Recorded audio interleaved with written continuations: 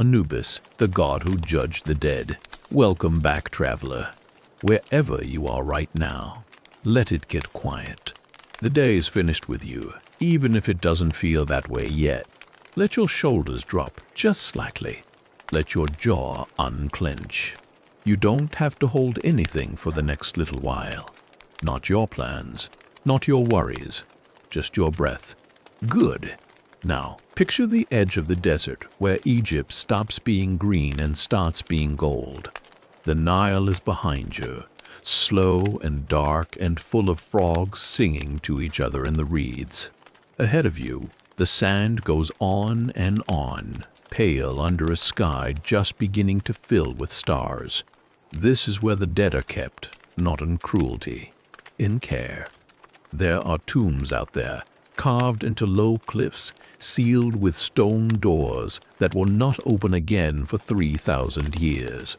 And somewhere among them, in a chamber lit by a single oil lamp, something is kneeling over a body.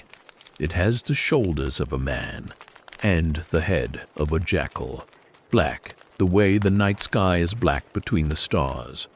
Black not because it is empty, but because it is holding everything at once. He does not look up. His hands do not stop moving. He is folding linen with the patience of someone who has done this 10,000 times, and who will do it 10,000 more, and who has never once been in a hurry, because the dead are the only beings left who do not need him to hurry. Here is the thing most people don't know about this god. He was not born to guard tombs. He was not born to wrap bodies in linen, or weigh hearts against a feather, or walk beside the newly dead down a road no living person can follow. He was born to rule the underworld, all of it, the throne, the judgment, the dead of an entire kingdom answering to him alone. And then, in a single afternoon, he lost it. Not through failure, not through weakness, but because someone he loved died in a way that made the whole world need a different kind of god to receive him. So Anubis did the only thing a god who has just lost a throne can do with any dignity at all. He knelt down. And he went to work. Tonight, we are not telling the story of the strange, dog-headed god who frightens people in old paintings.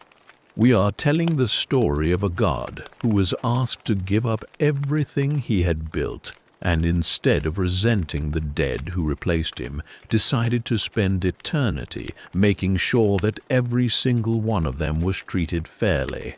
Even the poor ones, even the forgotten ones, even the ones nobody prayed for, especially those. And at the end, we'll sit with the one question the old scribes never quite answered. If you lose the thing you were made to rule, what do you become instead? Let the lamp in that tomb burn low. Let the sand outside go cold and silver under the stars. Anubis is still working. He's always still been working. Let's go and watch. Chapter 1. The child kept in the marsh before he was the one who welcomed the dead. Anubis was a secret. His mother was Nephthys, goddess of the unseen edges of things, twilight, morning, the spaces between what is spoken and what is felt. His father was Osiris, the green-skinned king who made the black soil of Egypt fertile, who taught people to farm and brew and build, who was, by every account, the old poems agree on, genuinely good at being loved. The trouble was that Osiris was not married to Nephthys. He was married to her sister, Isis, and Nephthys was married to Set. You don't need to know much more than that to understand the shape of what came next. A god who is not supposed to belong to you. A sister who is. A husband who is watching and counting and beginning, quietly, patiently, to hate. To understand why Nephthys did what she did next, it helps to understand the household she had already been living inside for a long time before Anubis was ever born. Set was not, by most accounts across most temples and most periods of Egyptian belief, a gentle husband. He was the god of storms, of the red desert beyond the black farmland, of confusion and violence, and the parts of the world that resist being tamed. He noticed things. He remembered slights, filing them away the way a miser files away coins, not to spend, but simply to know exactly how much he was owed. He was not a warm household to grow up watching from the inside, and he was certainly not a safe household to bring an unexpected child into. Nethys, by contrast, had spent a very long time being quiet in the particular way people become quiet when they have learned that being loud changes nothing. She was the goddess of the unseen, twilight, the hour when the sun has gone but the dark hasn't fully arrived. The specific ache of missing someone before you've technically lost them yet. It is not hard to imagine standing where she stood, why Osiris, warm, celebrated, beloved by an entire kingdom, might have felt like something entirely different from what she already had. It is also not hard to imagine why, once, she allowed herself to want it. She carried the child anyway, when it came to that. She did not hide the pregnancy successfully enough in most versions of the story to keep the truth from eventually surfacing, and by the time the boy was born, she already understood exactly what kind of danger she had brought into the world along with him. She did not bring him home. She carried him instead to the marshes, to the reeds along the river where the water moves slow and green, and the birds are loud enough to cover a baby's cry. And she left him there, not out of cruelty, but out of the particular desperate love of a mother trying to keep her child alive by making him disappear. Picture it plainly, the way the old tomb artists sometimes did without softening it. An infant, alone in the wet dark of a papyrus marsh, with no one coming for him yet. Insects loud in the reeds, the river moving past indifferent to what it carried along its banks. He would have died there. Except that Isis came looking. She was not looking for a nephew. She didn't know one existed. She was looking, the old story says, with the help of dogs that led her through the reeds, an odd detail worth sitting with, because dogs are exactly the animal you'd expect a jackal to already, faintly, belong to. Even in the moment of his rescue, the myth is quietly telling you what he already was. Isis did not know, walking into that marsh, whose child she would find. She only knew that something was crying, and that leaving it there was not something she was capable of doing. When she lifted him out of the reeds and understood, the resemblance to Osiris would have made it obvious quickly enough. She had every reason in the world to feel what a woman in her position might reasonably feel. Betrayal, anger at her sister, anger at her husband, the particular cold fury of discovering that a marriage you believed was solid had a door in it you never knew about. She did not send the child back into the marsh. She took him home. This single choice is easy to skip past in the retelling because it happens quickly and the story moves on to bigger, louder events soon after. But stop on it for a moment, because it is the first act of mercy in this entire mythology, and it happens before Anubis is even old enough to understand what mercy is. He would spend the rest of his existence performing exactly this same act, over and over, for total strangers in a lamplit hall beneath the world, finding the ones who had been left somewhere frightening and alone, and choosing every single time, with no exceptions, for 3,000 years, not to leave them there. He learned it before he could walk. He learned it from Isis, in a marsh, on the worst day of her own marriage. Anubis grew up in that strange, quiet arrangement. A secret nephew, a hidden son, raised by an aunt who loved him without ever needing to explain why, in a household built entirely on things that were not said out loud. He learned early that some of the most important truths in the world are the ones nobody speaks. He would carry that lesson with him for the rest of his existence. He did not yet know how soon he would need it. It is worth noting, before this story moves forward, that different regional traditions across Egypt's long history occasionally told this particular origin differently, some naming Isis herself rather than Nephthys, as his birth mother, folding the entire scandal of a hidden affair into a simpler, less complicated parentage. The version this story has told tonight, with Nephthys as the birth mother and Isis as the one who rescued and raised him, is the version that appears most consistently across the oldest surviving sources, and the version this telling has chosen to follow for exactly that reason. But it is worth remembering, as this long story continues, that even a myth this old and this widely shared was never told with perfect uniformity by every single voice that ever passed it down. Some variation was always allowed to survive alongside the dominant version, the way a river's main current still tolerates smaller eddies along its edges without ever losing its own essential direction. By the time Anubis was grown, Egypt had a king, and the king was his father. Osiris ruled well. Under him, the black soil gave grain, the Nile rose on schedule, and people said, the old hymns are specific about this, that for the first time they were not simply surviving.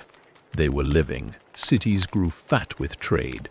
Farmers who had once feared famine every season began, cautiously, to trust the future. It was, by nearly every surviving account, one of the rare stretches in that long mythology where things were simply unremarkably good. Anubis did not rule beside him. That was never his place, and he did not resent it. Instead, he took up something quieter. He became the keeper of the boundary, the one who stood, symbolically and literally, at the edge between the living world and whatever lay beyond it. Cemeteries were his. Embalming was his. The strange, necessary work of preparing a body to survive its own death, that belonged to Anubis before it belonged to anyone else. It is worth sitting with. Why a jackal, of all animals, came to represent this. Along the edges of every Egyptian burial ground, jackals gathered at night. They dug. They scattered. They were, to the people who buried their dead in shallow desert graves, the single greatest threat to a body's peace.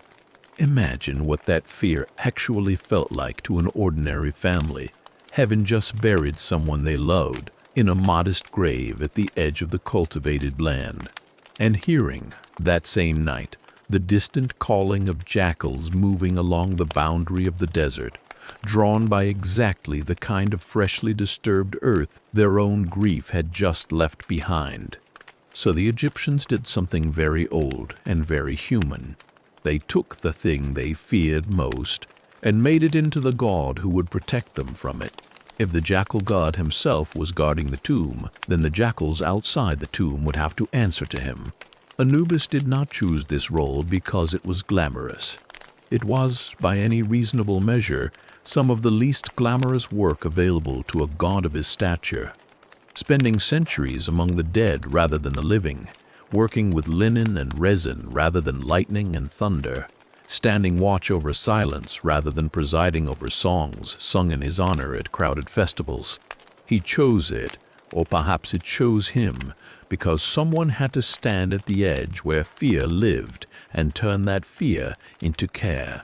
He did this work quietly, for a long time, in the shadow of his father's bright and celebrated kingdom. Osiris received the hymns. Osiris received the harvest festivals, the crowds, the public gratitude of an entire nation whose prosperity was credited directly to him. Anubis received the cemeteries at the edge of town, the quiet workshops where bodies were prepared away from public view, and the trust, smaller, less visible, but no less real, of families who needed someone reliable, standing at that particular boundary. He did not know that the border he guarded was about to move. He did not know that soon he would not simply be guarding the edge of death. He would be living inside it. Chapter 2, The 70 Days. It is worth slowing down here before we move deeper into the Duat and understanding exactly what those 70 days of embalming that this story has already mentioned in passing actually involved, hour by hour, because the sheer physical patience of the process tells you something about Anubis that no single myth alone can capture.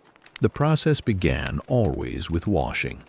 The body was carried to the Wabet, the pure place, and washed with water drawn specifically from the Nile, mixed with natron and palm wine, a ritual cleansing that preceded any physical work at all, because nothing could begin until the body itself had been made ceremonially clean.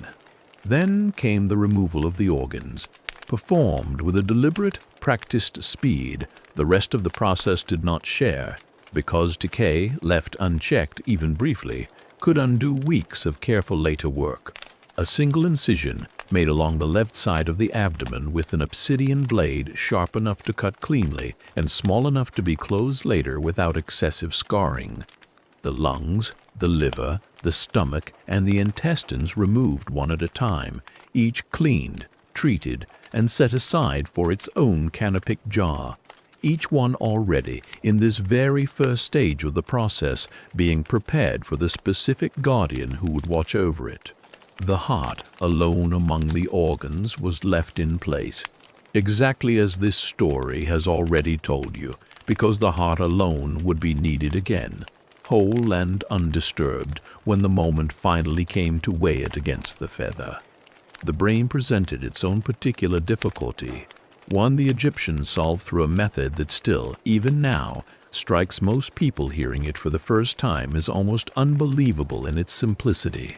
A long metal hook, inserted carefully through the nostril, was used to break through the delicate bone at the base of the skull, and the brain itself, gradually liquefied through this careful repeated agitation, was drawn out through the nose in stages, discarded entirely, because the Egyptians, remarkably, given how much attention they paid to every other organ, did not consider the brain to be a meaningful seat of a person's identity or memory. That responsibility in their understanding belonged entirely to the heart. Once the body had been emptied, it was packed, inside and out, with natron, a naturally occurring salt gathered from specific dry lake beds in the Wadi Natrun, whose drying properties made it uniquely suited to drawing every trace of moisture out of human tissue without the destructive burning effect ordinary salt would have caused. The body, packed inside its own abdominal cavity with linen bags of natron and further covered entirely in dry natron crystals, was left to rest for approximately 40 days, the moisture slowly, patiently drawn out of it day after day, the embalmers checking periodically, but otherwise simply allowing time itself to do the work no human hand could accomplish any faster. Picture the embalmer's own experience of these 40 days, because it is worth imagining honestly. This was not 40 days of continuous visible labor. It was 40 days of waiting, punctuated by careful checking, the body slowly transforming beneath its covering of salt, in a process that could not be hurried, could not be shortcut, and simply had to be trusted to complete itself on its own patient schedule. This is, perhaps, one of the most quietly instructive details in this entire mythology. Easy to overlook in favor of the more dramatic moments this story has already told you about. So much of what Anubis represents across every single chapter of this long telling comes back to exactly this same principle: the willingness to do necessary work that cannot be rushed, to trust a slow process even when nothing visible seems to be happening, to remain patient through 40 days of simply waiting for salt and time to accomplish what no amount of urgency could accomplish any faster. After the 40 days of drying were complete, the body was washed again, and the long process of wrapping began.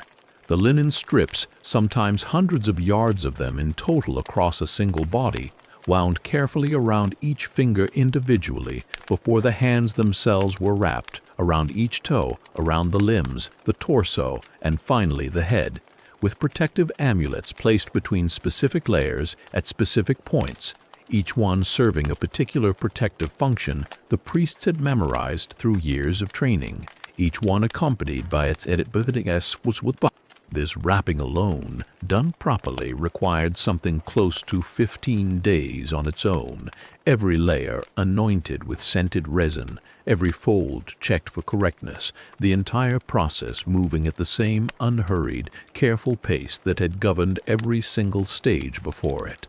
70 days in total, from the first ritual washing to the moment the finished mummy, sealed within its coffin, was finally ready for the funeral procession that would carry it toward its tomb.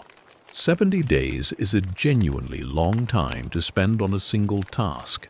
By any reasonable modern standard, long enough that an ordinary family, grieving a loved one, had to wait more than 2 full months before they could finally lay that person to rest, an extended period of limbo that must have tested the patience of even the most devout mourners.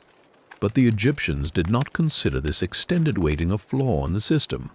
They considered it essential because the alternative, a hurried, incomplete preparation rushed to spare the family's discomfort, was believed to genuinely endanger the soul's chances in the judgment still waiting ahead. Better 70 days of careful, unhurried preparation than a rushed shortcut that left something undone, something imperfect, something that might, in the timeless country of the Duat, matter far more than any earthly inconvenience ever could. Anubis, in the mythic imagination that oversaw every single one of these 70-day processes across 3,000 years of continuous practice, was never once described as impatient with the length of his own craft. If anything, the myths consistently emphasize the opposite. A god whose entire identity was built around exactly this kind of unhurried, careful attention, applied without exception to every single body that passed through his care, regardless of how long the world above was waiting for the work to finally be finished. Chapter 3. The chest that fit one man exactly Set had been watching his brother for a long time. Osiris was loved, Set was not. Osiris ruled Egypt. Set ruled the deserts, the storms, the places nobody wanted to live. And somewhere in the long accumulation of being the lesser brother, the one nobody wrote hymns about, the one whose own wife had turned quietly toward Osiris in the dark, the one who watched his brother receive credit for an entire kingdom's prosperity while he himself received fear and distance. Something in Set had hardened into a decision. He would not simply hate his brother. He would end him. The plan he built was patient, almost gentle in its cruelty, which somehow made it worse rather than better. He commissioned a chest, beautiful cedar inlaid with care, the kind of object a craftsman might spend months perfecting, polishing the wood until it caught lamplight, the way still water catches moonlight, built to the exact measurements of Osiris's body. Not close, exact. He had taken the measurements in secret, the way you measure a man for something he will wear only once, watching his brother closely enough, over enough quiet dinners and shared afternoons, to know the precise width of his shoulders and the precise length of his shoulders and the precise length of his frame without ever once arousing suspicion about why he wanted to know. Then he held a banquet.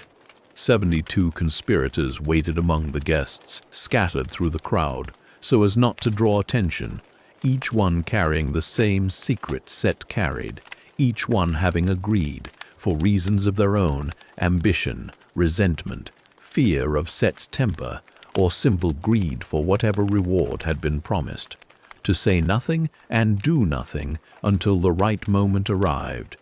Wine moved freely. Musicians played. The evening had every appearance of an ordinary celebration among gods who were, as far as any of the innocent guests knew, simply enjoying one another's company. And at some point in the evening Set brought out the chest and made an offer, light and playful, the way a rich man offers a joke prize at a party. Whoever fits inside it perfectly may keep it. One by one the guests climbed in, laughing, making a game of it exactly as Set had intended. One by one they were too short, too tall, too broad through the shoulders, and climbed back out again to scattered applause. The chest passed along the crowd like any other piece of entertainment at any other party. Then Osiris climbed in, and of course he fit. It had been built for him. That was the entire point. The lid came down before he understood what was happening. The conspirators sealed it, nailed it shut, poured molten lead along the seams so that no crack, no breath, no hope of air could reach him, the hot metal hissing where it met the cedar, sealing the box with a finality no ordinary lock could have provided. Then they carried it, quickly now, all pretense of celebration gone, to the Nile, and let the river take it. Osiris, the king who made the black soil fertile, who taught an entire civilization to build and brew and love its own land, drowned inside a box built exactly to his measurements by a brother who had been counting the inches of his resentment for years. The news reached Isis first. She did not scream. The old poems are careful about this. She did not fall apart in the way a lesser story would have her fall apart. She went looking. She searched the riverbanks, the reed beds, the coastline for as long as it took, cutting her hair short in mourning, wearing plain linen instead of the fine clothing her position allowed her because giving up was simply not a shape her grief was willing to take. She found the chest eventually, lodged in the roots of a tamarisk tree far down the coast at Byblos, the tree having grown around it as if trying, in its slow wooden way, to protect what was inside. The local king, unaware what the strange, fragrant trunk in his courtyard actually contained, had even had it cut down and made into a pillar for his palace. So unknowingly had Osiris's body been absorbed into an ordinary stranger's home. Isis brought the chest home to Egypt. And that is when Set, discovering that his brother's corpse had been recovered, did something that even the ancient scribes, who were not squeamish people, described with a kind of horror reserved for very few acts in the entire mythology. He took the body, and he cut it into 14 pieces, and he scattered them across the length of Egypt, so that no single place would ever hold enough of his brother to make him whole again. Picture what that scattering actually meant, in practical terms, for the people who would eventually have to search for what was lost. Egypt is a long, narrow country, built almost entirely along the single thread of the Nile, stretching for hundreds of miles from the marshes near the sea to the cataracts far to the south. Set did not scatter his brother's remains across a small kingdom that could be searched in an afternoon. He scattered them across nearly the full length of a civilization, into reed beds and sandbanks in riverside villages that had no reason to expect a god's remains would ever wash up on their particular stretch of shore. Some pieces were found quickly, carried by the current into shallow water where they caught against roots and stones. Others took much longer, buried under silt that the Nile's annual flooding deposited and redeposited year after year until searching for them became less like a hunt and more like an act of faith. The belief that patience, applied long enough, could eventually undo even a crime this thorough. This was the moment the underworld needed a different kind of god. Not a king who could rule the dead. Someone who could put one back together first. Isis did not search alone the second time. Nephthys went with her. The sister, who had once carried a secret child into the marshes, now walked beside the sister she had wronged, gathering pieces of a dead king from riverbanks and sandbars and the mouths of crocodiles, because grief, when it is old enough and honest enough, stops caring about which sister betrayed which. It is worth pausing here, in the quiet, to imagine what that search actually looked like from the inside. Two goddesses walking mile after mile along a river that stretched further than either of them wanted to think about, stopping at every village, every fishing camp, every quiet bend where the current slowed enough to deposit whatever it was carrying, asking the same question over and over to farmers and fishermen who had no idea they were speaking to gods. Have you seen anything strange washed up along your shore? Most had not. Some had and did not know what they were looking at until Isis knelt beside whatever object they pointed her toward and recognized, with a grief that never once grew easier, no matter how many times she repeated it, another piece of her husband. They found a piece near a fishing village where children had been using it, without understanding what it was, as part of a game. They found the piece caught in the roots of a sycamore tree, preserved almost perfectly by the cool mud that had buried it. They found a piece far to the south, near the first cataract, farther from where Set had scattered the pieces than seemed possible, as though the river itself had wanted to prolong the search rather than shorten it. 13 pieces in total they found. The 14th, the old sources are matter-of-fact about this in a way that still unsettles people 3,000 years later, had been eaten by a fish in the Nile and could not be recovered.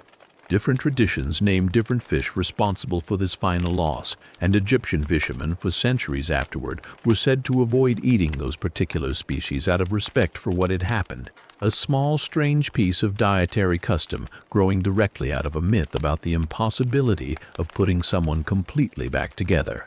13 pieces of a king, laid out on a table, and nobody in the whole pantheon knew what came next. Nobody except Anubis. Chapter 4. What the hands of a god are for. This is the moment his existence turns, not with a battle, not with a claim to a throne, with his hands. He had spent his whole quiet life at the edge between the living and the dead, learning the strange, patient work of preparing bodies to endure past their own ending. Nobody had asked him to learn it for a reason like this. He had learned it simply because someone needed to, and he had been willing. Now the reason arrived, and it was his father. The old texts describe what he did next as the very first embalming, the original act from which every mummification that would ever follow in Egypt's long history was copied, generation after generation, for 3,000 years. Think about the weight of that claim for a moment. Every single embalmer who would ever practice the craft afterward, across every dynasty, every temple, every ordinary workshop along the edges of every ordinary town, was, in the belief of the people performing it, following the exact method a grieving son first invented while kneeling over the ruined body of his own father. He worked with linen, oil, resin, and a patience that had no edges. Picture the actual labor of it, because the old texts do not shy away from the physical reality, the careful cleaning of what remained, the mixing of natron salt to draw out the moisture that would otherwise invite decay, the long, slow process of wrapping strip after strip of linen, each layer anointed with fragrant oils, prayers spoken over every fold so that the wrapping itself became a kind of continuous invocation rather than mere craft. He rebuilt what could be rebuilt. Where a piece could not be found, and one piece never could, he shaped what should have been there out of care instead of flesh, so that the body, when it was finished, was whole in every way. A body can be whole without quite being whole at all. This detail matters more than it might first seem to. Osiris, the great exception to death in this entire mythology, the god whose resurrection would define Egyptian belief about the afterlife for 3,000 years, still had to rise incomplete, with something replaced instead of restored. Even the god of resurrection himself did not get to be entirely whole again. He rose changed, carrying an absence at the very center of his restoration, and that absence never fully closed. Isis stood over the finished form and did something no embalming had ever required before. She became, for a moment, wind, because in this form she wore great wings, and beat them over her husband's rebuilt body, breathing a version of life back into him. Osiris opened his eyes. He did not rise as a living king. That door had already closed, and even Isis, for all her power, could not force it back open all the way.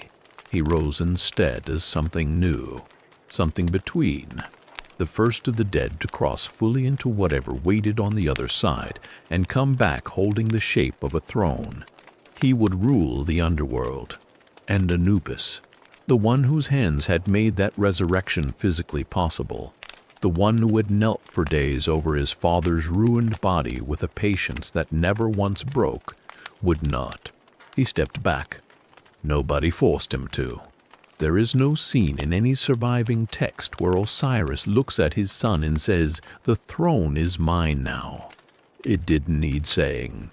Osiris was the one who had died and returned. The entire architecture of Egyptian belief about death was rebuilding itself in real time around that single fact. The dead needed a resurrected king to answer to, not the god who had wrapped the linen.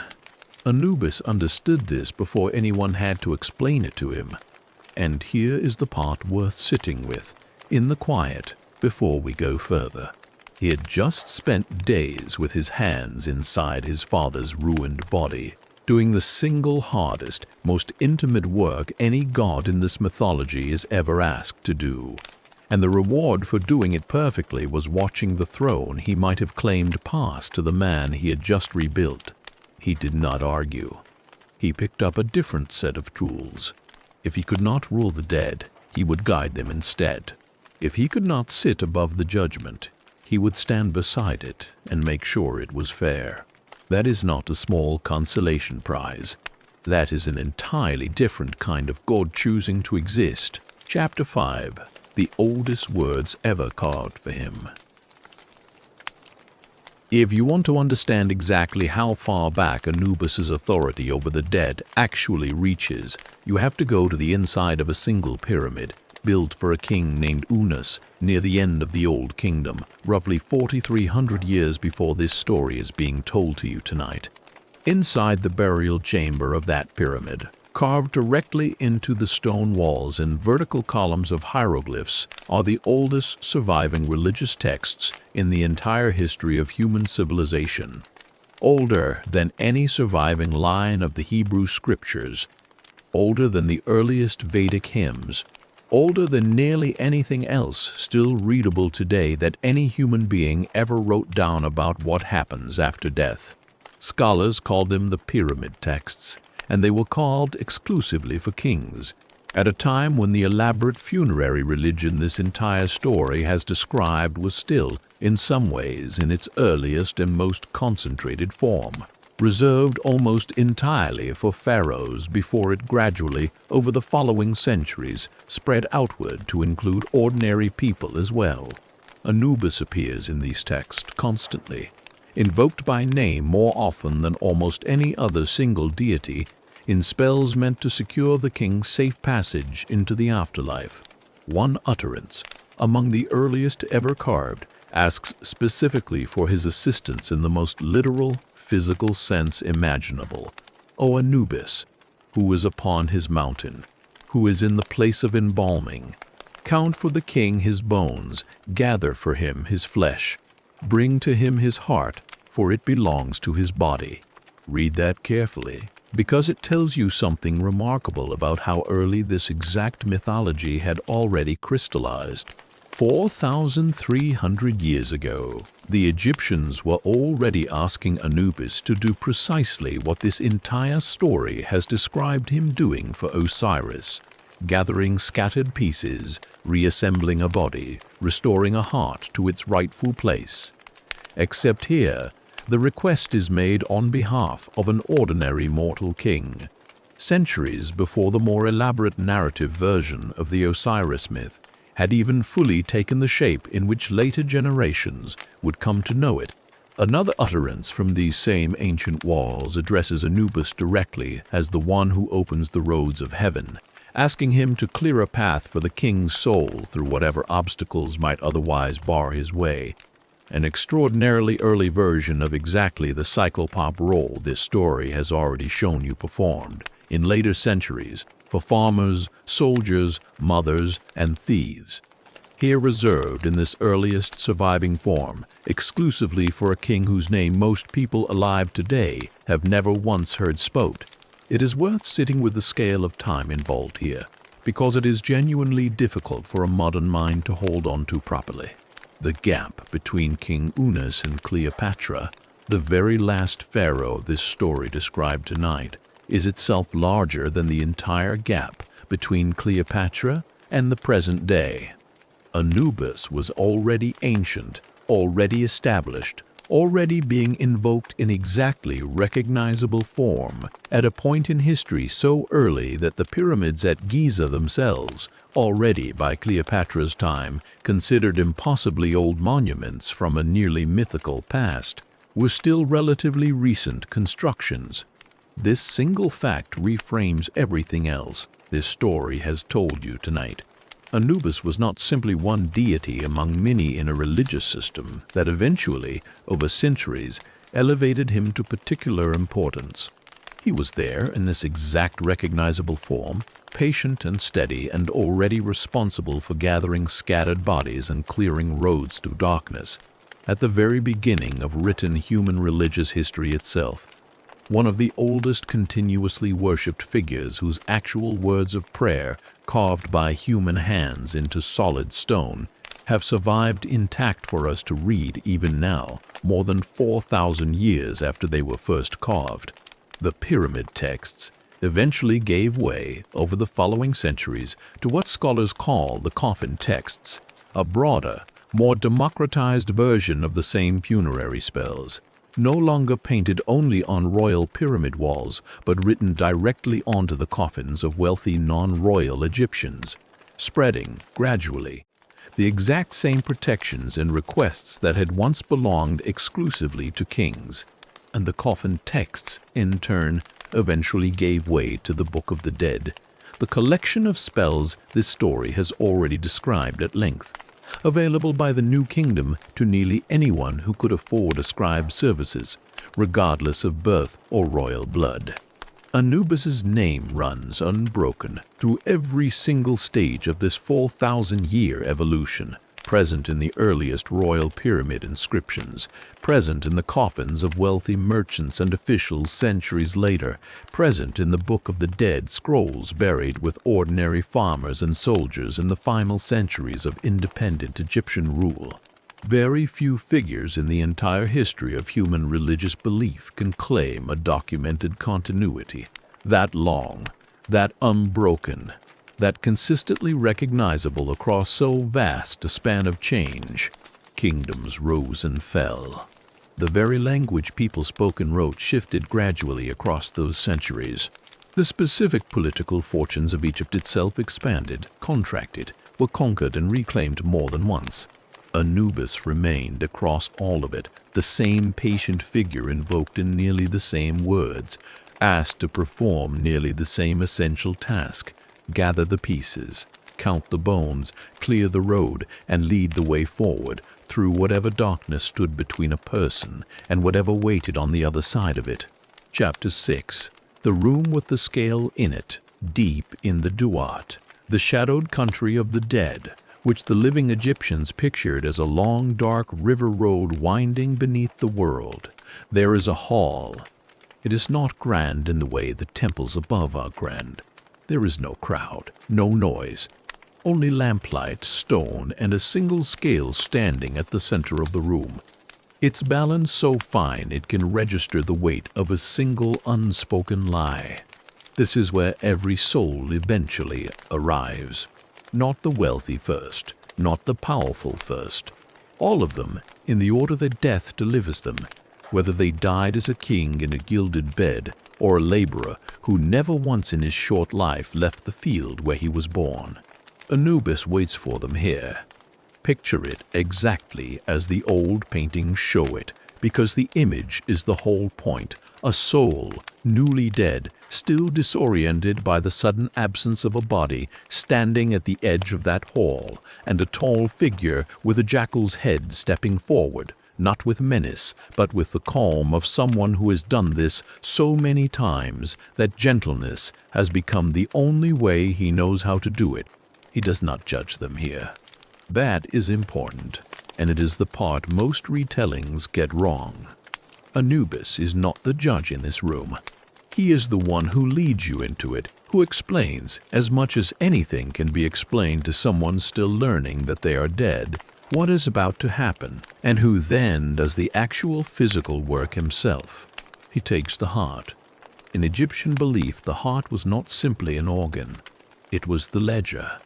Every choice a person made in their life, every kindness, every cruelty, every small daily failure and small daily grace was believed to leave a trace on the heart itself, the way years leave rings in a tree. Anubis places that heart on one side of the scale. On the other side, he places a single feather. The feather belongs to Ma'at, the goddess of truth, balance, and cosmic order. The principle, more than a person, that holds the entire universe from spinning into chaos. A feather so light that almost nothing in existence can match it without being nearly weightless itself. If the heart is lighter than the feather, if a life was lived with more truth than deception, more care than harm, the soul may continue on into the reeds and orchards of a peaceful afterlife. If the heart is heavier, there is a creature waiting nearby for that outcome. Amit, part crocodile, part lion, part hippopotamus, assembled from the three animals ancient Egyptians feared most, sits patiently at the base of the scale, watching the needle the way a dog watches a door it knows will eventually open. If the heart is too heavy, Amit eats it. And in a belief system built entirely around the idea that a name remembered and a soul preserved is a kind of eternal life, that is not simply death. That is the second death, the final one. The one from which there is no procession, no afterlife, no continuing at all. Anubis is the one who places the heart on the scale, every single time. For 3,000 years of Egyptian belief, across every dynasty, every famine, every war, every collapse and rebuilding of the kingdom above, it was believed to be his hands doing this, not Osiris's. Osiris sat above it, the seated king receiving the verdict. Anubis was the one who actually waited. Before any soul reaches that quiet hall, there is a much longer journey to make. First one, the old Egyptians mapped with an almost obsessive precision because uncertainty, more than almost anything else, was what they feared about death. They believed the sun itself made this exact journey every single night, sinking below the western horizon and traveling for 12 hours of absolute darkness through the Duat before rising again in the east.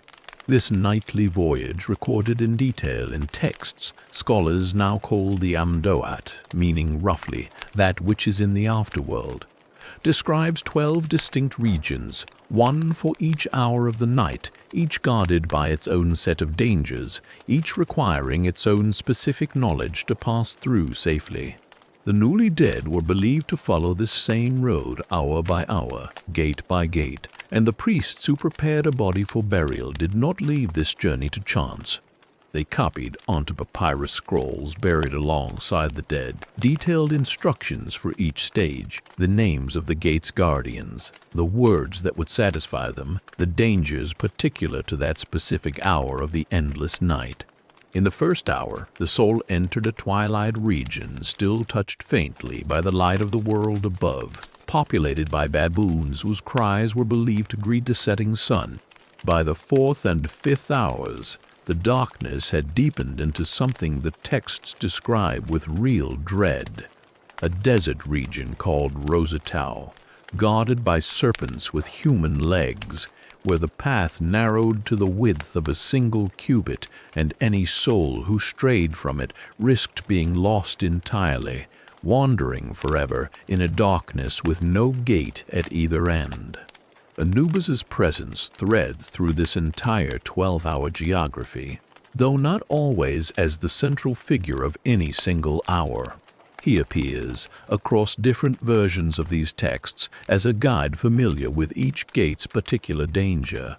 The god who, having made this exact accounting a permanent part of his responsibility over the dead, could tell a frightened soul, hour by hour, exactly what waited next and exactly what needed to be said to survive it. Picture what it must have meant to an ordinary Egyptian lying awake at night to believe that this entire 12-hour ordeal was not something they would eventually face utterly alone and unprepared.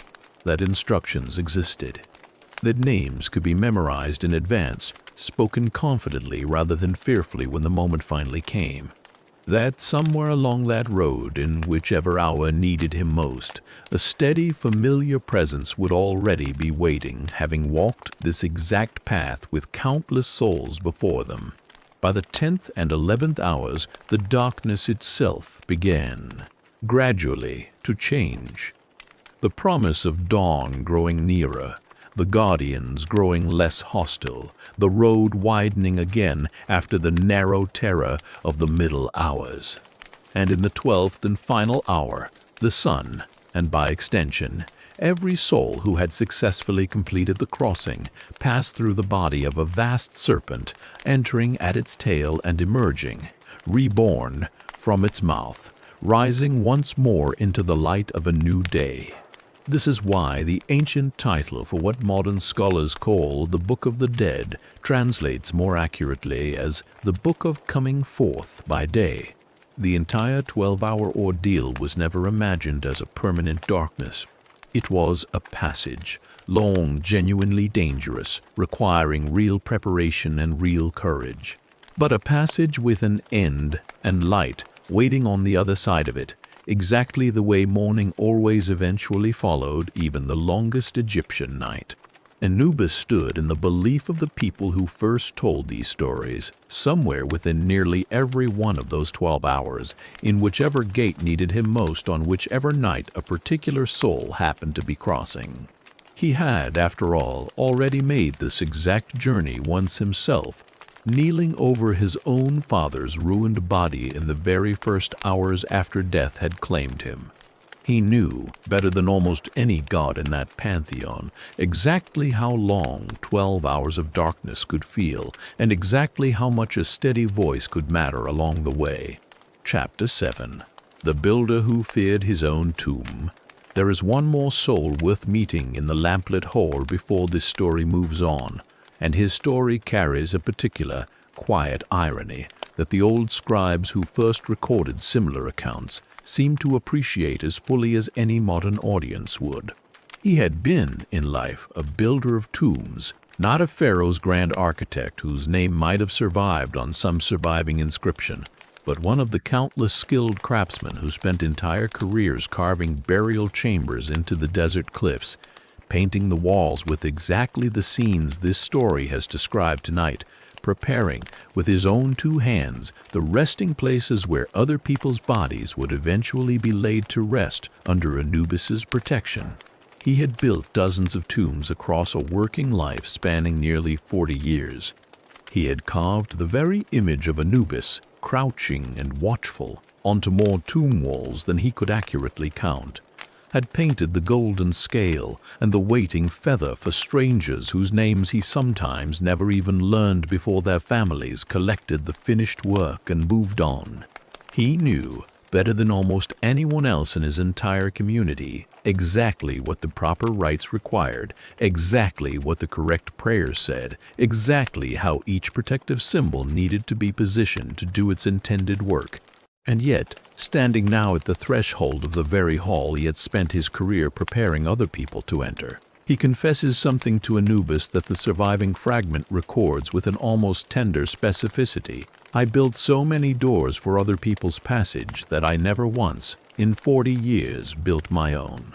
My family could not afford the tomb I deserved, by the standards I myself had spent a lifetime setting for others.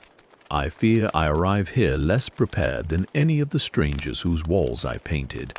Anubis, hearing this, is described in the fragment as pausing longer than usual before responding, not from uncertainty about the answer, but from what the text suggests is something closer to genuine appreciation for the peculiar shape of this particular fear. You have spent your fear on the wrong measurement, Anubis tells him. You are afraid because your own tomb was smaller than the ones you built for others, because your own wrapping used less linen, because your own family could not commission the elaborate paintings you gave so generously to strangers. But the scale has never once, in 3,000 years, weighed the size of a tomb or the quality of its paint. or the number of protective spells inscribed upon its walls. It weighs only the heart, and you built, with those same tired hands that could not afford their own grand monument, doorways into eternity for hundreds of families who could never have found their own way there without your specific skill and your specific patience. The builder's heart, when it is finally placed upon the scale, settles with a particular gentleness that the old fragment specifically remarks upon, not the dramatic trembling of a genuinely difficult judgment, but the quiet, unhurried settling of a heart that had, without ever quite recognizing it in himself, spent an entire working life in exactly the same patient, careful service this story has shown you. Again and again defines Anubis's own nature. You did not need your own grand tomb, Anubis tells him, as he leads him finally forward, past the threshold he had built so many versions of for other people without ever expecting to walk through one of his own. You built something better than any single tomb could offer. You built the doorway itself, over and over, for people who could never have found their own way into the reeds and orchards without exactly the skill you spent your whole working life perfecting. This story, more than nearly any other told tonight, captures something essential about how this entire mythology understood the relationship between earthly craft and eternal worth.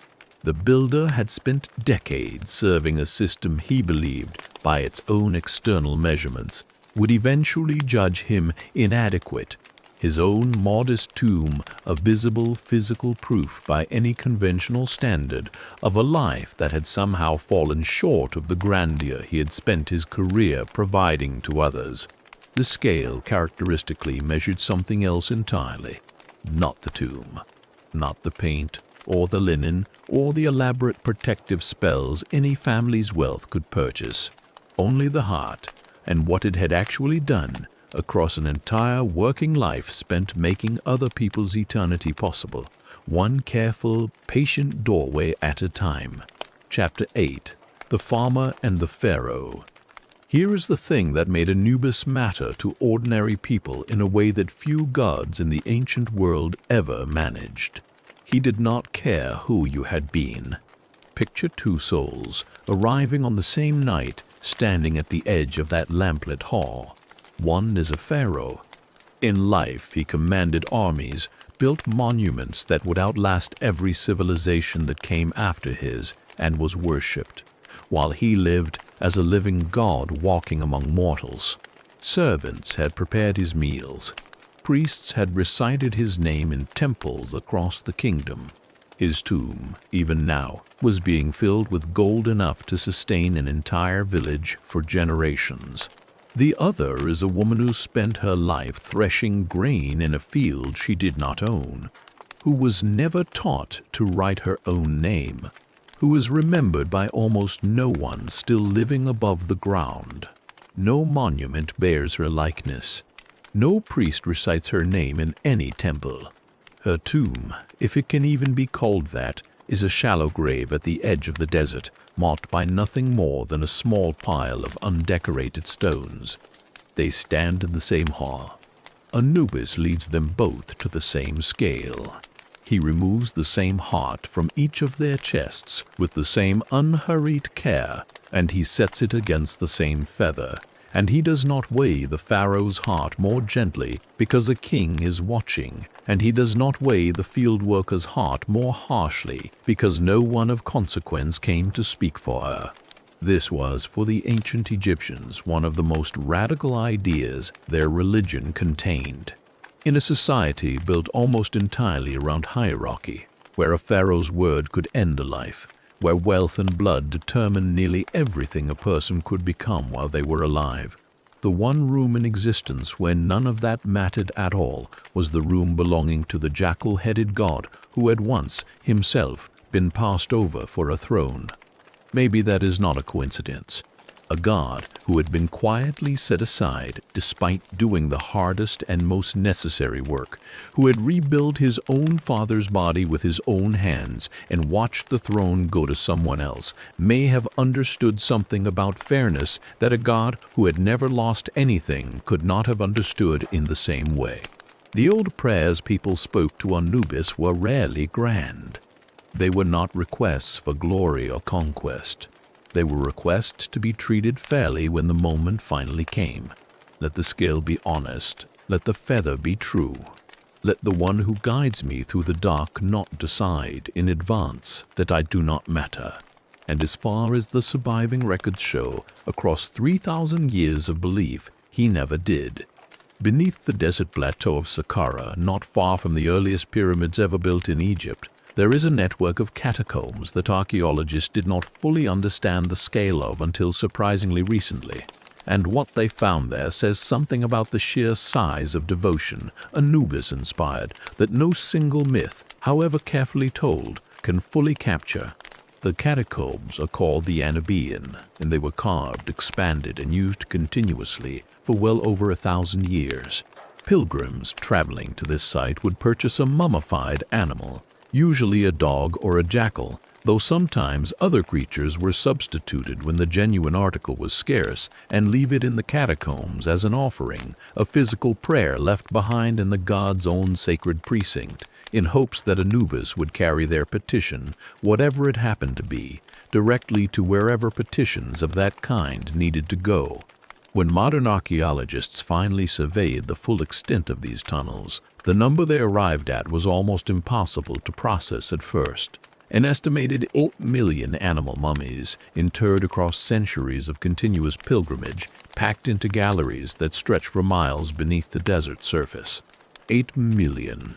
Sit with that number for a moment, because it is easy to say quickly and difficult to actually hold in your mind. It means that for over 1,000 years, on an average of several thousand occasions every single year, an ordinary person, a farmer worried about a poor harvest, a mother praying for a sick child, a merchant hoping for safe passage on a dangerous journey, walked to this specific site, purchased a small mummified animal from priests who bred and prepared them specifically for this purpose, and left it there, in the dark, as a physical, permanent testament to how badly they needed Anubis to be listening. The priests who managed this industry, and it was very much an organized industry by the later periods of Egyptian history, bred dogs and jackals specifically for this purpose, on a scale that modern archaeologists still find difficult to fully reconstruct. Entire kennels existed near the temple precincts, staffed by workers whose sole occupation was raising and caring for animals that would eventually be mummified and left in the god's catacombs on behalf of pilgrims who could not, or did not wish to, prepare the offering themselves. It would be easy, hearing this described from a distance of 3,000 years, to see something slightly cynical in it. An industrial religious economy, animals bred and killed on a massive scale, to satisfy a demand that priests had every financial incentive to encourage. Modern researchers examining the remains have found evidence supporting exactly this reading. Many of the mummified animals were quite young, some barely more than puppies, suggesting a breeding operation optimized for volume rather than the natural lifespan of the animals involved. And yet, it is worth holding two things true at once here. The way so much of this entire story has asked you to hold two things true at once. The industry existed, and it was almost certainly in places exploitative of the animals bred specifically to supply it. And also, millions of individual human beings across 1,000 years walked to that specific dark place beneath the desert because they believed, with total sincerity, that a jackal-headed god was listening closely enough to their lives to be worth the walk. That is not a small thing, however complicated the economics behind it. It means that whatever else Anubis was, a mythological figure, a symbol, a character in stories told for entertainment as much as devotion, he was also, for an almost unimaginable number of actual people, someone they trusted enough to bring their smallest, most private hopes to, wrapped in linen, left in the dark, in the hope that somehow, somewhere, he would notice. A god who is prayed to for 3,000 years, across dozens of regional temples and shifting political eras, rarely keeps only one name, and Anubis is no exception. Each of his titles reveals something slightly different about how a particular generation, in a particular place, chose to understand him, and taken together, they form a kind of portrait more complete than any single myth alone could provide. He was called Kente Amentu, foremost of the Westerners, a title that requires a small piece of context to appreciate fully. The Egyptians buried their dead almost exclusively on the western bank of the Nile, since the sun set in the west and the journey of the dead was understood, quite literally, to follow the sun's own daily path toward the horizon where it disappeared each evening.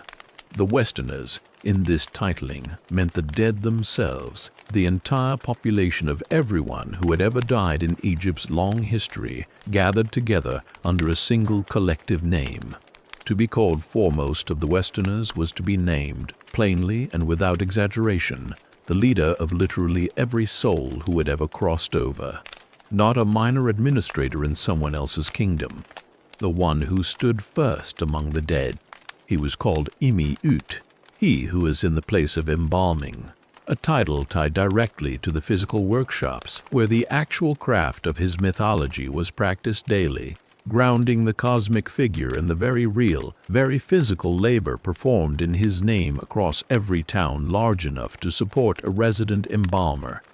He was called Nib-ta-Jizza, Lord of the Sacred Land, referring specifically to the necropolis itself, the entire western desert given over to tombs and cemeteries, a territory as real and as governed as any pharaoh's kingdom, except that its sole ruler was a jackal-headed god rather than a living king. And in some of the very earliest surviving religious texts, predating even the rise of Osiris's cult, he carried a title that later ages would drop almost entirely, but which reveals more clearly than any other single piece of evidence what he had once been before the story shifted around him. Hika, ruler, or one who governs, not merely a guardian, not merely an embalmer. In the very earliest layer of belief this mythology grew from, before a murdered king ever needed resurrecting, Anubis was already being addressed with language reserved for kings. Consider what it means that a single god could be addressed across different centuries and different temples as both a ruler and a servant, both the foremost of an entire kingdom of the dead and the humble craftsman working in a small local embalming workshop. Most figures in mythology, and certainly most figures in ordinary human life, are forced to choose one identity or the other. You are either the one who commands or the one who serves. Rarely in any tradition is a single figure permitted to hold both without contradiction. Anubis held both across 3,000 years without ever seeming to strain under the tension of it. Perhaps because, as this entire story has tried to show you, he had already made his peace with exactly that tension in the very first chapters of his own myth, losing the crown, keeping the labor, and discovering, somewhere in that loss, that the labor had been the more important half all along. It is worth stepping for one chapter entirely outside the ancient world, into a small stone tomb in the Valley of the Kings on a November morning in 1922, because what happened there tells you something about how far this god's presence actually traveled through time. The archaeologist Howard Carter had spent years searching for a tomb almost everyone else in his profession had concluded no longer existed, the burial place of a minor, largely forgotten pharaoh named Tutankhamun, who had died young, ruled briefly, and left behind, as far as most Egyptologists of the era assumed, nothing worth the enormous expense of continued excavation. When Carter's team finally broke through into a sealed antechamber that had not been opened by human hands in over 3,000 years, and held a candle up to the gap in the doorway, his patron, Lord Carnarvon, asked the question that has since become one of the most famous exchanges in the entire history of archaeology. "Can you see anything?" Carter's reply, quiet and almost disbelieving, was simple, yes, wonderful things. Among those wonderful things, arranged with obvious care exactly where the original priests had placed it over 3,000 years earlier, was a shrine guarding the entrance to the chamber, holding the young pharaoh's canopic jars, and resting atop that shrine, black, gleaming, exactly as the ancient texts had always described him, was a statue of Anubis. The jackal was carved in wood, coated in black resin and gilding, positioned in the crouching, watchful pose that had defined his image for 3,000 uninterrupted years before that moment, his ears alert, his body angled precisely toward the doorway he had been placed to guard. A linen cloth, draped over his back by priests who had performed this exact ritual gesture and then sealed the tomb shut, had survived, remarkably, still in place, still covering him, undisturbed by anything except the slow, patient passage of 33 centuries. Carter and his team, standing in that chamber by lamplight, were not the first people in 3,000 years to see Anubis's face. They were, in a very real sense, the first living witnesses to something the ancient priests had always believed would eventually happen exactly this way. A moment, someday, when the seal would finally break, and light would return to a chamber built specifically to keep something safe until it was needed again.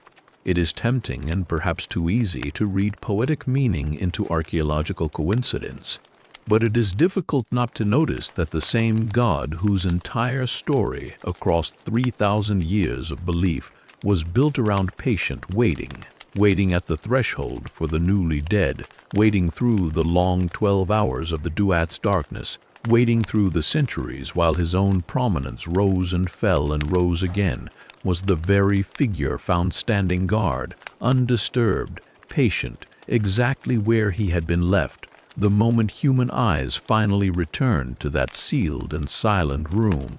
He had, in the most literal sense available to any god in any mythology, done precisely what his entire story always promised he would do. He had stayed. Before we return to the judgment hall, there is a smaller, stranger part of Anubis's work worth understanding, because it shows how thoroughly he thought through the problem of preparing someone for the afterlife, down to the last organ, down to the last jorgan, down to the last jar. When Anubis embalmed a body, and by extension, when the priests who trained under his mythic example embalmed every body that would ever be prepared in Egypt afterward, he did not leave the internal organs inside the corpse. The heart stayed. The heart was needed for the scale. Everything else was removed carefully and preserved separately, because the Egyptians believed a person's soul might need all of it again eventually, and rot was the one enemy patience alone could not defeat. 4 jars were made for this. Canopic jars, carved from stone or fired from clay, each one sealed with the head of a different guardian.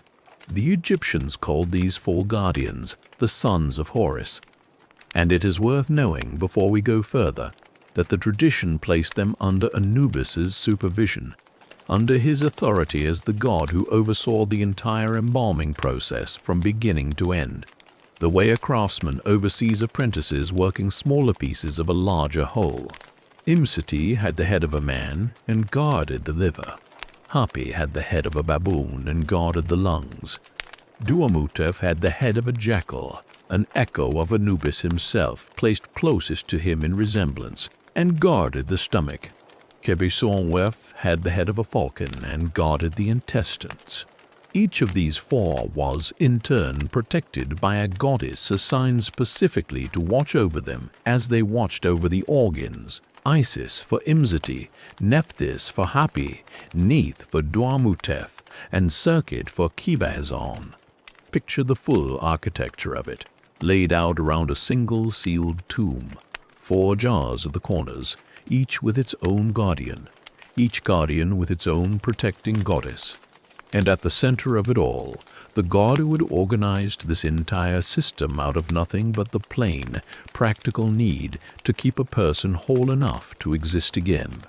It is easy, hearing this described quickly, to think of it as an elaborate ritual for its own sake, the kind of ornate religious detail that accumulates over centuries without any real feeling behind it.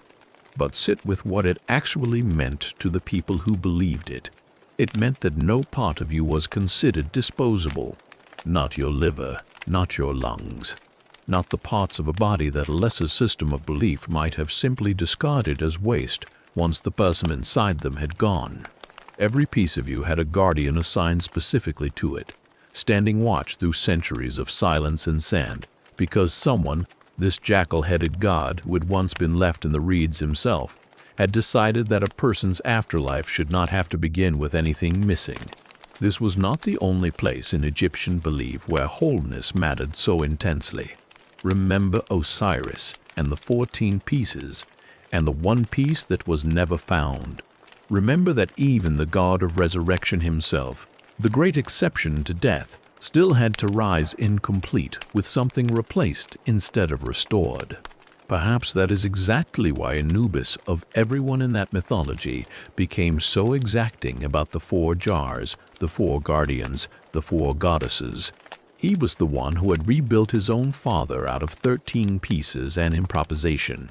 He knew better than any other god precisely what it cost to be almost whole instead of entirely whole.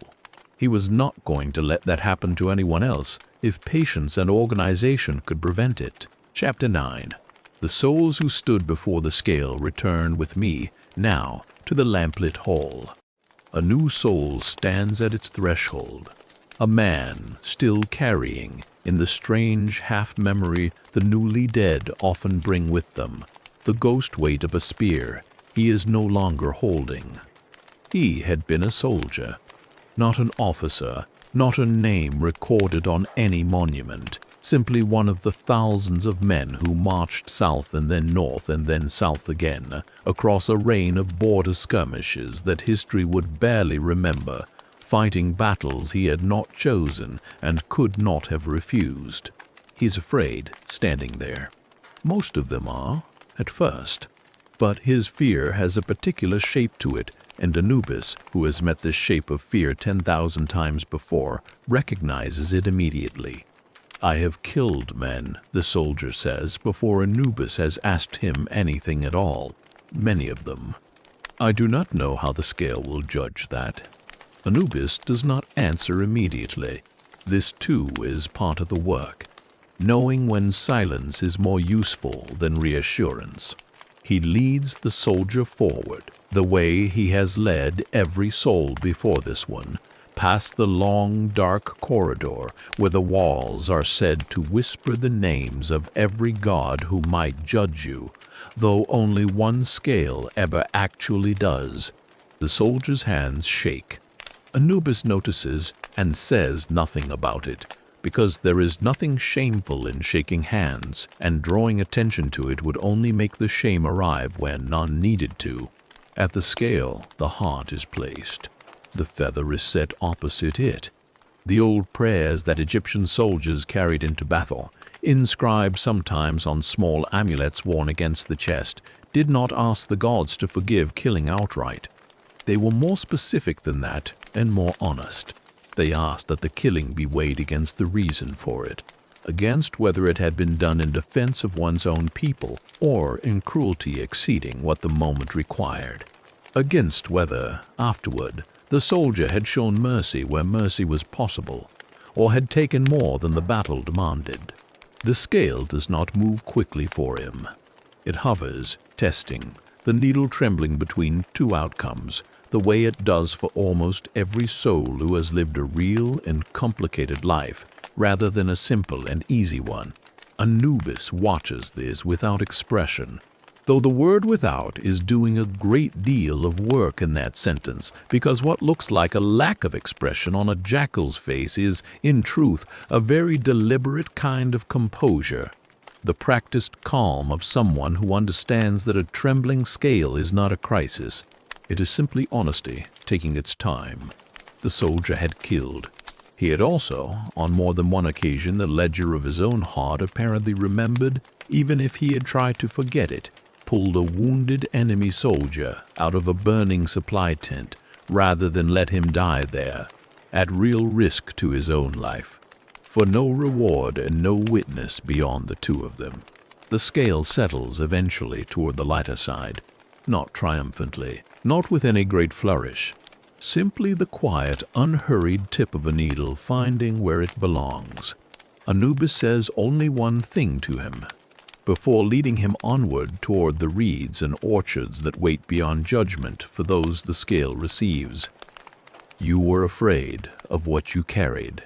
That fear was not evidence against you. It was evidence for you. A heart that has done real harm and feels nothing about it is the heart I worry over. Yours worried plenty on its own, long before it ever reached me. The soldier weeps, the way so many of them do, not from grief this time, but from something closer to relief too large to hold quietly.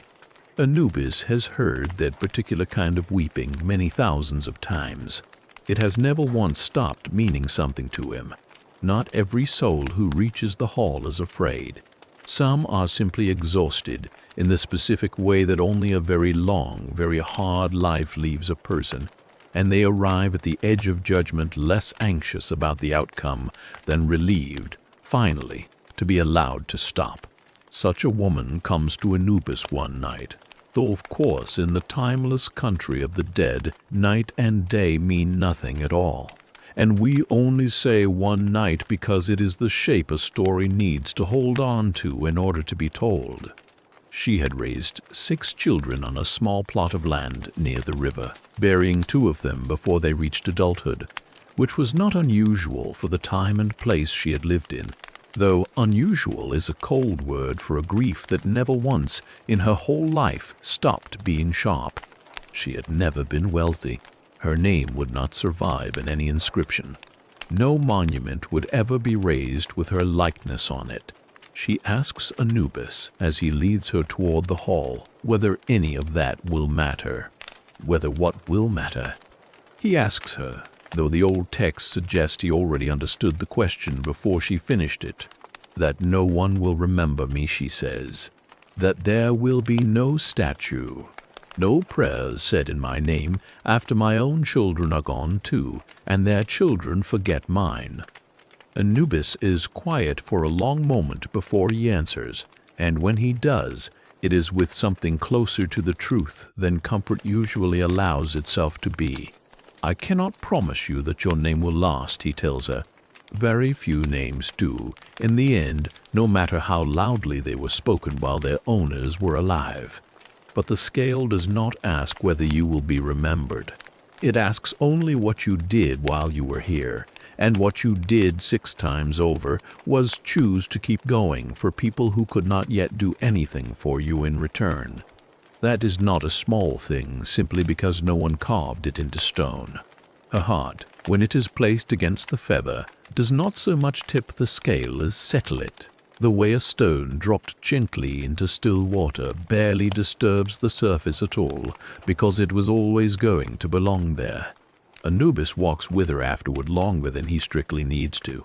This is not written explicitly in any single papyrus, but it is implied gently across dozens of tomb inscriptions where families asked for exactly this, that the god not merely judge dead fairly, but accompany them a little further than duty required into whatever waited next.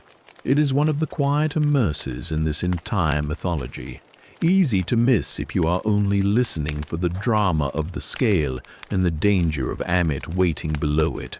Anubis was not only the one who judged, he was also, simply, someone who stayed a little longer than he had to, for people the rest of the world had never had the time to notice.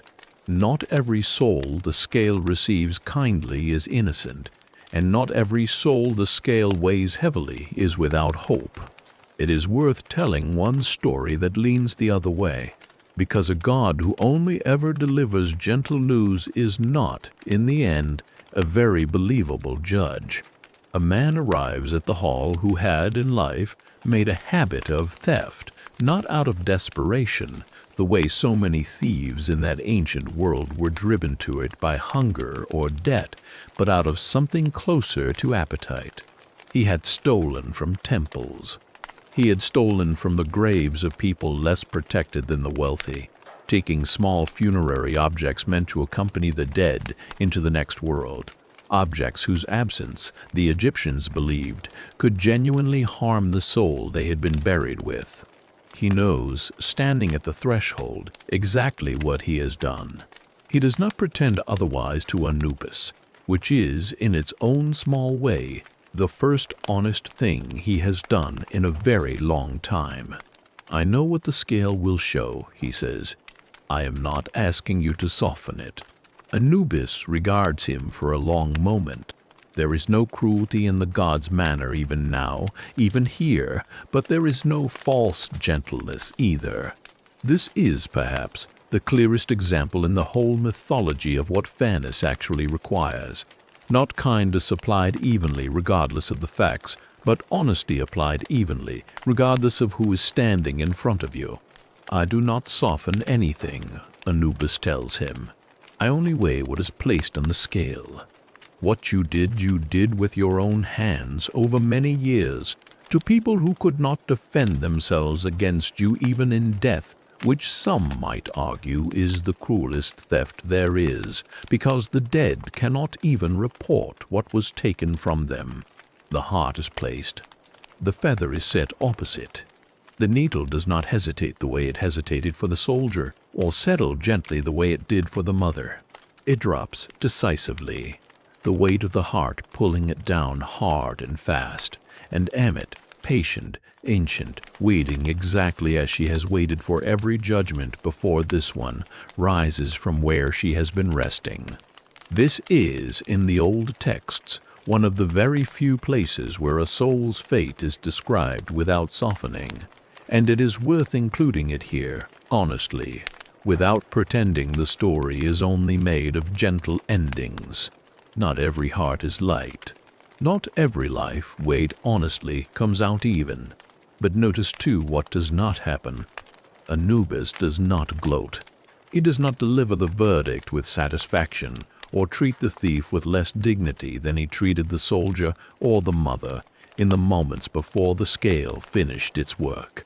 He remains exactly as composed, exactly as unhurried, as he is for every soul who passes through that hall, because his fairness was never conditional on the outcome being kind.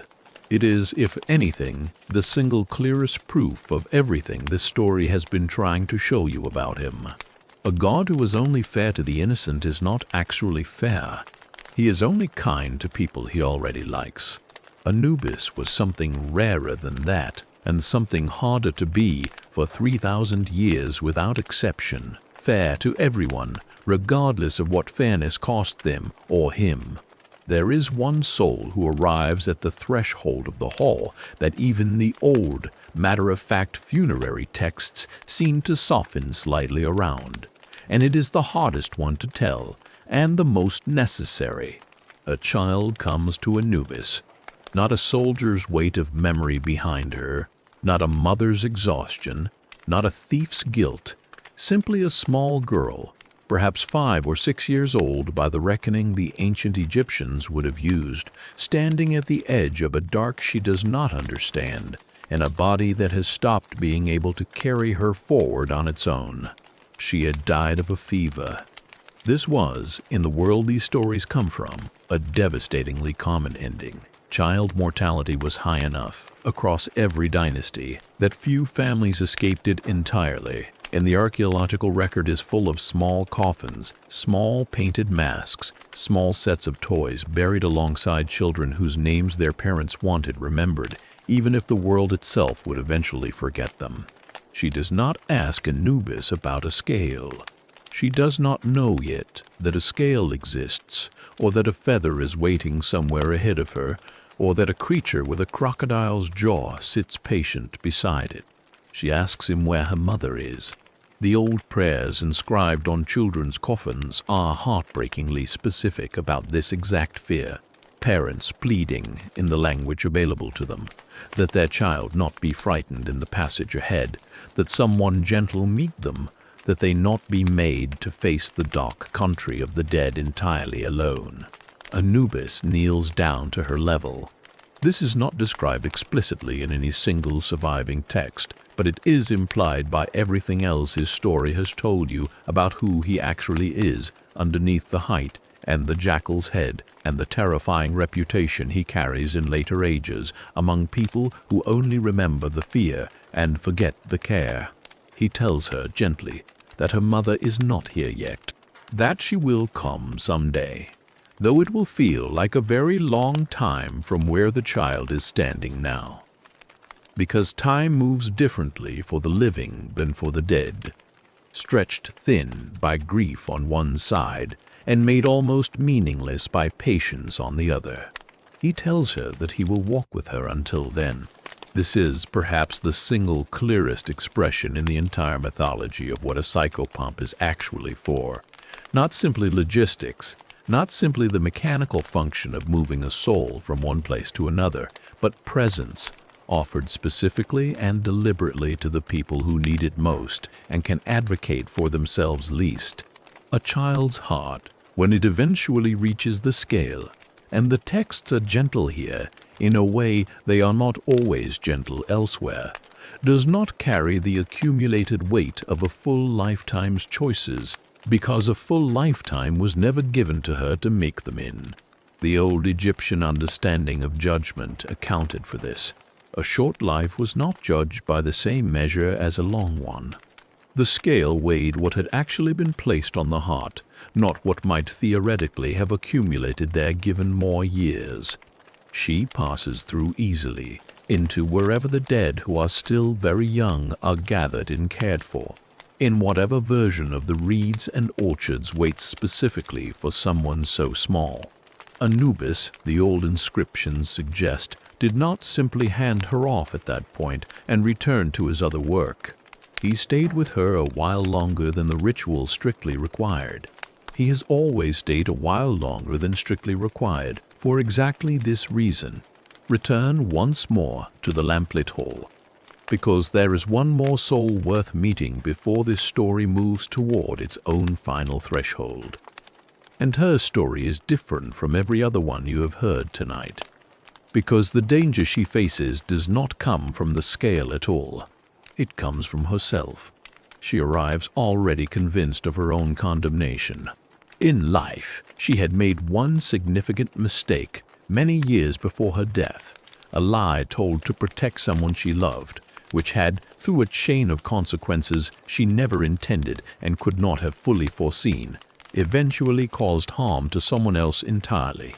She had spent the remaining decades of her life carrying that single failure, like a stone she refused to set down, certain, long before she ever stood at the edge of Anubis's hall, that no amount of good she did afterward could possibly outweigh it. "I know what waits for me," she tells him, before he has even led her toward the corridor. "I have known it for 30 years. Anubis listens to this the way he listens to everything, without hurry, without the need to correct her immediately, giving her the full weight of his attention before offering anything in return. "You have already judged yourself," he says finally, "long before reaching me. I wonder whether you have ever asked why you trust your own judgment on this matter more than you trust the scales." She does not have a ready answer for this. It had never occurred to her, in 30 years of private conviction, that her own certainty about her guilt might itself be a kind of error. Not because the original mistake hadn't happened, but because grief and shame are notoriously unreliable narrators of their own significance, prone to inflating a single failure until it eclipses in memory everything that came both before and after it. Anubis leads her forward anyway, because the scale, unlike a person's own guilty conscience, cannot be argued into a verdict it has not actually earned. The heart is placed. The feather is set opposite it. The needle settles gently toward the lighter side, not because her mistake had somehow not mattered. The scale does not deal in comfortable fictions of that kind, but because a single failure, genuinely regretted and never repeated, carried alongside 30 years of an otherwise decent and careful life, simply did not weigh as much as 3 decades of private, unrelenting self-punishment had convinced her it did.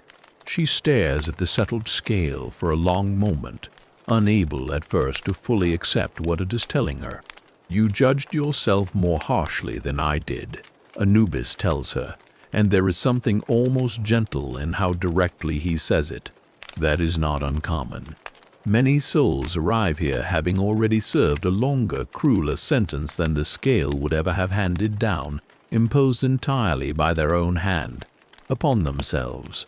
This is, perhaps, one of the most quietly radical ideas buried within this entire mythology, easy to overlook next to the more dramatic stories of soldiers and thieves and kings. The scale was never simply a mechanism for uncovering hidden guilt.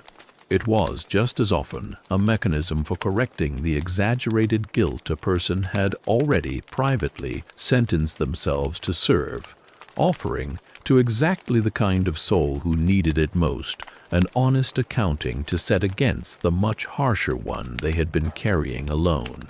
Anubis had met this particular shape of soul many thousands of times before her, across 3,000 years of exactly this same quiet correction. He never once seemed to tire of offering it. Not every pharaoh who reached the lamplit hall approached it with the confidence you might expect from a man who had spent his entire life being told, by every voice around him, that he was divine. One such king arrives at the threshold already trembling, and the reason for his fear is worth telling in full, because it says something important about the actual relationship between earthly power and the judgment that waited, eventually, for everyone who held it. In life, he had inherited a wealthy, stable kingdom, and had, across a reign of some 20 years, allowed it to decay through a specific and quietly devastating pattern of neglect.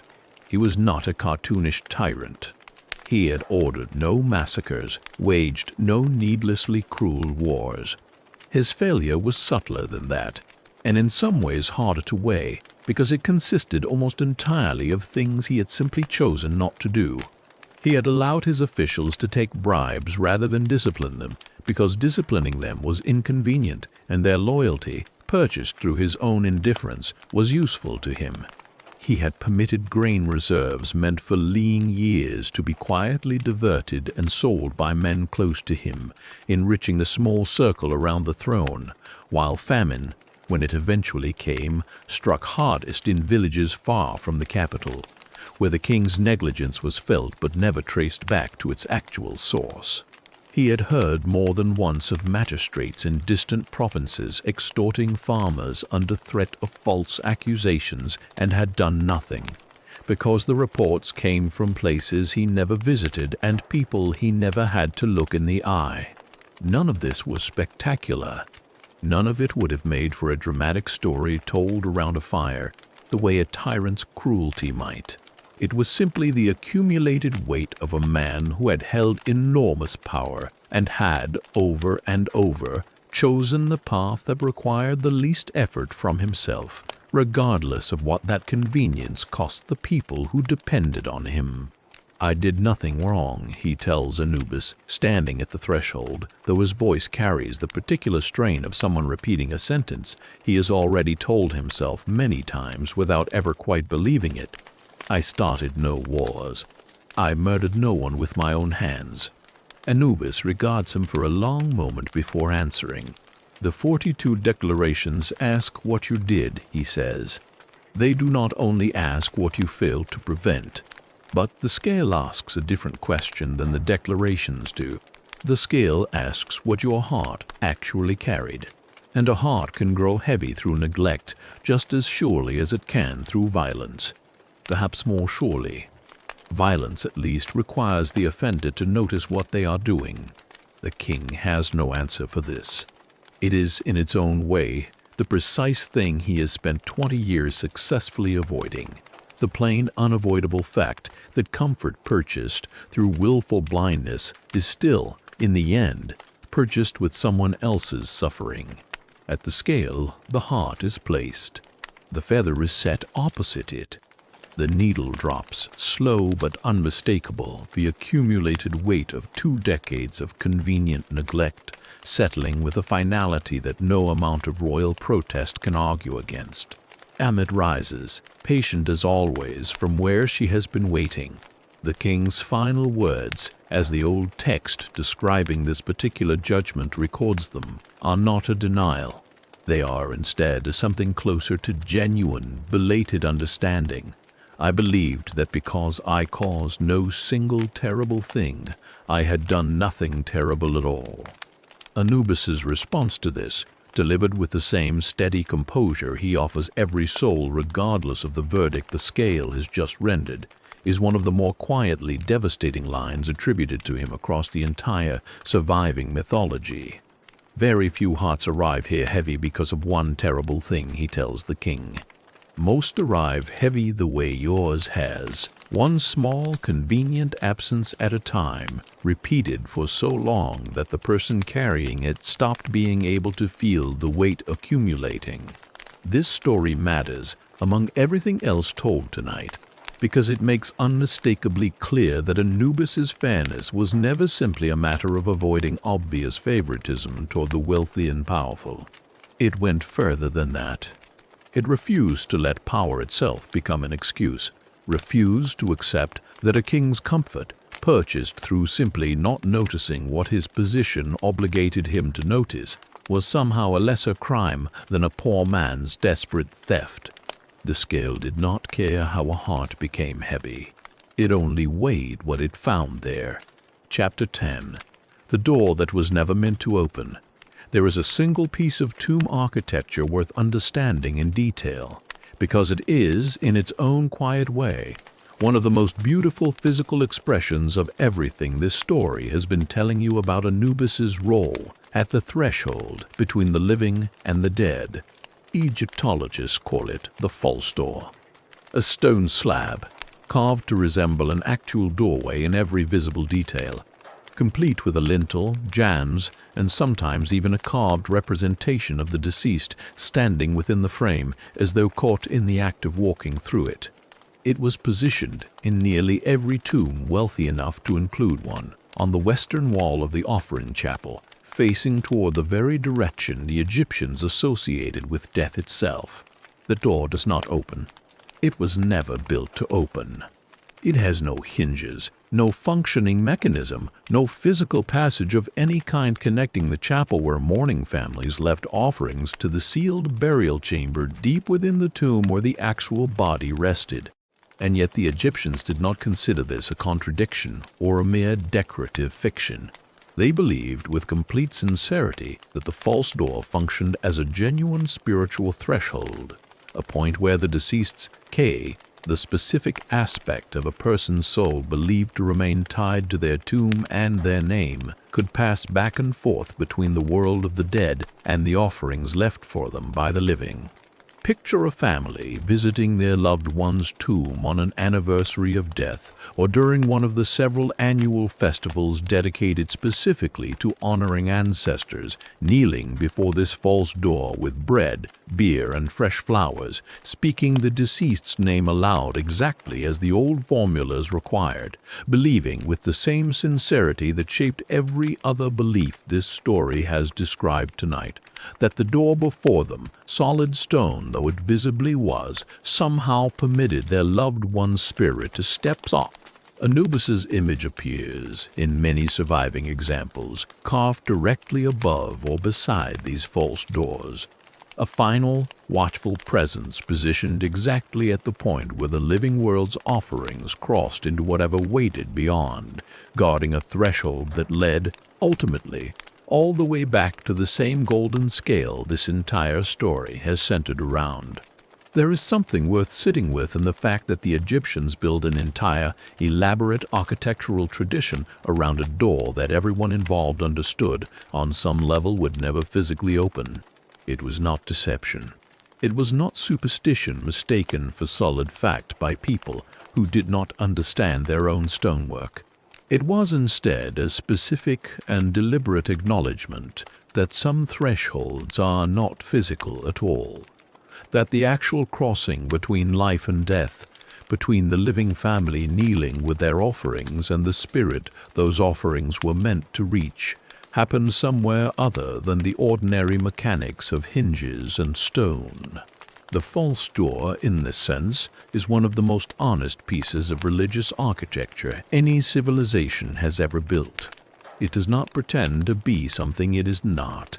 It announces, through its very design, that it represents a threshold rather than performs one literally, that the actual crossing it symbolizes happens somewhere beyond what any human craftsman's hands could physically construct, however skilled those hands might be. This connects directly back to everything this story has already told you about Anubis's own role at the actual threshold of death itself. He does not, in any single surviving myth, throw open some physical gate for the newly dead to walk through. He guides, he accompanies.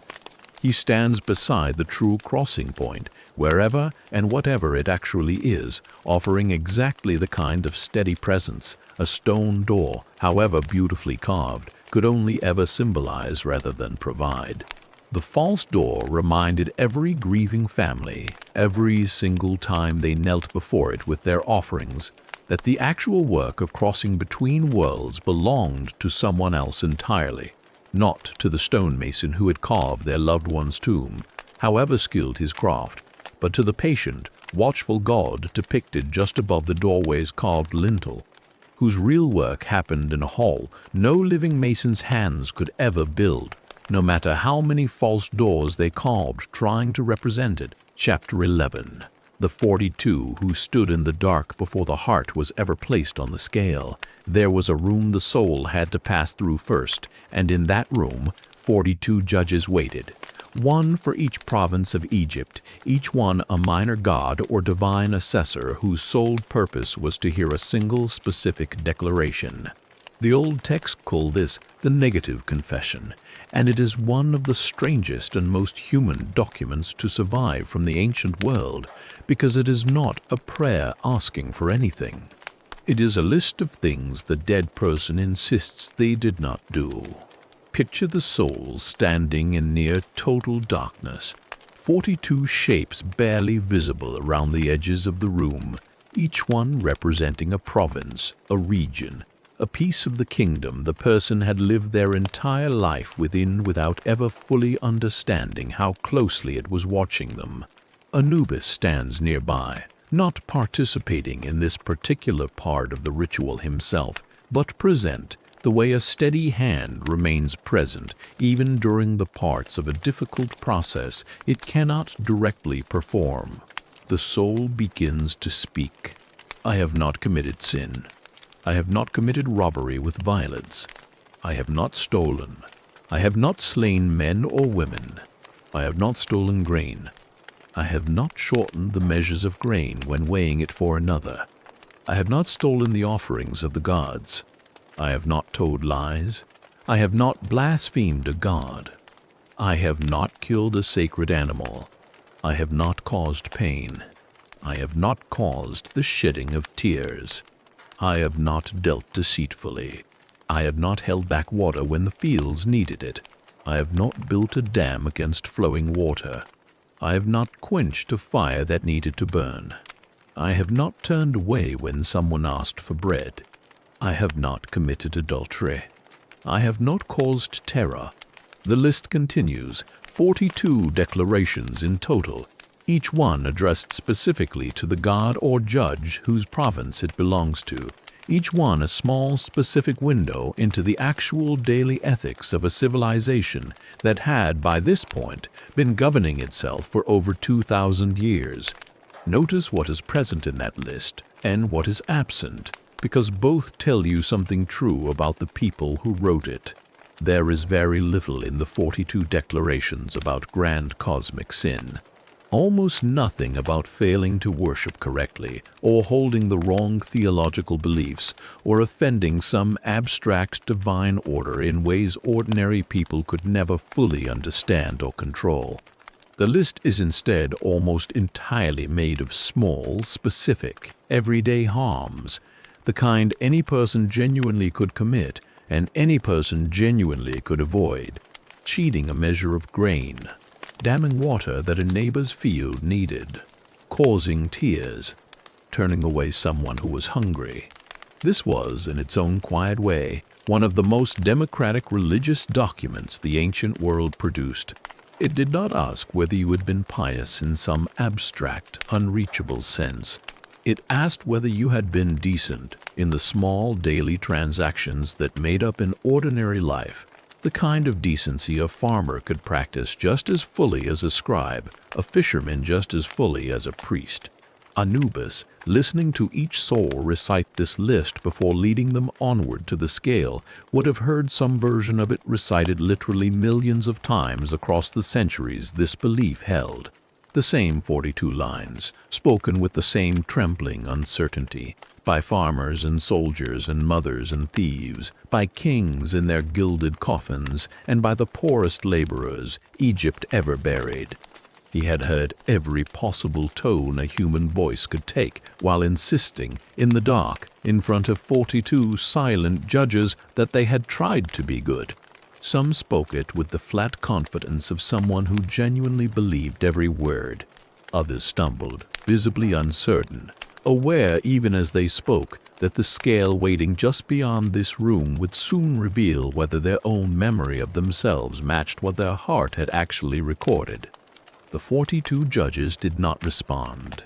They were not, in most tellings, the ones who determined the outcome. That belonged to the scale alone, waiting in the next room with Anubis's hands ready to place the heart upon it regardless of what had just been declared. This is worth understanding clearly because it is one of the most quietly profound design choices in the entire mythology. The declaration was not the verdict.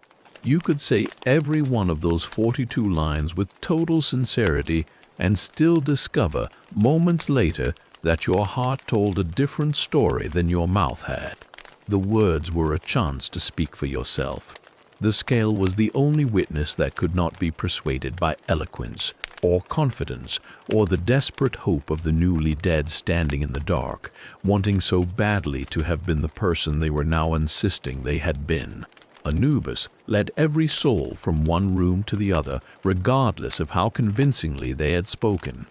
He had learned, across thousands of years of doing exactly this, that the difference between what a person says about themselves and what their heart actually carries is very often the entire story worth paying attention to. By the time of the New Kingdom, a body of religious texts had developed that scholars today call the Book of the Dead, though the Egyptians themselves called it something closer to the Book of Coming Forth by Day, a title that tells you a great deal about what the whole enormous collection of spells, prayers, and instructions was actually trying to accomplish. It was not a single book in the way we might imagine one today. It was a collection, copied and adapted differently for nearly every person wealthy enough to afford a copy, filled with spells meant to help the soul navigate every conceivable danger of the journey through the Duat, including, prominently, spells addressed directly to Anubis, asking for exactly the kind of guidance his myths had always promised he would give. One such spell, inscribed on papyrus and buried alongside the dead so they would have it close at hand, asked quite plainly for the god's protection during the weighing itself. O you, who bring the ferry boat of the god of the dead, whose face is that of a jackal, guide me through the hall without stumbling, and let my heart not be led astray by fear into speaking falsely before the scale. It is worth pausing on that particular phrase, let my heart not be led astray by fear into speaking falsely, because it reveals something the ancient Egyptians understood clearly about the danger of judgment that many later belief systems would forget entirely. They were not primarily afraid of being condemned for what they had actually done. They were afraid of panic itself distorting the moment, of terror making a person perform badly at the one task in their entire existence that mattered most, simply because fear makes liars and fools of even honest people when the stakes are high enough. This is precisely why Anubis's steadiness mattered so much to the people who prayed to him. He was not simply the one who conducted the judgment. He was the antidote to the specific danger of panicking during it. Other spells asked him the smaller, more practical mercies. One asks that the soul not be turned back at the threshold, not be denied entry to the hall through some clerical error of the underworld's own bureaucracy. A fear that reveals how seriously the Egyptians took the mechanics of their own afterlife, treating it with the same anxious attention to detail that any person facing an important, unfamiliar process might bring to it. Another spell, shorter and more personal than most, simply asks, "Let Anubis remember my name." This single line, more than almost anything else surviving from this entire body of religious literature, tells you what people actually believed they needed from him.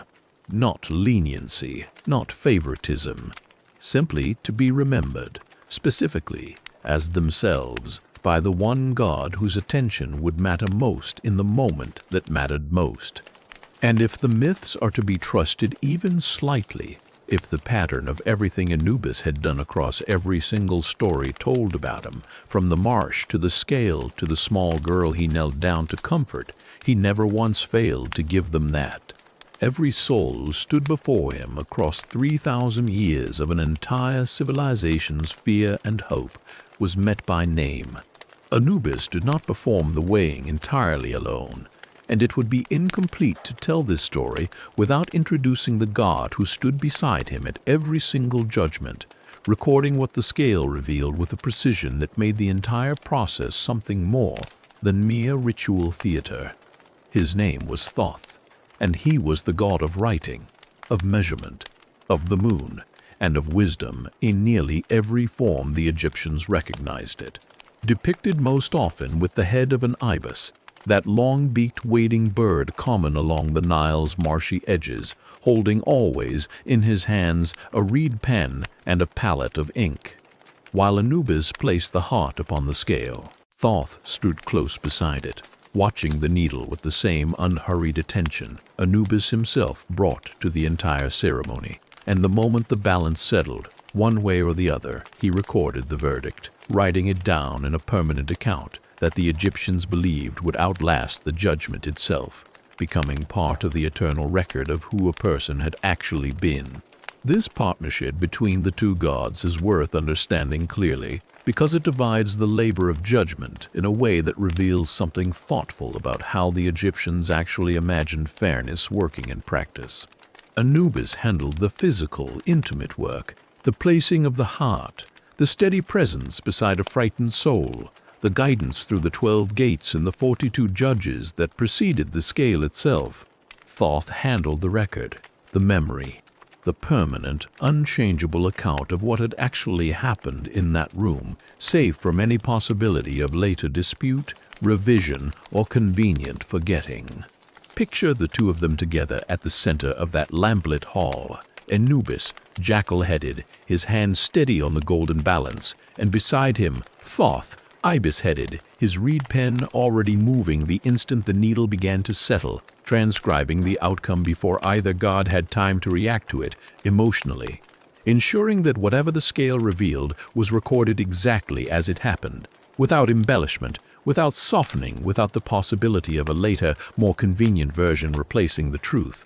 There's a particular comfort worth sitting with in the idea that the two gods overseeing the most consequential moment in any soul's entire existence were, respectively, a god famous for patience and a god famous for precision, not a god of vengeance, not a god of punishment for its own sake, a steady hand and an accurate record. Some of the surviving spells addressed to this pairing ask for exactly this combination. Specifically, let Anubis guide me gently, and let Thoth record honestly, so that whatever is written of me is neither more nor less than what I actually was. That is, in the end, a remarkably modest thing to ask of the universe, for a civilization that could have imagined its gods demanding far more elaborate proof of devotion, far more theatrical displays of piety, before granting mercy. The Egyptians asked, instead, simply to be recorded accurately and guided kindly through the one process in their entire cosmology that could not be bribed, flattered, or avoided. Anubis and Thoth gave them both, every single time, without exception, for 3,000 years. There is one story, preserved only in a fragmentary and heavily damaged papyrus, that stands apart from every other account of judgment. This story is told you tonight, because in this single surviving instance, something almost went wrong. The soul in question had lived a life the surviving fragment describes only partially.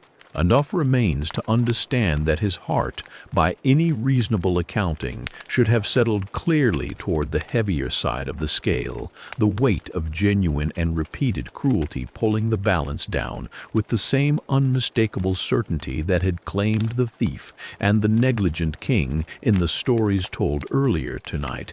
But the fragment describes something unusual happening as the scale began to tip.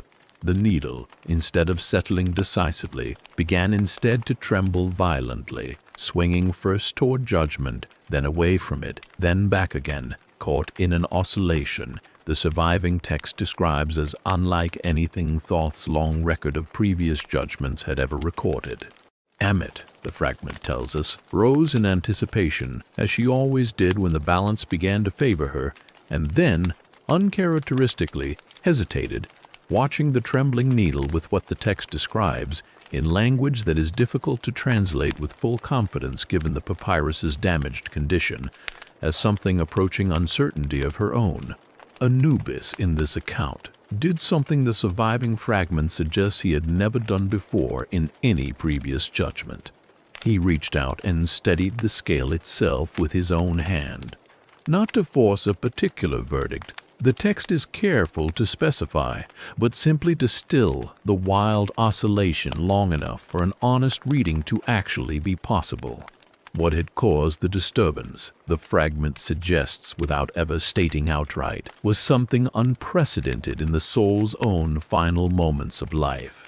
An act of genuine, unexpected redemption occurring at the very last possible instant, something the heart itself had not yet fully integrated into its own accounting by the time death arrived, leaving the scale attempting to weigh a heart still, in some sense, mid-transformation, caught between the person he had been for most of his life and the person he had, in once spent it.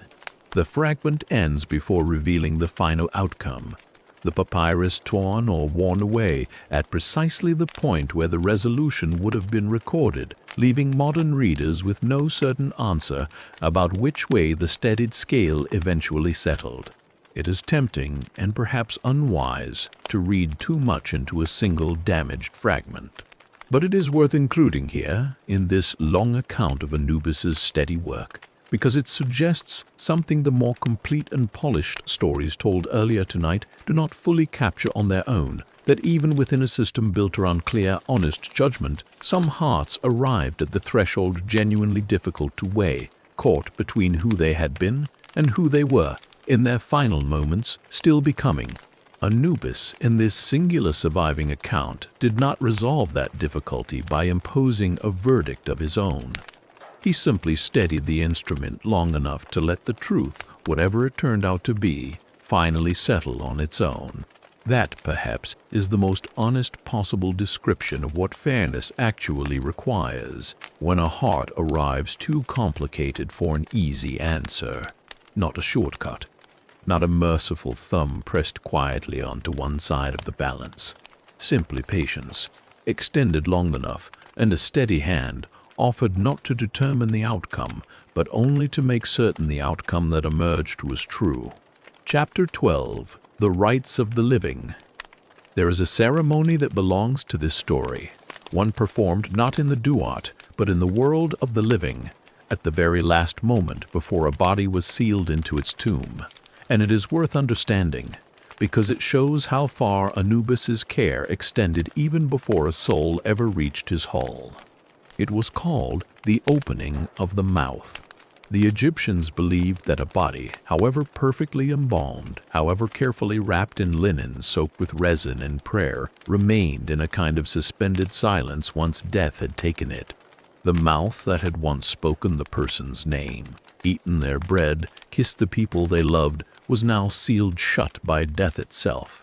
And unless something was done about it, the soul traveling toward the dew would arrive unable to speak on its own behalf, unable to eat the offerings left for it, unable to breathe the air of whatever world waited on the other side.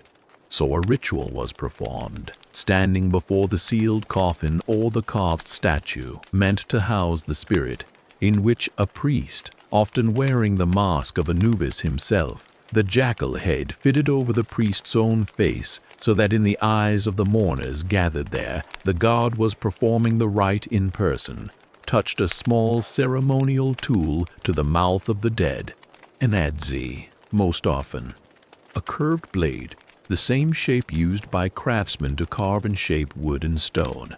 The touch was symbolic, but the Egyptians did not consider symbolic and real to be opposite categories, the way people sometimes do today. The gesture was believed to genuinely reopen the senses of the dead, restoring sight to eyes that had been closed by death, breath to lungs that had stopped moving, and above all, speech to a mouth that would soon need to answer, honestly, for an entire lifetime. Picture it exactly as it must have looked. In the doorway of some modest tomb outside Thebes, family gathered close, incense thick enough to catch in the throat.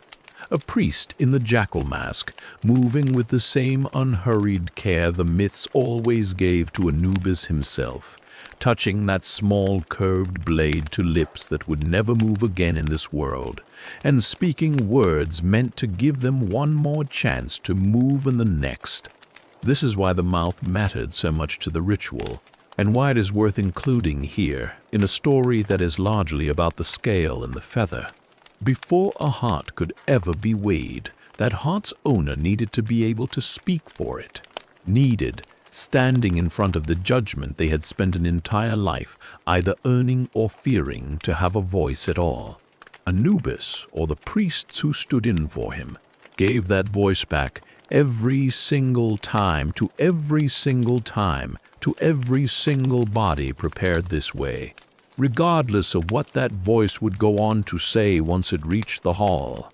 It did not matter in this particular ritual whether the dead person had lived well or poorly. The mouth was opened regardless. The chance to speak was given regardless. What happened after that chance was used, that alone belonged to the scale. There is a ritual role in Egyptian funerary practice that deserves its own telling, because it shows how deeply the myth of Isis and Nephthys searching for their brother's scattered body had embedded itself into the actual daily practice of ordinary Egyptian mourning, long after the original myth had been told and retold more times than anyone could count.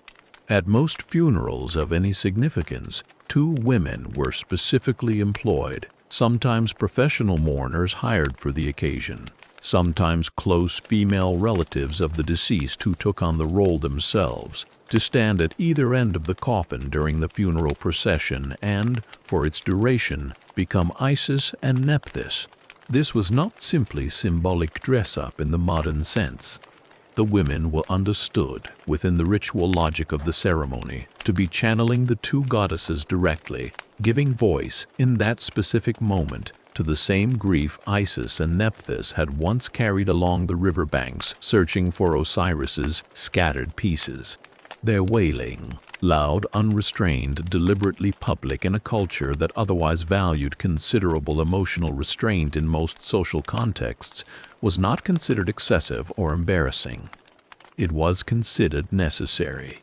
A funeral without sufficiently loud, sufficiently visible grief was believed to shortchange the dead of something owed to them.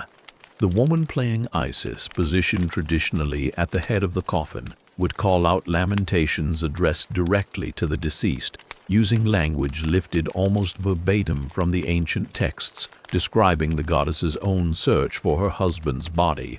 "Come to your house, O handsome youth, come and see your dwelling, your friends and children long to see you." The woman playing Nephthys, at the foot of the coffin, would answer in a corresponding lament, completing the ritual dialogue the two goddesses had first spoken over Osiris's own body, now repeated, generation after generation, over every single Egyptian who received a proper funeral, regardless of how far removed their own life might have been from any god or king. Anubis is present in this ritual too, though not directly voiced the way Isis and Nephthys are. He is present in the priest wearing his mask, standing near the coffin throughout the procession, overseeing the entire ceremony, the way he oversaw the very first embalming his own myth describes him performing. The two wailing women, the masked priest, the coffin moving slowly through the streets toward the western desert. It is, in its complete form, a reenactment of the founding myth of this entire religious system, performed not once in some distant mythic past, but continuously for every single family that could afford a proper funeral across 3,000 years. Think about what this actually meant for an ordinary grieving family, standing in that procession, watching two women, perhaps women they knew personally, perhaps professional mourners hired for the day, take on the voices of Isis and Nephthys, calling out over their own loved one's body the exact words the goddesses had once called out over a murdered king's scattered remains. It meant that their grief was not simply their own private, isolated experience. It was the same grief the gods themselves had once carried. Their loss was being given the dignity of mythic repetition, folded into a story large enough and old enough to hold it without diminishing it. And at the center of that entire ceremony, quietly overseeing every step of it exactly as he had overseen the very first one, was the god who had never needed a wailing lament of his own because he had simply gotten to work instead, but who understood, better than perhaps any other figure in this mythology, exactly how necessary it was for everyone else to have that lament given to them. Returned now to one of those ordinary workshops we spoke of earlier, the Waybit, the pure place on the edge of a modest town whose name has not survived in any record, sometime during the long, stable centuries of the New Kingdom. A boy of perhaps 14 stands beside an old man who has spent his entire life practicing the craft of embalming, and today, for the first time, the boy is being permitted to fold linen over an actual body, rather than practicing, as he has for the past 2 years, unrolled bundles of cloth meant only to teach his hands the necessary motions. The old man does not explain very much. This is, in its own way, exactly how the craft has always been taught, not through elaborate instruction, but through the boy watching over and over until his hands begin, almost without conscious thought, to understand what his eyes have absorbed. Fold this way, anoint here. Leave this fold slightly looser, so the wrapping breathes as correctly as the resin sets. The boy's hands shake the first time, not from fear of the body itself. He has grown up in this trade, has assisted with smaller tasks since he was old enough to carry water and mix natron, and the physical reality of death no longer holds the same shock for him it might hold for someone encountering it for the first time as an adult. His hands shake because he understands, suddenly, standing there with the linen in his fingers, exactly what is actually being asked of him. "You are afraid," the old man says. "It is not a question." "I'm afraid I will fold it wrong," the boy admits. "That I will make some mistake, and it will matter forever, because there will be no chance to correct it once the wrapping is sealed." The old man is quiet for a moment, considering this. the way a teacher considers exactly how much truth a student is ready to receive. "You are right that it matters," he says finally, "but you are wrong about the mistake being permanent in the way you fear." Anubis himself, our stories tell us, did not have a perfect body to work with when he first performed this craft. He had 13 pieces, and pieces missing that no amount of skill could replace. He improvised. He shaped what needed to be shaped out of care rather than perfection. And it was enough. It has always been enough. The god does not require your hands to be flawless. He requires them to be careful and patient and willing to keep working even when the task feels larger than you are. The boy folds the linen. His hands are not perfectly steady, not yet, not on this first attempt. But they are careful, exactly as the old man has just described, moving with a deliberate, unhurried attention that the entire craft and the entire mythology behind it has always demanded above every other quality. This scene, imagined rather than drawn from any single surviving text, nonetheless reflects something the actual historical record does confirm. Embalming was a craft passed down, generation after generation, within specific families and specific workshops, apprentices learning slowly, over years, under masters who had themselves once stood exactly where the apprentice now stood, hands shaking, uncertain whether they were equal to the responsibility being placed in their care. Every single mummy that survived long enough for modern archaeologists to eventually study it passed, at some point, through hands exactly like this boy's. Young, uncertain, gradually growing steady through years of careful practice, carrying forward a craft that traced its own mythic origin back to a grieving son kneeling over his father's scattered remains, refusing to let uncertainty stop his hands from doing the only thing that could still be done. The boy would grow old in this trade, eventually training his own apprentices in turn, passing down the same lesson the old man had given him on his first day handling an actual body that Anubis had never demanded perfection. Only patience, only care, only the willingness to keep working carefully, even when the task in front of you felt larger than your own two hands.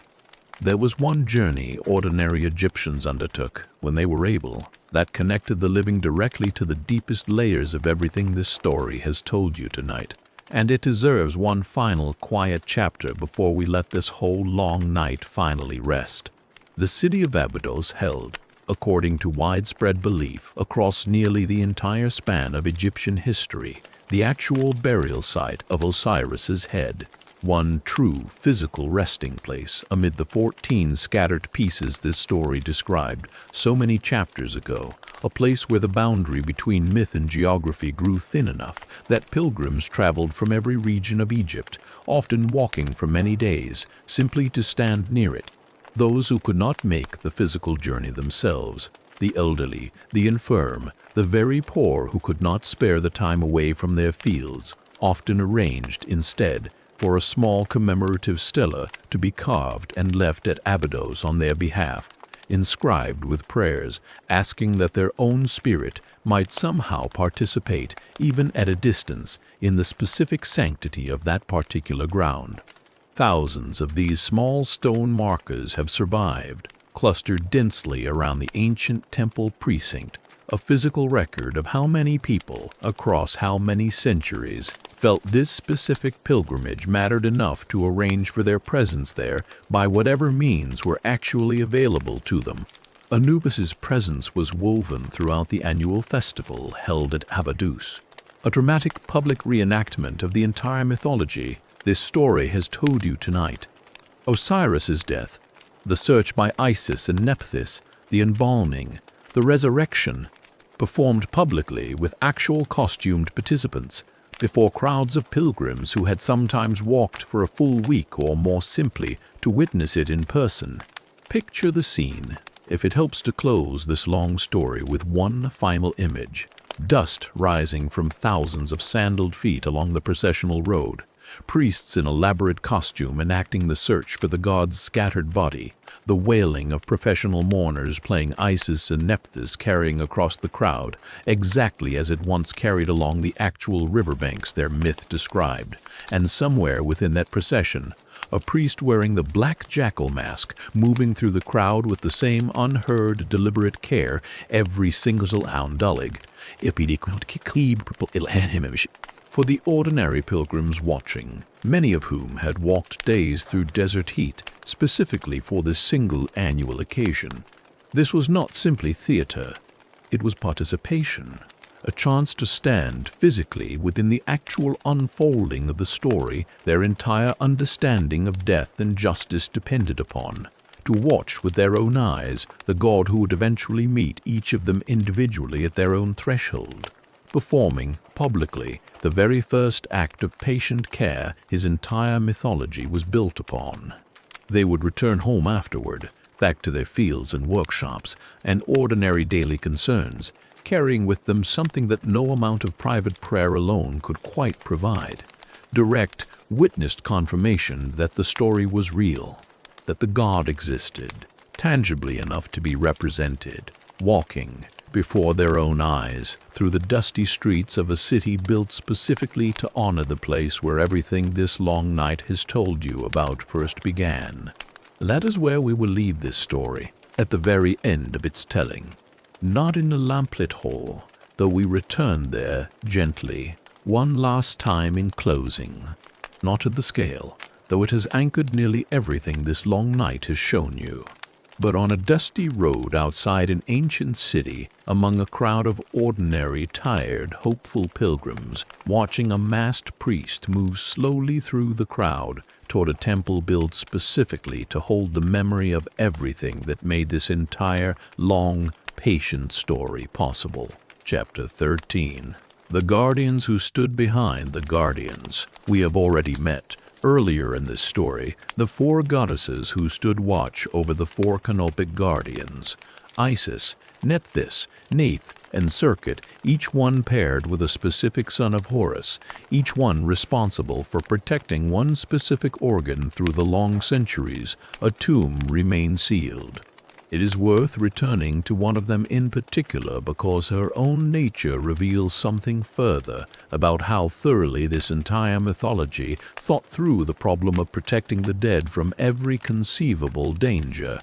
Serket was, in her original and independent character, a goddess associated with scorpions, a creature genuinely and constantly dangerous throughout the Egyptian landscape, capable of killing a grown adult with a single sting from certain particularly venomous species common along the Nile's drier margins. It might seem, at first consideration, like an unusual choice to place a goddess associated with exactly this kind of lethal danger in a protective role over the sacred organs of the dead. But the logic behind this pairing follows a pattern the story has already shown you at least once before in the choice of a black-painted jackal rather than any gentler animal to represent Anubis's own guardianship. The Egyptians consistently took the specific things they feared most in ordinary daily life and transformed them deliberately into precisely the protective forces standing watch against those same fears. If scorpions represented one of the most immediate, constant physical dangers an ordinary Egyptian family faced, then a goddess who commanded scorpions absolutely, who could presumably direct their venom as easily against tomb robbers and evil spirits as any scorpion might otherwise direct it against an innocent farmer's careless footstep, became exactly the kind of protector a family wanted standing between their loved one's remains and anyone who might wish to disturb them. Surviving magical texts invoke Serket specifically in this protective capacity, describing her scorpions as stationed invisibly around a sealed entrance to a tomb, ready to strike any intruder who attempted to breach what patient, careful hands had worked so hard to seal. One particular spell, meant to be recited during the tomb's final sealing, asks explicitly that Circuit's creatures guard the threshold with the same vigilance any family might wish for their own home's physical door, adapted here to a threshold that needed to remain sealed, not for mere years, but ideally for the entire remaining span of human history.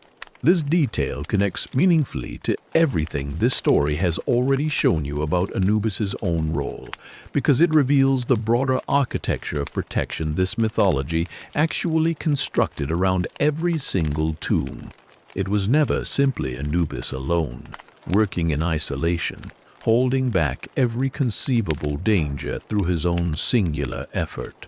It was an entire coordinated network, Wapawet clearing the funeral procession's actual physical road, Anubis overseeing the embalming and eventually receiving the soul at judgment, and Circuit, alongside her three companion goddesses, standing invisible and vigilant watch over the sealed tomb itself across whatever centuries might pass before anyone, living or dead, disturbed it again. Consider, too, what this layered system of protection reveals about how the Egyptians actually understood safety and care more broadly, beyond just this specific religious context. No single figure, however powerful, however devoted, was ever expected to handle every dimension of protecting something precious entirely alone. The work was divided, deliberately, among specialists, each guardian responsible for the specific dimension of danger their own particular nature made them uniquely suited to address, exactly the same principle this story described earlier regarding Wapawet and Anubis dividing the labor of the funeral procession between them. Circuit scorpions, invisible and eternally vigilant, remained at their post across centuries. Most of the tombs they guarded were never actually opened by anyone at all, their contents simply resting, undisturbed, exactly as generations of protective ritual had always intended.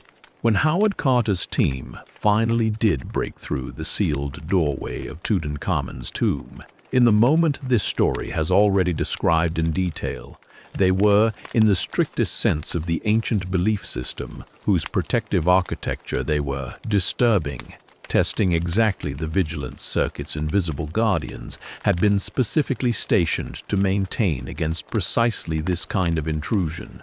Whatever a modern, skeptical mind makes of scorpion goddesses and invisible guardians, it is worth appreciating in these final chapters of this long story the sheer thoroughness of imagination this entire belief system represents. Every conceivable danger, physical and spiritual, mundane and cosmic, had its own specifically assigned protector.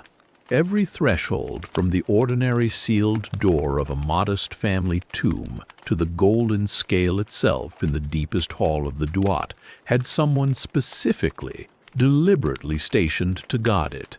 Anubis stood at the center of this entire network, but he was never, this story hopes you have understood by now, working entirely alone. Chapter 14. The Brother Who Shared His Name. There is a second story the old Egyptians told in a much later period about a figure also called Anubis, and whether it is meant to be the same god wearing a mortal-sounding role or simply a human man who borrowed the name of the jackal he admired. The ancient scribes never quite settled it, and neither will we tonight. But the story is old, and it is strange, and it belongs here because it shows the same nature reappearing in a completely different shape. In this telling, Anubis is the elder of two brothers, and Bata is the younger. They lived together on a small farm, working the black soil the way most people in Egypt worked it, without gods or kings or grand destinies. Simply two brothers, one plowing, one tending cattle, sharing a house and a life that asked very little of either of them beyond ordinary loyalty.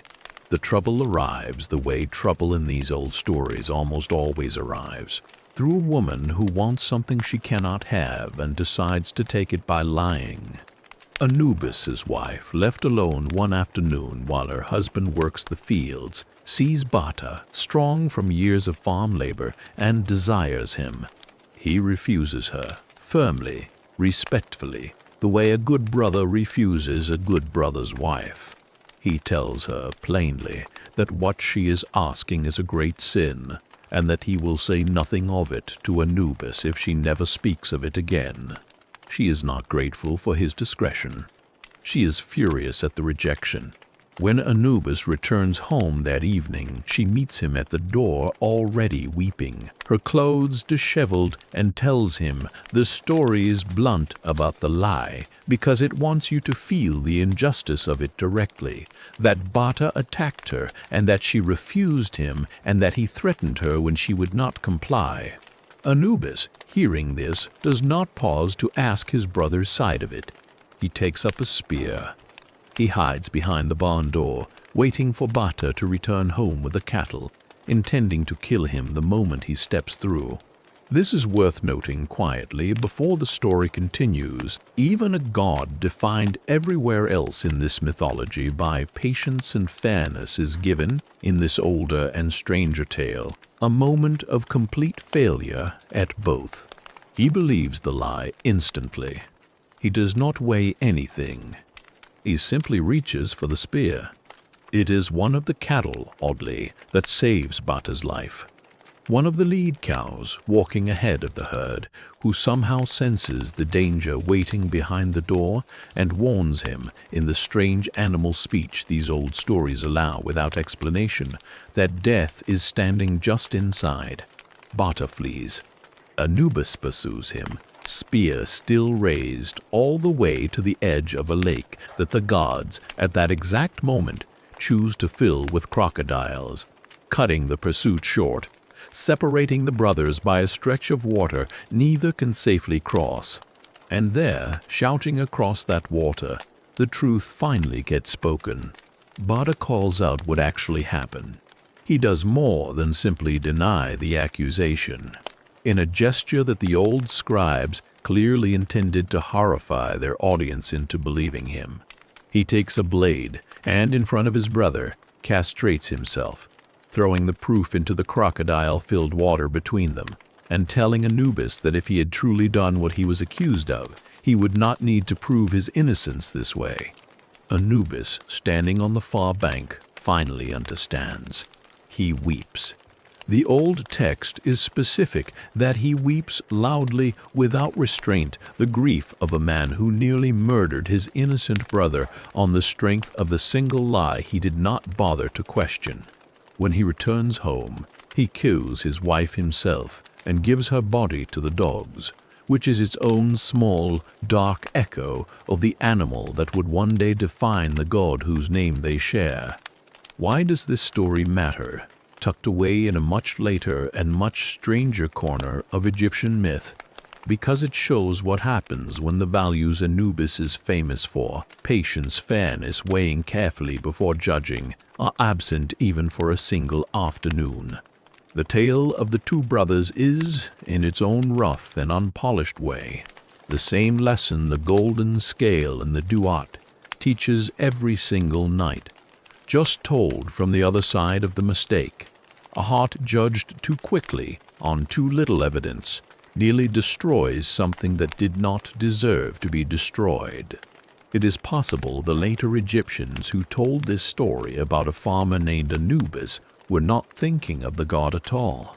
It is also possible they were thinking of nothing else, telling in human size the exact catastrophe their god's entire eternal profession existed to prevent. One further figure belongs in this story, because leaving him out would make Anubis seem more singular than the actual mythology ever claimed him to be, and the truth is more interesting than the simplification.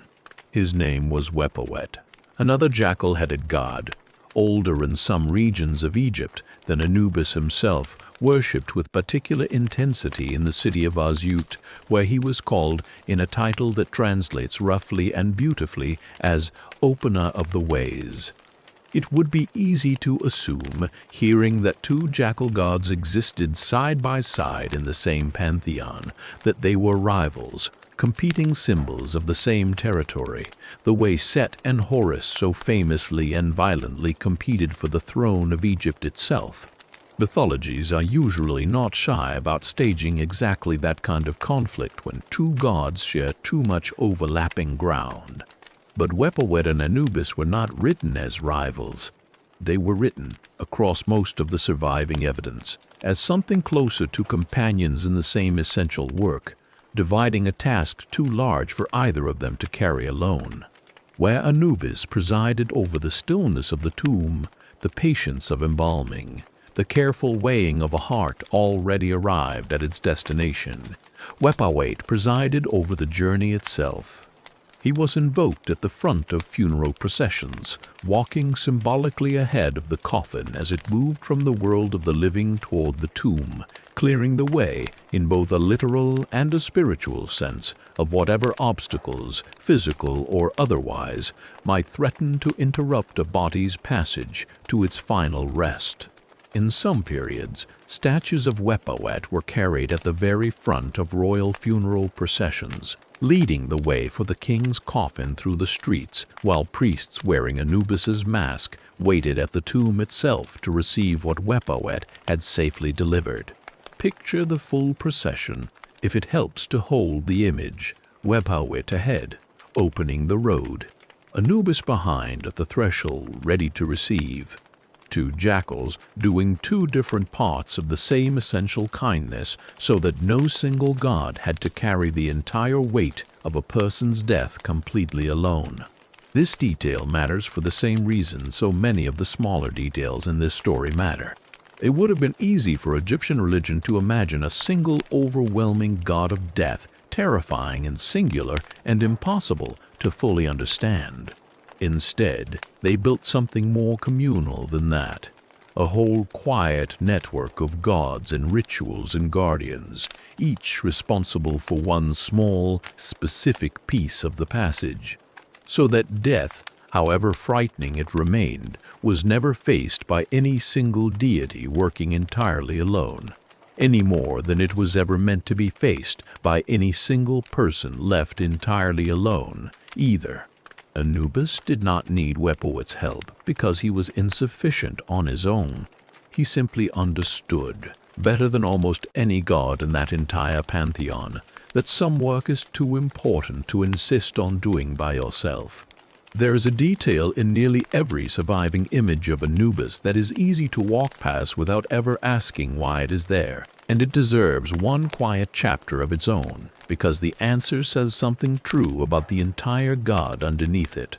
Real jackals, the animals that gathered at the edges of Egyptian cemeteries and gave this god his shape in the first place, are not black. They are a pale, sandy brown, the color of the desert itself, built by evolution to disappear into exactly the landscape they hunted across. Anubis, in nearly every tomb painting, every carved statue, every small protective amulet ever made in his image across 3,000 years of continuous belief, is black. Solid, deep, unmistakable black. The same black used in Egyptian art for exactly two other things: the fertile soil of the Nile floodplain, the substance from which all life in Egypt actually grew, and the resin used in embalming, thick and dark, the very material Anubis's own hands were believed to work with when preparing a body to endure. This was not an oversight. Egyptian artists were extraordinarily precise about color symbolism, far more so than a casual glance at their art might suggest to someone unfamiliar with the conventions. Red was danger, chaos, the god Set's own domain of storm and desert violence. Green was Osiris's color, the color of new growth, of resurrection, of life returning after what should have been an ending. White was purity, the color of ritual cleanliness. Gold was the unchanging flesh of the gods themselves, incorruptible, eternal. And black, this specific, deliberate black, chosen for a jackal that was never actually that color in nature, meant something very particular in this system. It meant fertility. It meant the soil that fed an entire civilization, mile after mile along the riverbanks, the single narrow strip of black earth that separated a nation from the empty red desert on either side of it. and it meant preservation. The color of the very resin that made a body capable of surviving thousands of years without succumbing to the destruction death would otherwise bring. Think for a moment about what it means that the god of death was painted in the color of life and growth rather than in any color associated with decay, threat, or ending. This was not an accident, and it was not simply decorative. It was the Egyptians telling you, every single time they painted his image on a tomb wall or carved him into an amulet meant to protect the newly dead, exactly what they believed he actually was underneath his frightening appearance. Not an agent of destruction, not the ending of things. A guardian of preservation, painted the same color as the substance that kept bodies whole, and the same color as the soil that made an entire kingdom's harvests possible. Death in this belief system was never imagined as the opposite of life. It was imagined as another stage of the same continuous process, the same black soil that grew this year's grain having been, in a very real sense, the decayed remains of everything that grew there before it, cycling endlessly, season after season. Exactly the way the Nile itself flooded and receded, year after year without end. Anubis, black as the fertile soil, black as the preserving resin, was never meant to frighten the people who prayed to him. He was meant to reassure them that what waited on the other side of death was not an ending shaped like emptiness. It was an ending shaped like soil, something dark and rich and entirely capable of growing something new. We have spoken across this entire long night about the scale and about Anubis's steady hands upon it, and about the many souls who stood trembling as their hearts were measured against a single feather. But we have not yet spoken in any real depth about what that feather actually represented, and the story is incomplete without understanding her, because she is, in her own quiet way, just as essential to this entire mythology as Anubis himself. Her name was Maat, and she was not merely a goddess in the ordinary sense the word usually implies. She was something closer to a principle given form, truth, balance, cosmic order, and justice, understood by the Egyptians not as separate abstract concepts, but as a single unified force holding the entire universe together, preventing it from collapsing back into the formless chaos that had existed in Egyptian cosmology before creation itself first imposed order upon it. Every pharaoh, upon taking the throne, was understood to be personally responsible for upholding Maat throughout the kingdom, not simply following just laws, but actively maintaining the correct, harmonious balance between all things, between gods and mortals, between the Nile's flooding and the fields that depended on it, between the living and the ancestors who had come before them. A pharaoh who failed to uphold Maat was not merely a poor administrator. He was understood to be actively endangering the fundamental order of the entire cosmos, inviting exactly the kind of chaos the Egyptians feared more than almost anything else in their entire worldview. It is worth understanding, given all of this, exactly what it meant that a person's heart was weighed specifically against Maat's feather, rather than against some other symbol of judgment. The scale was not simply asking whether a person had been good in some vague, generalized moral sense. It was asking something far more specific and, in its own way, more cosmic. Had this particular life contributed to balance, or had it contributed to chaos? Had this heart, across its entire span of choices, added weight to the ordered universe Maat maintained? Or had it added weight to the disorder that threatened always to unravel it? This reframes everything this story has told you tonight about the individual judgments you have witnessed. The soldier's mercy toward a wounded enemy was not simply a kind personal choice. It was, within this cosmology, a small act of maintaining Maat, of choosing order and compassion over the chaos that unrestrained violence would otherwise have added to the world. The negligent king's 20 years of convenient indifference was not simply poor governance. It was a genuine, accumulating contribution to cosmic disorder. However small and unremarkable each individual instance of neglect might have seemed at the time it occurred, Maat herself, in most surviving depictions, is shown as a serene woman wearing a single ostrich feather upon her head. The same feather, precisely, that Anubis placed upon the opposite side of the scale from every single heart he ever weighed. She rarely appears as an active character within the mythology's narrative episodes, the way Isis or Set or Horus do. She functions instead almost as a constant, silent presence underlying the entire system, not a participant in the drama, but the very standard against which every other participant's actions were ultimately measured. This is worth sitting with in the quiet final stretch of this long story. Anubis was never, himself, the source of the standard he applied so faithfully, night after night, soul after soul, for 3,000 years. He served something larger than his own judgment, a cosmic principle of balance and truth that existed independently of him, that he had committed himself entirely to upholding without deviation exactly the way every pharaoh above him was meant to uphold it throughout the living world. Perhaps this is the final, deepest layer of what made him trustworthy in the eyes of the millions who prayed to him across those 3,000 years. He was not inventing fairness as he went, subject to his own moods, his own private opinions about who deserved mercy and who did not.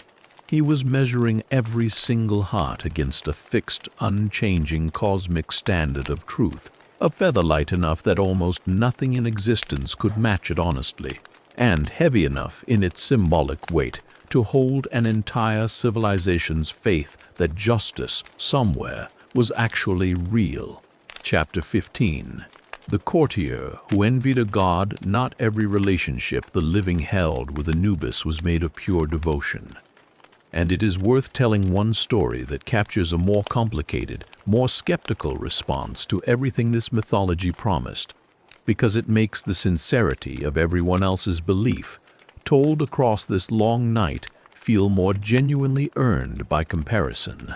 A vizier, the highest-ranking official beneath the pharaoh himself, responsible for the actual daily administration of the kingdom's laws, taxes, and justice, is recorded in a surviving private letter to a colleague expressing a specific and unusually candid frustration with the entire theology this story has spent so long describing.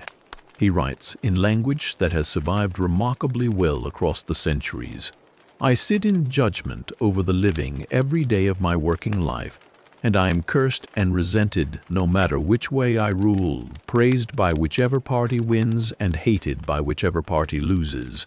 My own reputation forever hostage to the last decision I made, rather than the accumulated weight of every fair decision that came before it.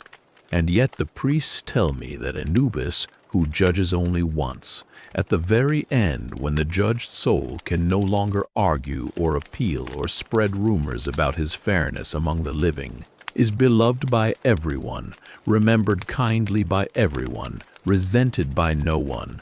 I confess I find this a strange kind of justice to admire above my own, which is harder and rendered constantly and never once rewarded with universal gratitude." This is a genuinely striking piece of ancient testimony, because it captures something the more devotional prayers and inscriptions this story has quoted throughout tonight tend not to voice directly: the practical difficulty for anyone actually responsible for real, ongoing human judgment in the world of the living, of measuring their own difficult, contested, repeatedly renewed work against a mythological figure who judged each soul exactly once, in circumstances where the verdict could never be publicly disputed, appealed, or held against him by an angry, still-living party who spoiled. It is worth taking this complaint seriously, rather than simply setting it aside as isolated cynicism, because it reveals something true about the actual asymmetry between divine and human justice that this entire mythology never fully resolved. Anubis's fairness, as this story has described it across every previous chapter, was real, consistent, and incorruptible.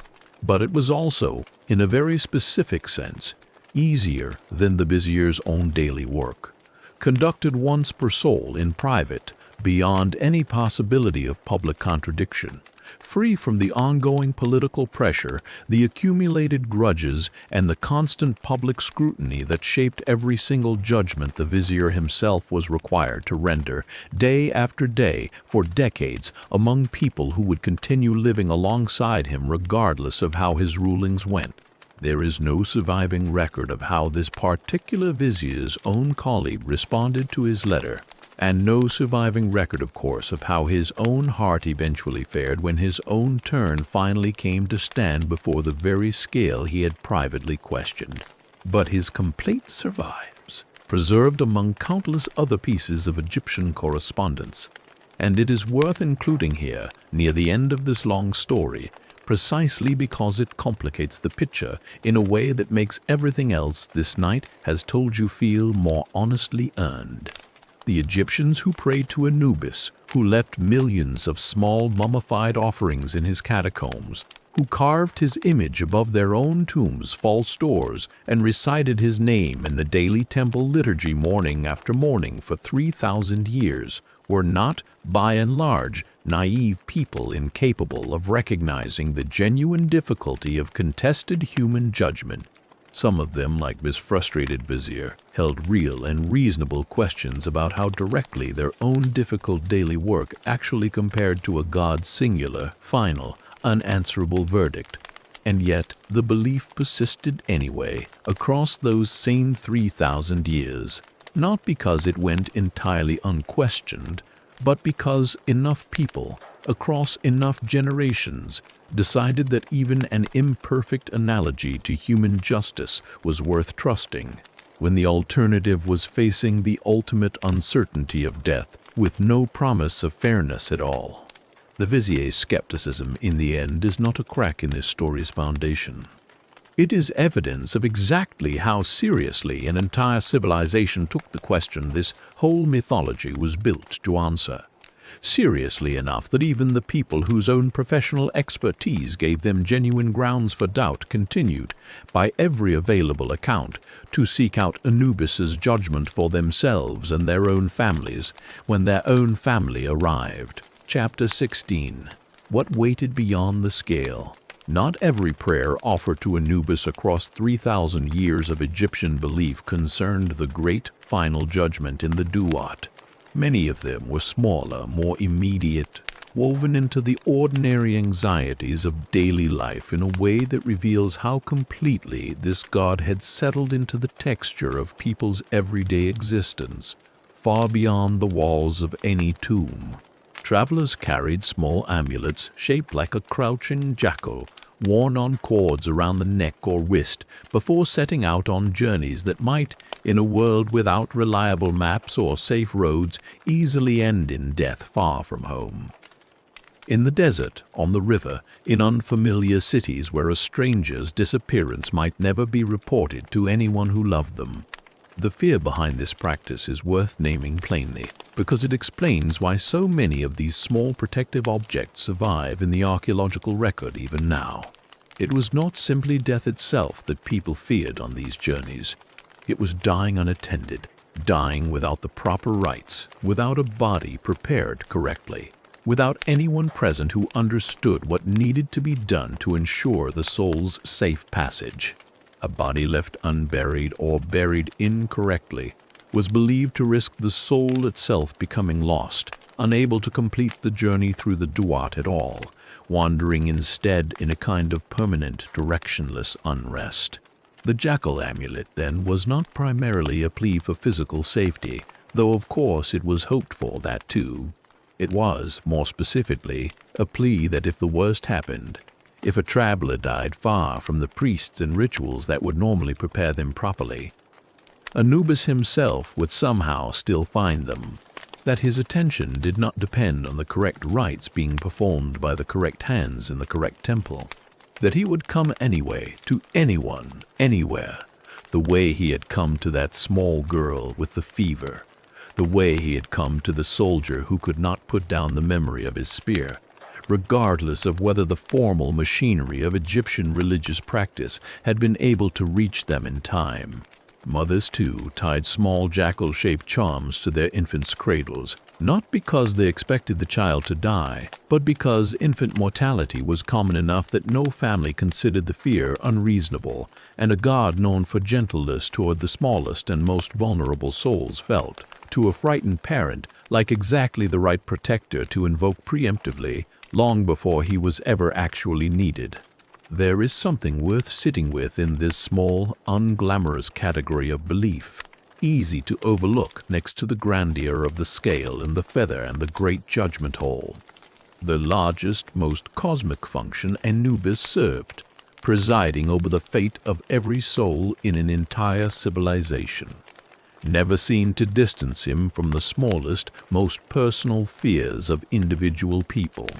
A farmer setting out on a 3-day journey to sell grain in a distant market could reach for the very same god a pharaoh's soul would eventually face in judgment and expect reasonably, based on everything this god had ever shown himself to be, the same patient attention either way.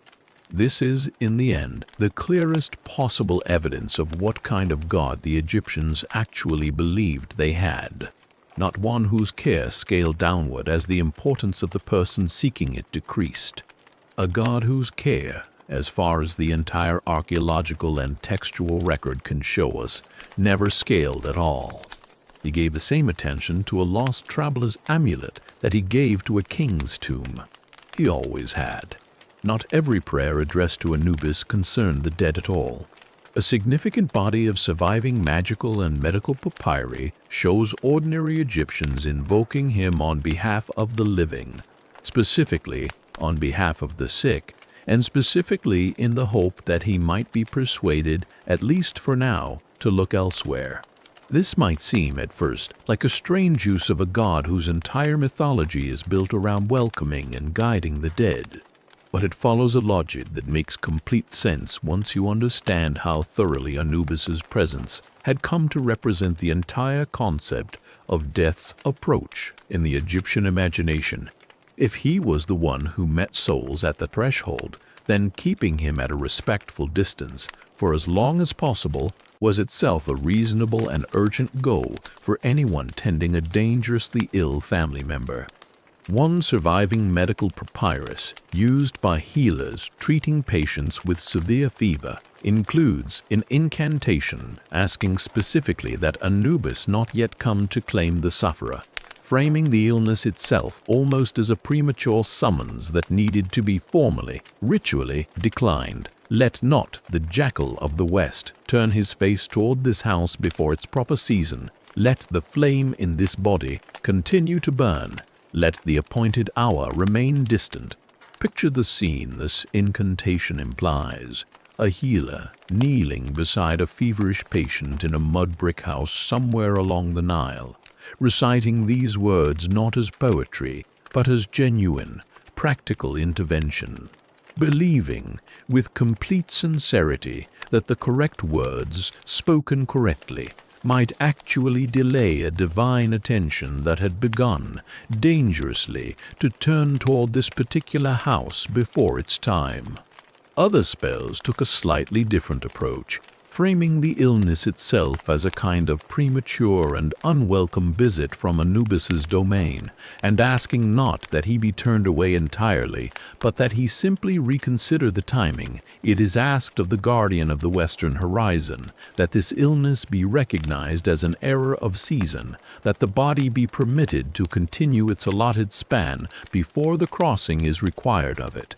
There is something worth sitting with in the fact that a god so thoroughly associated with death was not, in this particular category of belief, treated as an enemy to be fought off or tricked. He was treated instead almost as a reasonable, negotiable presence, one who could perhaps be persuaded that a particular illness had arrived out of season, that a particular soul was not yet due, that patience, which had defined his entire mythology in every other context, might also be extended here, in the specific form of simply waiting a little longer before making his approach. This detail matters because it completes the picture this story has been building across every chapter tonight.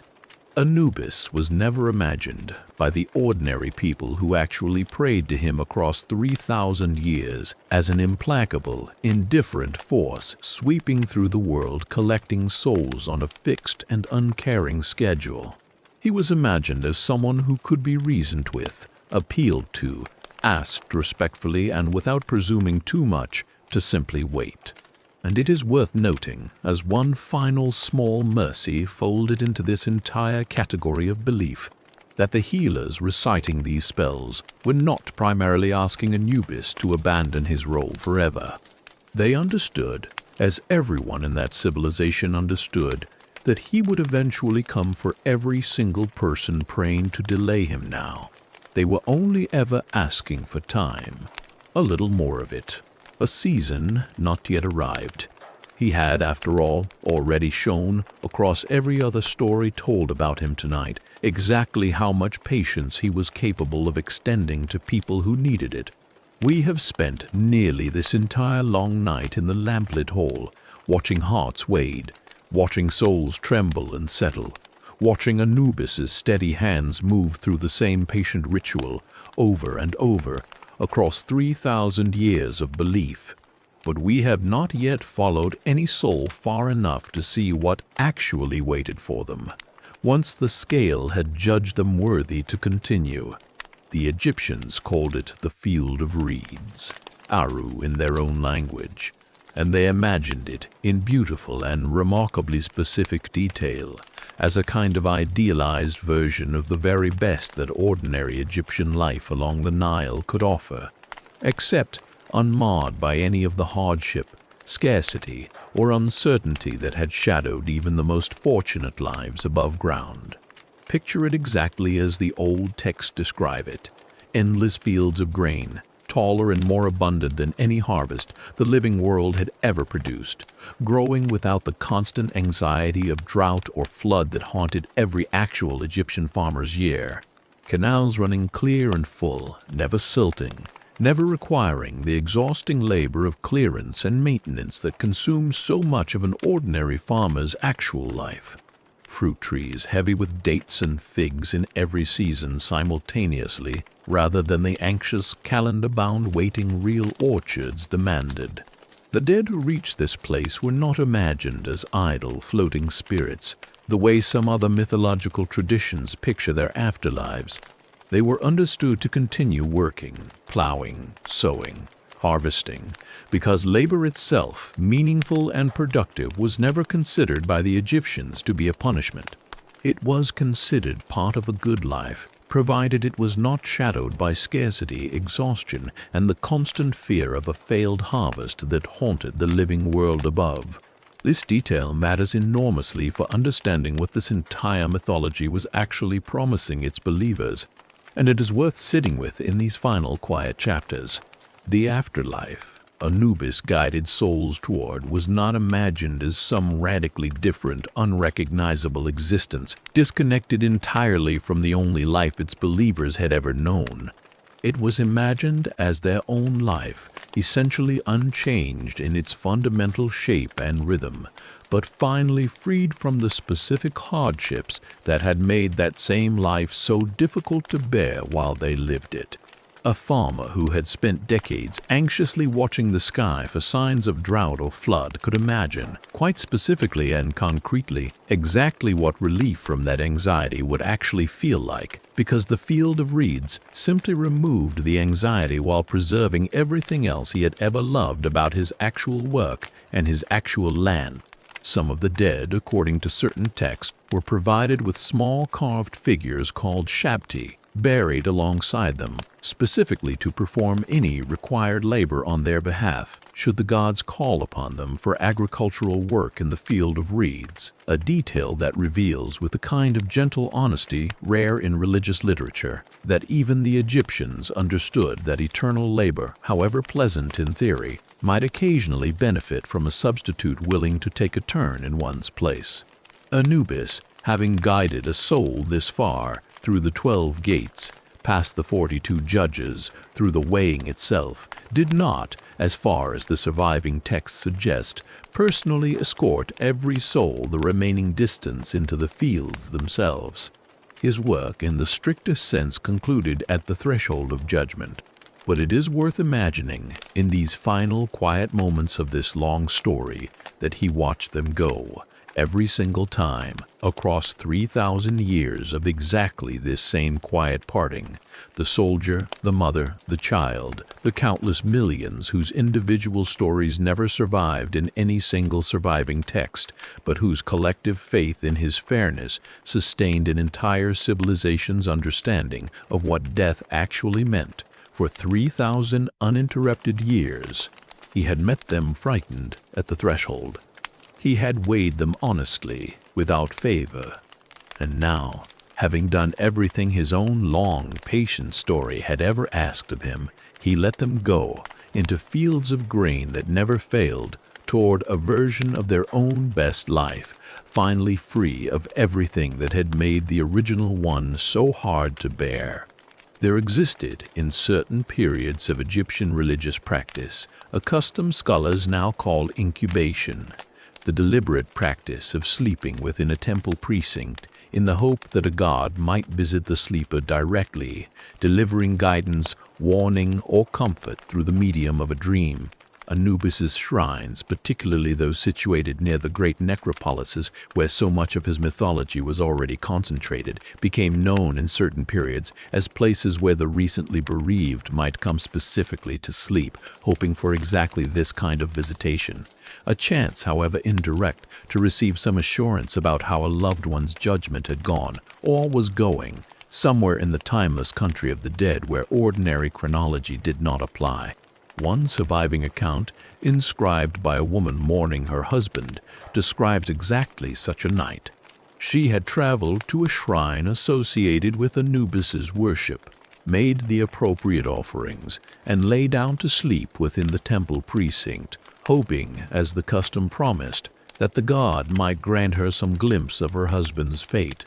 She dreamed, the inscription tells us, of a long dark corridor, and at the end of it, a doorway filled with lamplight, and within that doorway, unmistakably, the tall shape of a jackal-headed figure, standing beside a golden scale that hung, in her dream, perfectly, motionlessly balanced.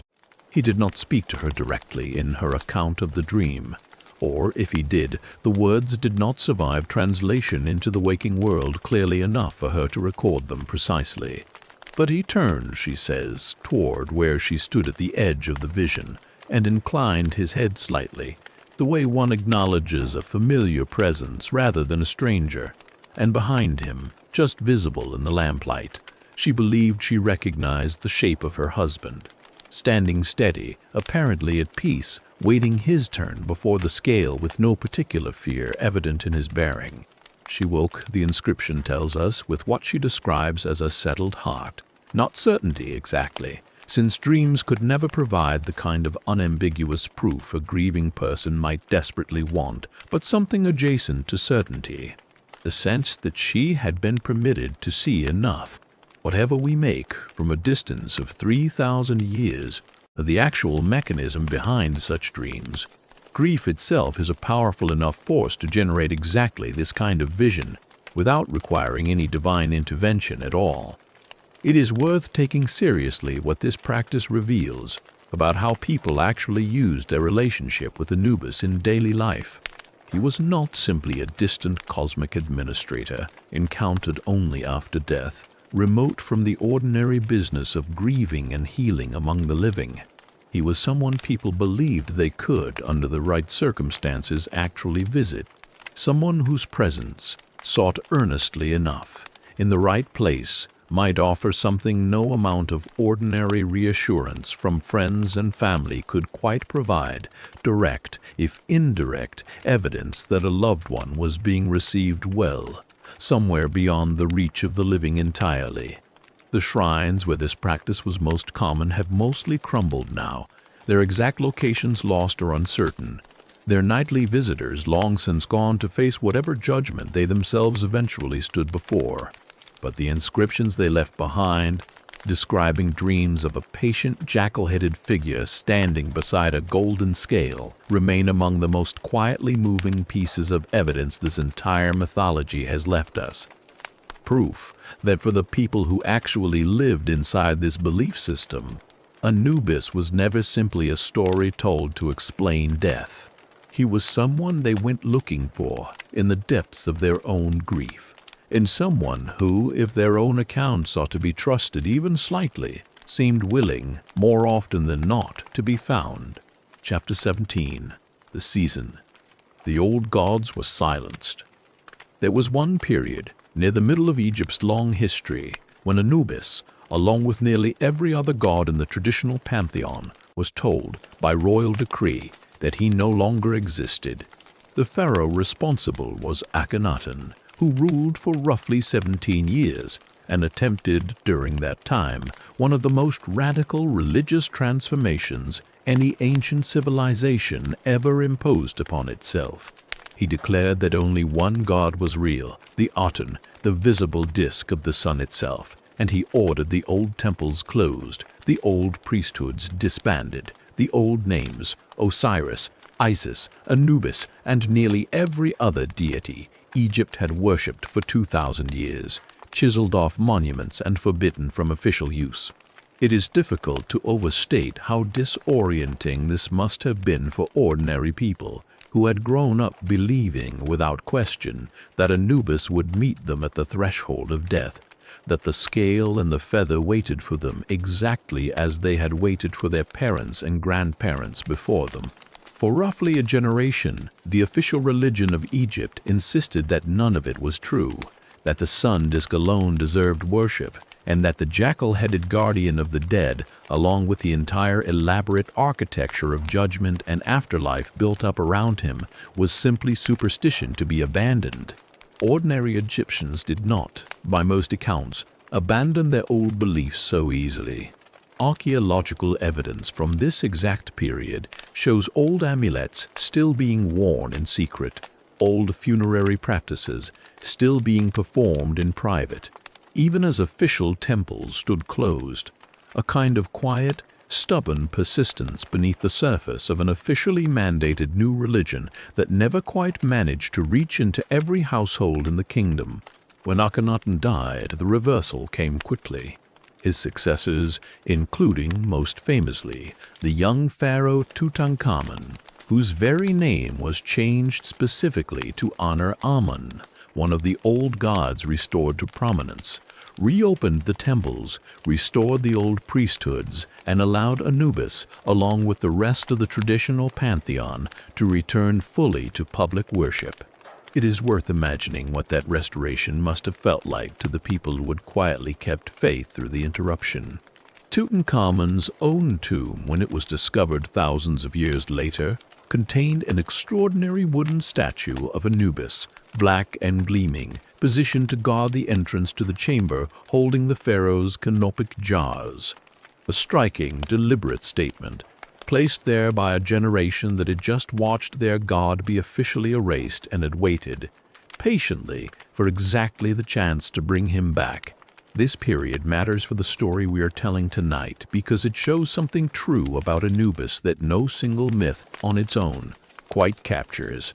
He had already, once before, in the very earliest chapters of his own story, lost a throne he might reasonably have claimed, and adjusted without complaint to a smaller, quieter role. Now, centuries later, an entire kingdom briefly declared he did not exist at all. And still, when the moment came for people to choose again, freely, which god they actually wanted waiting for them at the edge of death, they chose him, not because a decree told them to, because quietly, in their own households, they never actually stopped believing he would be there. There is a specific fear that ran through ancient Egyptian belief, distinct from the fear of the scale, distinct from the fear of Ammit waiting patiently at the base of it, and it is worth understanding because it shows exactly how seriously this civilization took the connection between memory and continued existence. The Egyptians believed that a person's name was not simply a label. It was a genuine functional component of their identity, necessary for their continued existence in the afterlife. To speak a dead person's name was to sustain them in some real sense, and offerings left at a tomb were traditionally accompanied by a specific formula, recited aloud, invoking the deceased by name so that they might continue to receive nourishment in the world beyond. This belief had a dark corollary, and Egyptian history provides several genuinely chilling examples of it being deliberately weaponized. If a name sustained a person's existence after death, then erasing that name, chiseling it off monuments, scratching it out of inscriptions, removing it systematically from every surviving record, was not merely an act of political spite. It was believed to be a genuine functional attack on the person's continued survival in the afterlife, a punishment that reached beyond death itself and threatened to unmake the soul entirely, regardless of what verdict the scale had already rendered. The most famous example belongs to Akhenaten, the same pharaoh who had once ordered Egypt's traditional gods erased from public worship. After his death, and after the old religion was restored, later generations turned the same weapon back against him, his own name chiseled from monuments across Egypt with such thoroughness that for centuries afterward, modern archaeologists piecing together Egyptian history from surviving inscriptions had no clear record he had ever existed at all, his entire reign a genuine historical mystery, until later discoveries finally recovered enough fragments to reconstruct what had happened. Consider what this meant within the actual belief system this entire story has been describing tonight. Akhenaten's heart, wherever his own soul eventually stood before whatever judgment awaited it, may well have been weighed fairly, exactly as every other heart in this mythology was weighed, regardless of the political consequences of his reign. But his name, the very anchor the Egyptians believed his continued existence depended upon, was, quite deliberately, hunted down and destroyed by the generations that followed him, an act intended to erase him not merely from history, but from whatever continued existence his own religion had once promised every soul who passed successfully through Anubis's hall. This raises a genuinely difficult question, one the ancient texts themselves never resolved cleanly. If the scale judged fairly and Anubis guided every soul with the same patient care regardless of who they had been in life, what happened to a soul whose name had been erased from the world of the living afterward? Did the fairness of the judgment protect them from this second, later punishment? Or did the erasure of memory reach even into the afterlife, undoing something the scale itself had already settled? The surviving texts do not answer this clearly, and it is worth sitting with that uncertainty rather than resolving it artificially. It suggests, perhaps, that even within a belief system built so carefully around fairness and patient judgment, the living retained one power. The dead could never fully escape, the power to remember or to deliberately, systematically forget. Anubis, whatever the texts leave unresolved, remained associated across every surviving prayer with exactly the opposite instinct. "Let Anubis remember my name," the old spell asked. Perhaps that request carried more weight than it first appears to, addressed not simply to a guide through darkness, but to the one figure in this entire mythology, whose attention, once given, the living could never fully take back. Egypt, across nearly all of its long history, was never a closed or isolated civilization. Traders, soldiers, laborers, and captives from Nubia to the south, from the lands of Canaan to the northeast, from Libya to the west, moved through Egyptian territory constantly, and many settled permanently, living out entire lives within a culture whose gods had not originally been their own.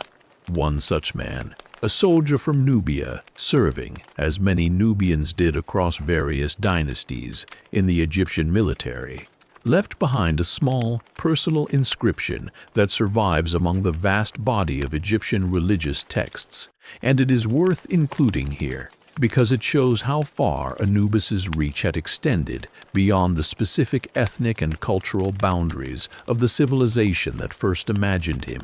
The soldier had served Egypt for over 20 years by the time he composed this particular prayer, had married an Egyptian woman, had raised children who considered themselves, without complication, simply Egyptian. And yet the inscription he left reveals a specific, personal anxiety that his own foreignness might matter in some way he could not quite predict when his own moment finally came to stand before the scale. "I was not born beneath these stars," the inscription reads, in a rough translation that has survived across the centuries. "I came from the lands south of the first cataract, and my mother's gods were not the gods of this river. But I have lived my whole life among these people, and loved an Egyptian woman and raised Egyptian children, and I ask the jackal-headed one, will you weigh my heart as you weigh any other, or will you find somewhere in it the mark of a foreign birth that cannot be undone by any length of faithful service?" There is no direct divine answer preserved to this particular prayer, of course. These inscriptions were requests, not correspondence, and the gods, whatever their nature, did not typically reply in writing. But it is worth noting what the broader theology this entire story has described actually implies about the answer this soldier was hoping for. Everything we have learned tonight about Anubis, his refusal to weigh a pharaoh's heart more gently than a farmer's, his patient attention to a soldier tormented by memories of killing, his correction of a woman who had judged herself far more harshly than the scale ever would have, points toward a single, consistent principle running through the entire mythology. The scale asked what a heart actually carried.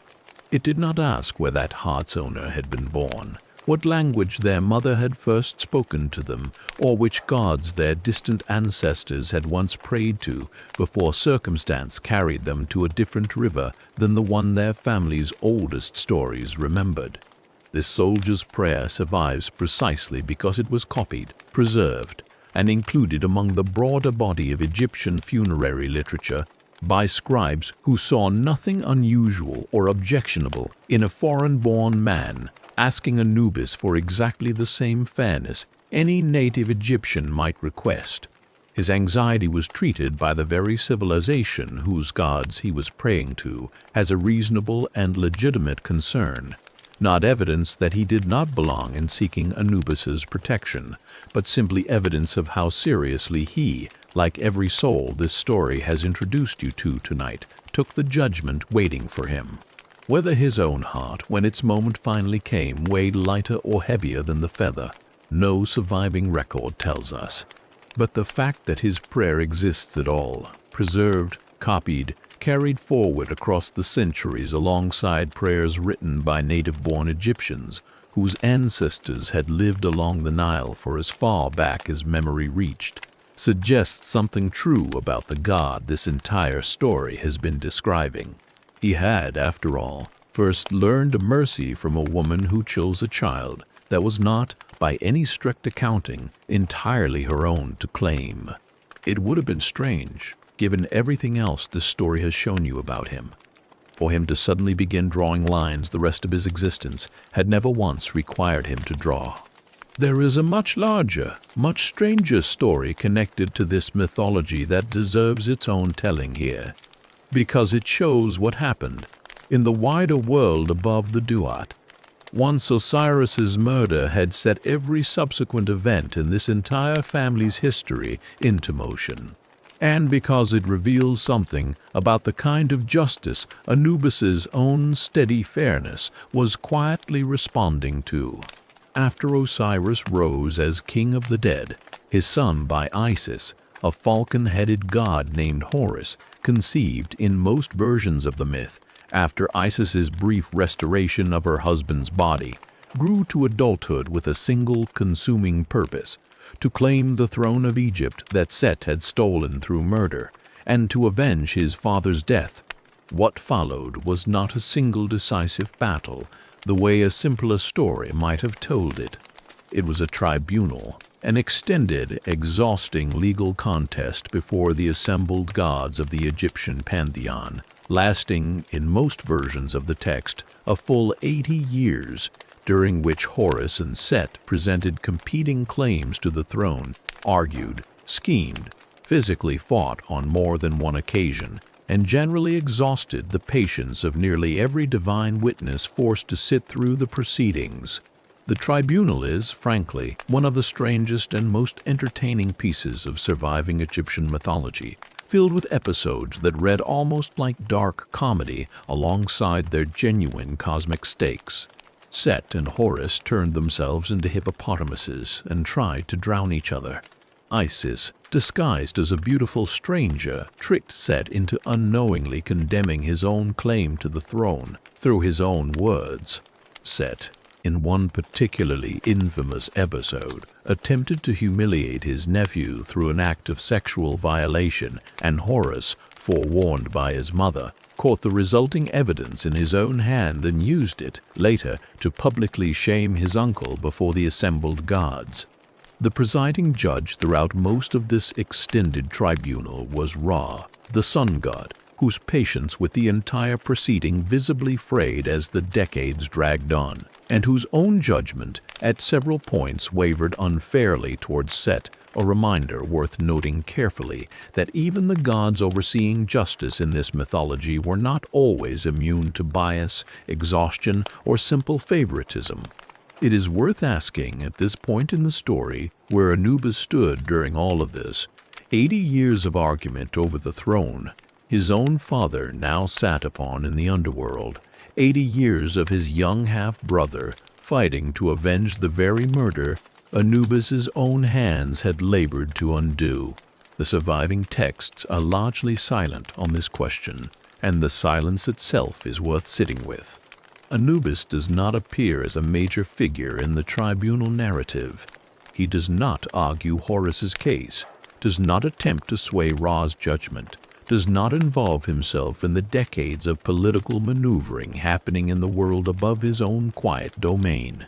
He was, by every indication the texts provide, exactly where he always was, in the Duat, beside the scale, continuing the work that did not pause, simply because a larger family drama was unfolding in the halls above him. Souls kept dying. Hearts kept needing to be weighed. The 80-year tribunal over Egypt's throne, however consequential to the living world, changed nothing about the patient, unglamorous work still waiting for him every single day in his own hall.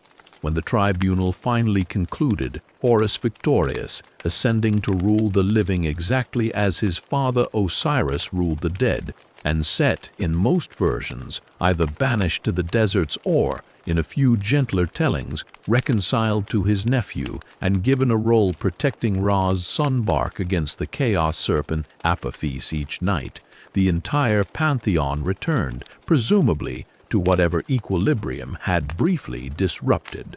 Anubis, one imagines, simply kept working through all of it. That, perhaps, is the clearest evidence available of what actually mattered to him. Not the throne his father had claimed, not the throne his half-brother spent 80 years fighting to win. The scale, the heart, the souls standing frightened at the threshold, needing someone steady to lead them forward, regardless of whatever much larger drama happened to be unfolding at that exact moment in the halls above. By the time Cleopatra VII ruled Egypt, the last independent pharaoh in a line stretching back over 3,000 years before her, the final inheritor of a religious tradition that had, by her reign, already absorbed Greek gods, Greek language, and Greek philosophy into its ancient Egyptian foundations, the old beliefs surrounding Anubis had not vanished.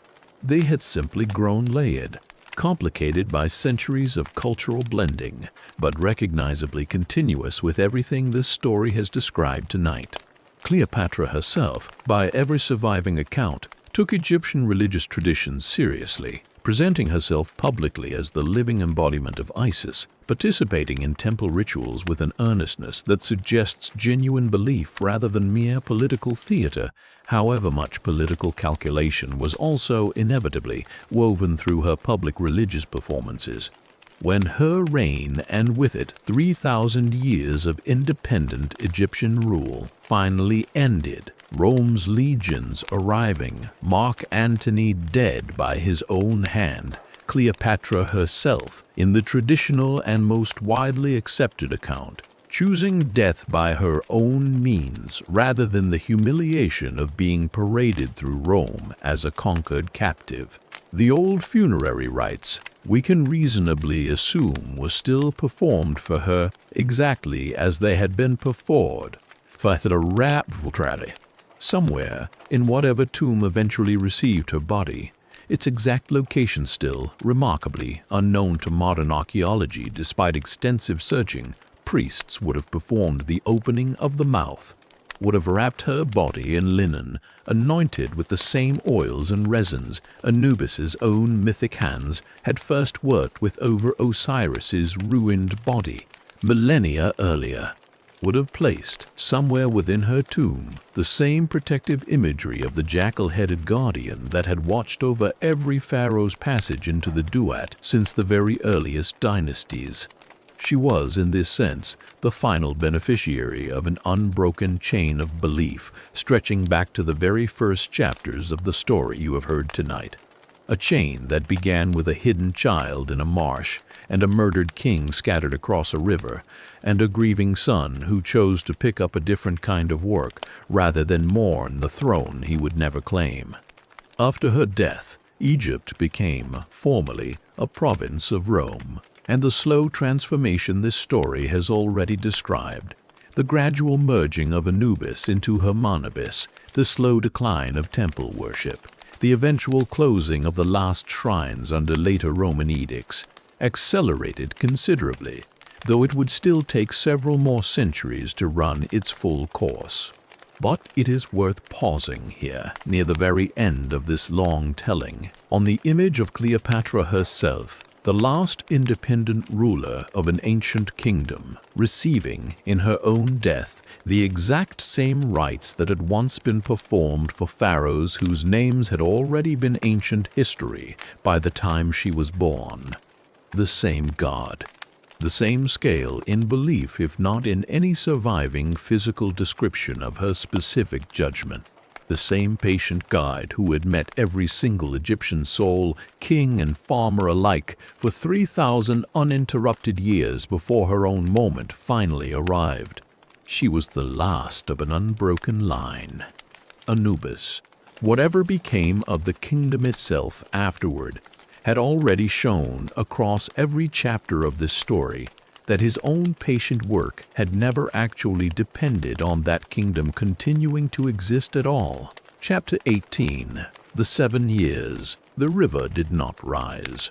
There is a period of genuine, documented crisis in Egyptian history worth including in this story, because it shows what happened to an entire civilization's faith in Anubis's fairness when the world above the Duat became, for a sustained and terrifying stretch of years, dramatically unfair. A surviving inscription, carved onto a large granite stela on the island of Sahel near the first cataract of the Nile, describes a famine lasting 7 consecutive years, during which the Nile's annual flood, the single event the entire Egyptian agricultural calendar, and by extension the entire Egyptian economy, depended upon absolutely, failed to rise to a sufficient height year after year, leaving the fields that should have received the black, fertile silt instead cracked and barren.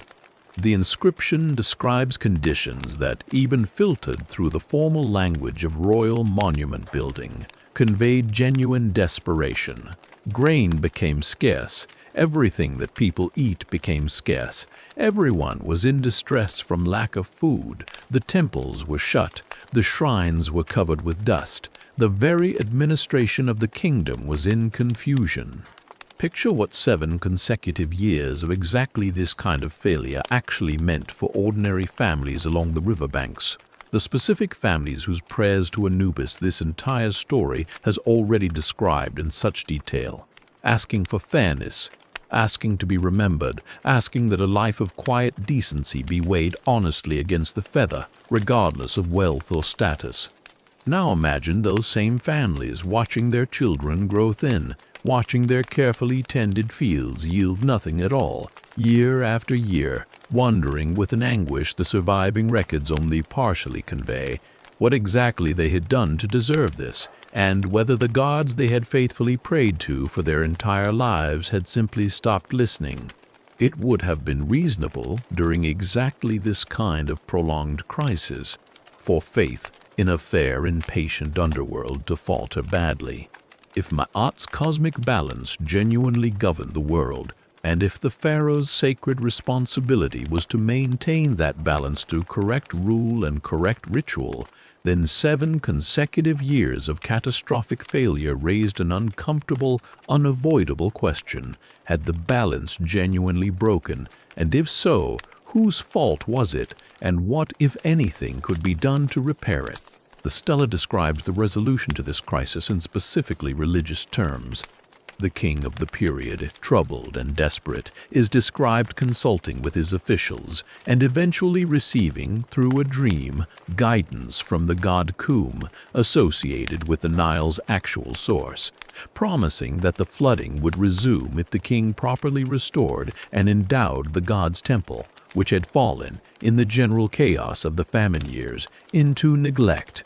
Whatever the actual historical mechanism behind the eventual end of this crisis, modern scholars debate whether the stela describes a genuine Old Kingdom famine or was carved centuries later as a piece of political and religious propaganda addressing entirely different concerns. The underlying anxiety it captures is genuine and worth sitting with in the context of everything else this story has told you tonight. What did Anubis's fairness mean to a family watching their children starve through no failure of their own private conduct? No personal violation of the 42 declarations, no individual heart grown heavy through neglect or cruelty. The scale, as this story has described it across every previous chapter, judged individuals, their own specific choices, their own specific hearts. It offered no comparable mechanism for addressing collective, undeserved suffering visited upon an entire population by forces entirely outside any single person's control. This is perhaps the honest limit of what this particular mythology actually promised its believers, and it is worth acknowledging plainly rather than glossing over in service of a tidier story. Anubis's fairness operated at the level of the individual heart, weighed honesty against a fixed and incorruptible standard, regardless of wealth or birth. It did not promise, and never claimed to promise, that the collective conditions of an entire generation's life would themselves always be fair, or that righteous individual conduct guaranteed protection from famine, plague, or the countless other genuine hardships that periodically swept through even the most devoutly observant communities along the Nile. What it offered instead, and what the surviving prayers from even the hardest years continued asking for without apparent diminishment, was something narrower but no less meaningful to the people actually living through it: the assurance that whatever suffering the living world above the Duat visited upon you, unfairly and beyond your own control, the final accounting of your own life would still, eventually, be conducted honestly.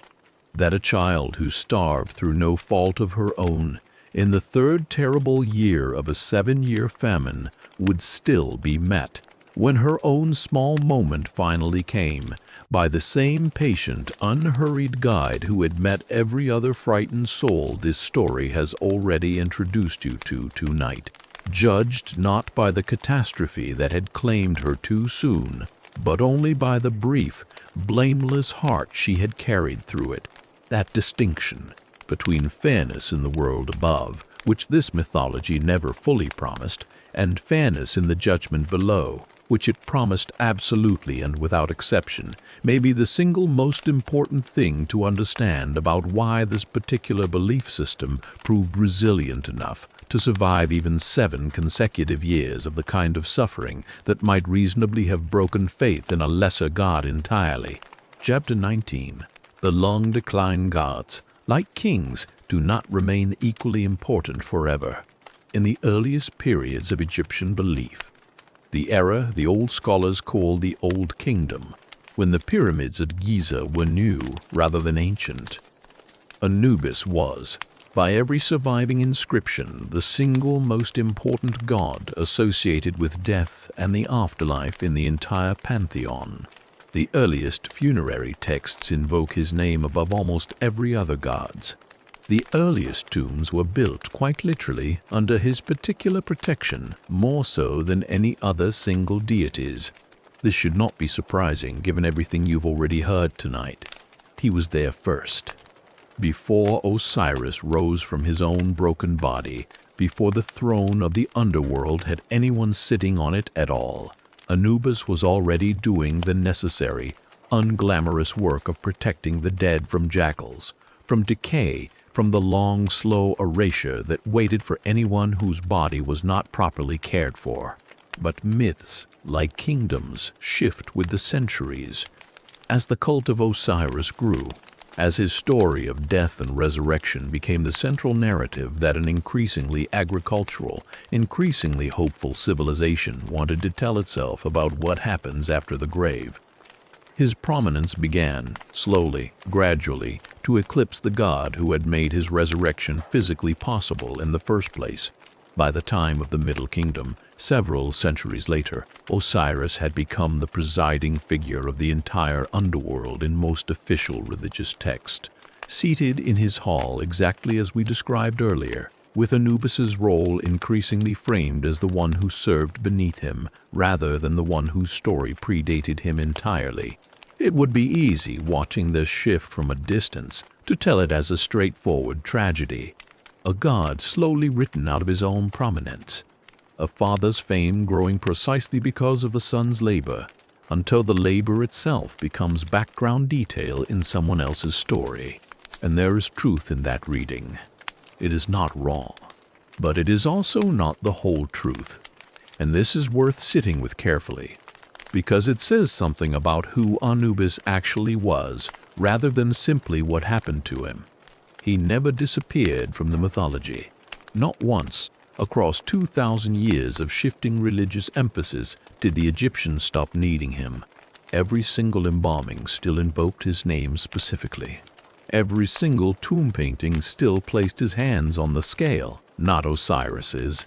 Every single ordinary person who died still expected, as a matter of unquestioned religious fact, that the jackal-headed god, not the enthroned king above him, would be the one who actually met them at the threshold and walked them the rest of the way.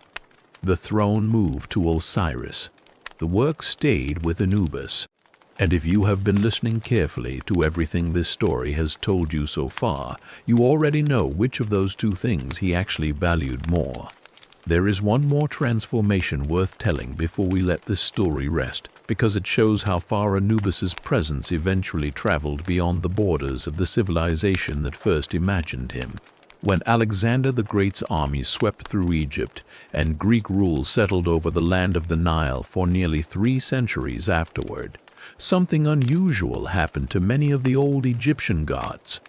The Greeks, encountering deities that did not map neatly onto their own pantheon, often did not discard them. They merged them instead, finding, in careful and sometimes strange combinations, a Greek god whose domain overlapped closely enough with an Egyptian one that the two could be worshipped side by side as a single blended figure.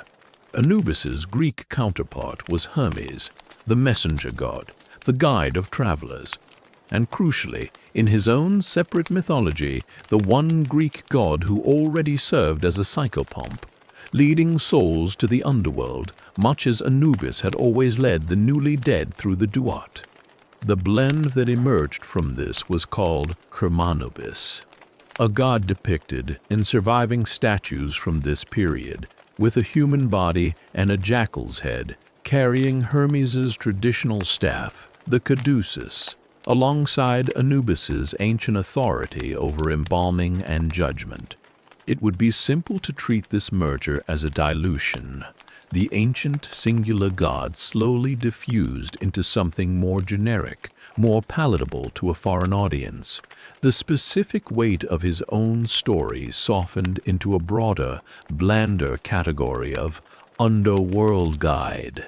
But there is another way to understand it, and it fits everything else you have heard tonight about who Anubis actually was underneath the myths told about him. He had never needed the throne. He had never needed to be the largest name in any pantheon, in any era, in any language. What he needed, what his entire story, from the marsh to the scale, had always actually been about, was for the dead to have someone steady beside them in the last moment before whatever came next. The Greeks who prayed to Anubis were not asking for anything Anubis had not already been offering for 2,000 years before they arrived. They were simply the latest people in the longest line of frightened, grieving, hopeful people to need exactly what he had never once in any era refused to give. He had lost a throne once, in the very first chapters of his own story, to a father who needed a different kind of god sitting above him. He had spent every century since proving that the throne had never been the point. Egypt's old religion did not end all at once. It faded the way most enormous things fade, slowly, unevenly, in some places lingering long after it had already vanished elsewhere. By the time the last Egyptian temples closed their doors under edicts from a Roman Empire that had, by then, adopted an entirely different religion for itself, the priesthoods that had once maintained Anubis's rights for well over 3,000 years, a span of time so long it is genuinely difficult for a modern mind to hold on to its full scale, longer than the entire distance between today and the founding of Rome itself, had already been shrinking for generations. The knowledge of how to properly embalm a body according to the old methods, how to conduct the opening of the mouth, how to recite the 42 declarations correctly in front of the 42 judges, began to disappear from active practice, preserved only in old papyri that fewer and fewer people remaining could still read. It would be reasonable to assume that a god so tied to a specific civilization's specific rituals would simply vanish once those rituals stopped being performed. Most gods, across most of human history, have followed exactly that pattern, inseparable from the priesthoods and temples that sustain them, gone the moment those institutions collapse. Anubis did not entirely follow that pattern, and it is worth understanding why, because the answer returns us, one final time, to the actual nature of what he represented. He was never really a god of temples in the first place. Yes, temples existed in his name, and priesthoods maintained his official worship for millennia. But the actual function he served in the daily imagination of ordinary Egyptians was never primarily institutional. It was personal, immediate, and universal in a way that very few other gods in that pantheon could claim. Every single person who has ever died needs, in some sense, exactly what Anubis represented. Someone steady to meet them at an unfamiliar threshold. Some assurance that whatever comes next will be met with patience rather than indifference. Some hope that fairness, somewhere, still applies even after everything else about a life has ended. That need did not end when the temples closed. It is worth noting, as one final small detail, the jackal-headed imagery and images of black canine guardians standing watch at the edges of graves persisted in Egyptian folk practice for centuries after the official religion that first produced them had already faded from formal worship. Echoes of an old certainty surviving long after the theology that first explained it had been mostly forgotten by the people still, instinctively, reaching for it. You do not need to believe literally in the jackal-headed god weighing your heart against a feather to recognize something true and enduring in the shape of the story itself. Every culture that has ever existed has had to answer the same basic, unavoidable question. What happens to a person after they die? And is there anything, anyone, waiting there to receive them with something other than indifference. The Egyptians answered that question for 3,000 uninterrupted years with a god who had once been abandoned in a marsh himself, raised by someone who chose him despite having no obligation to, and who spent the whole of his existence afterward making absolutely certain that no one else who came to him would ever have to feel abandoned again. Chapter 20. The Kingdom That Kept Believing After Egypt. Forgot south of Egypt's traditional border, along the same Nile that had carried Osiris's scattered pieces and Isis's long search, there existed, for well over 1,000 years, an independent kingdom the Egyptians called Kush, and the ancient Greeks and Romans later called Nubia, a civilization that absorbed enormous influence from its northern neighbor across centuries of trade, conflict, occasional conquest in both direct and biquated. And when among everything Kush absorbed from Egyptian religious practice, Anubis's cult took root with a thoroughness that produced one of the more remarkable footnotes in this entire long story. Nubian royal tombs, particularly those built at the site of Meroe during the kingdom's later centuries, incorporated jackal-headed guardian imagery, funerary texts adapted directly from Egyptian originals, and burial practices recognizably descended from the same embalming traditions this story has already described in such detail. What makes this genuinely remarkable is the timing. By the point Kush was still actively maintaining these traditions with full seriousness, Egypt itself, under Roman and later Byzantine rule, had already begun the long process of abandoning its own ancient religion in favor of Christianity. There is a real documented stretch of history during which the kingdom of Kush, operating from its capital far to the south along the same river that had originated this entire mythology, was practicing Anubis's funerary rites with more continuous fidelity than Egypt's own increasingly Christianized population to the north. Meroitic royal pyramids, smaller and steeper than their much older Egyptian counterparts, but unmistakably descended from the same architectural and religious tradition, still stand today in the Sudanese desert, their walls carved with jackal-headed figures performing exactly the same protective functions this entire story has described, guarding thresholds, weighing hearts, guiding souls through darkness toward whatever waited on the other side of judgment. This detail matters for understanding the actual lived geography of Anubis's worship, which this story has until now described almost entirely through the lens of Egypt itself. The god did not belong exclusively to one narrow strip of river valley. His mythology was adopted by an entirely separate civilization with its own language, its own distinct artistic traditions, its own royal lineage utterly independent of any pharaoh's authority. And that separate civilization found in his story exactly the same promise Egyptian farmers and soldiers had found in it for centuries before them. There is something worth in the fact that when Rome's imperial power finally reached far enough south to press against Kush's own borders, the resulting conflict sometimes involved Kushite forces defending territory that, among everything else it protected, included active temples and active priesthoods maintaining exactly the funerary religion this entire story has spent so long describing. A belief system by then already considered by much of the wider Mediterranean world to be an ancient relic of a vanishing older order, still being practiced with full living tenate. Kush eventually declined, its capital at Meroe gradually abandoned. Its own written language, Meroitic, still only partially deciphered by modern scholars even today, leaving significant portions of its history frustratingly incomplete.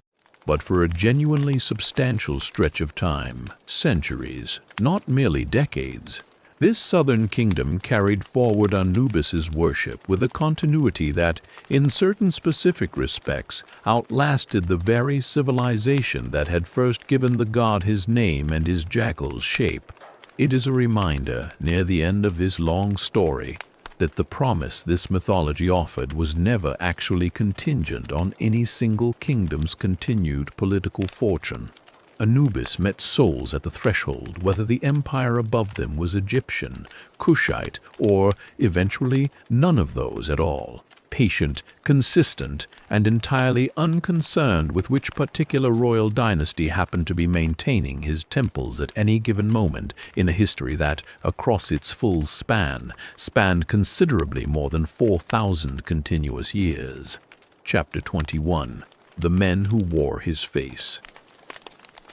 There is one last group of people worth remembering before we let this story rest, because without them, none of what you have heard tonight would ever have been more than a myth told around a fire. The embalmers.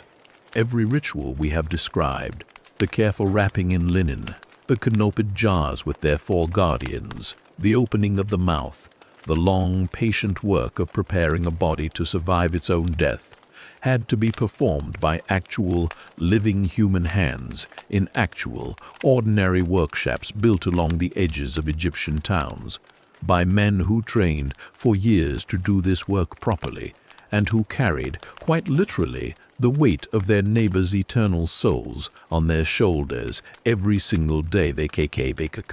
This was not glamorous labor. The workshops where embalming took place. The Egyptians called them the wabet, the pure place, required long hours spent close to death in its most physically demanding form, working with resin and natron salt and linen in conditions the ancient texts describe with unusual honesty as genuinely difficult even for those who had chosen the profession deliberately. The process itself took, by most accounts, some 70 days from beginning to end, a span of time during which the embalmer's household essentially organized itself around the demands of a single body's careful preparation. And yet these were also, by every surviving account, deeply respected craftsmen, because the people of Egypt understood, with total clarity, exactly what these embalmers were actually doing. They were not simply preserving a corpse for practical hygienic reasons. They were standing in, quite literally, for a god.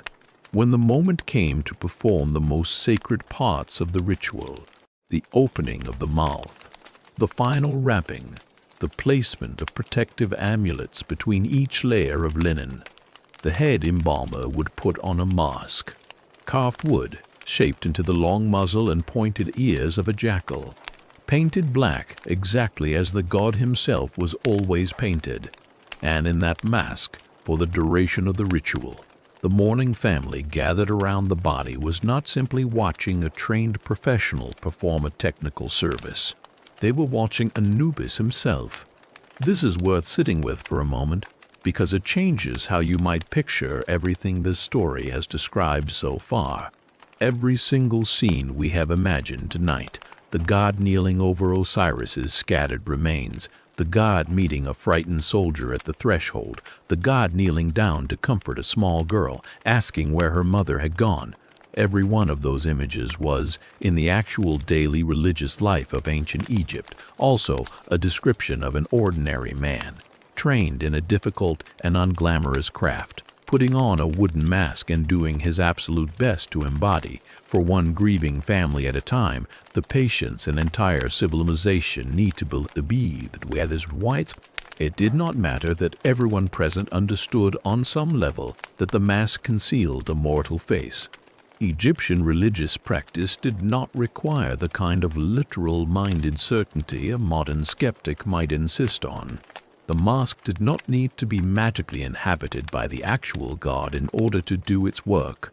It needed only to give the grieving family something steady to look at in the worst moment of their lives and to let them believe, for the length of the ritual, that their loved one was being received by something larger and more patient than mere human hands alone. Perhaps that is the truest thing this entire story can leave you with, as the lamp finally goes dark and the desert outside cools under its blanket of stars. Anubis was never only a myth told about the distant cosmic architecture of death and judgment. He was also, every single day, for 3,000 years, an ordinary man in a workshop, putting on a mask and trying, the way any of us might try, given the enormous responsibility of caring for someone else's grief, to be as patient, as fair, and as steady as the god whose face he had been given the honor of wearing. That is not a small inheritance to leave behind. It may be the largest one any god in this entire story ever gave.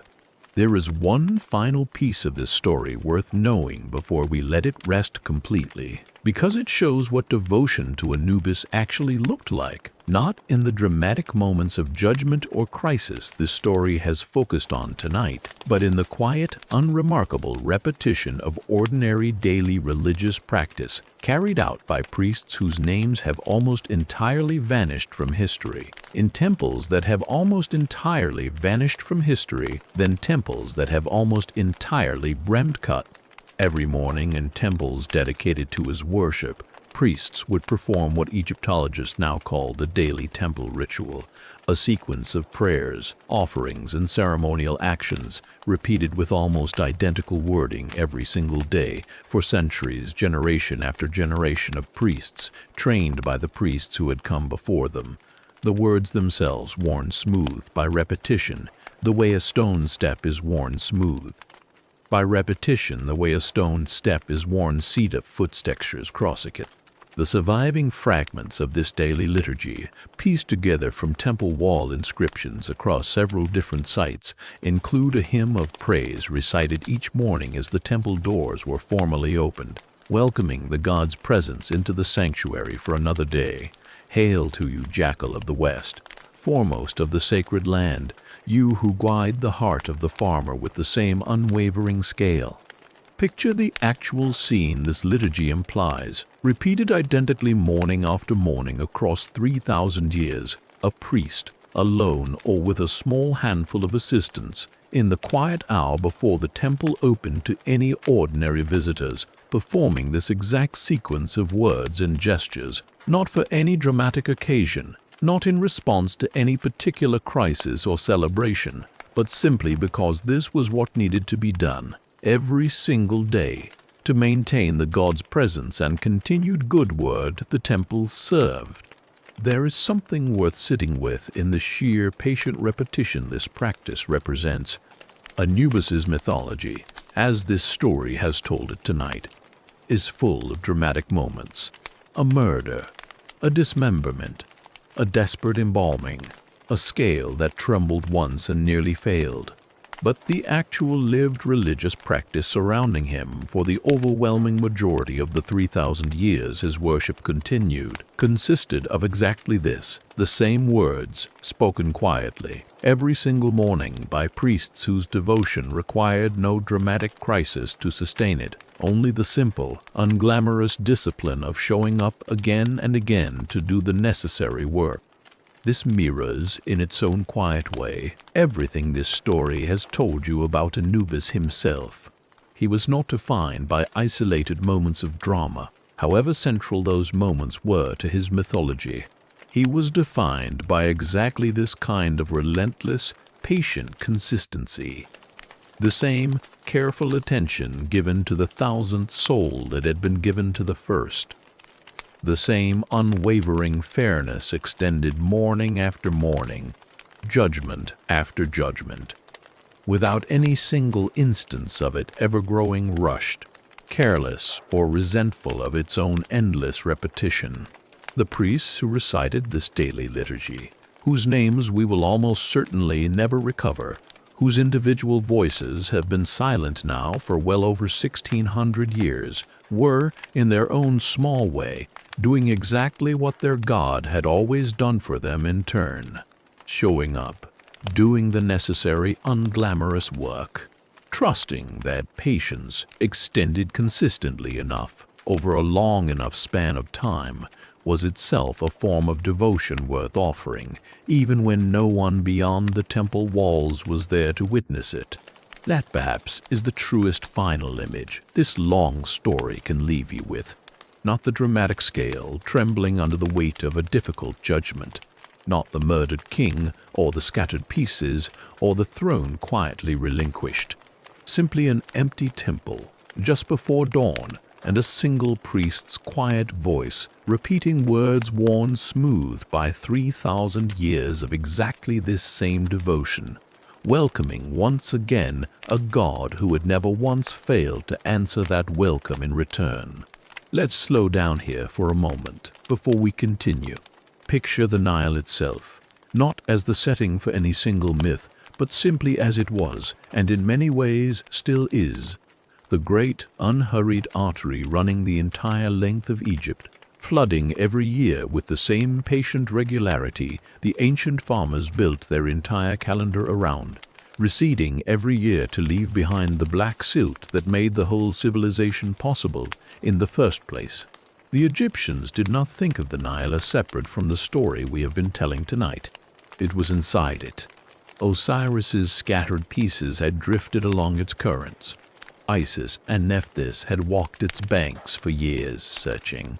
The reeds where infant Anubis had once been hidden grew along exactly this same river, fed by exactly this same water, moved by exactly this same slow current that still, even now, 3,000 years after the last pharaoh ruled, continues to rise and fall with the seasons.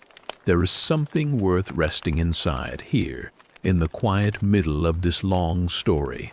The fact that the river itself never needed telling what had happened along its banks.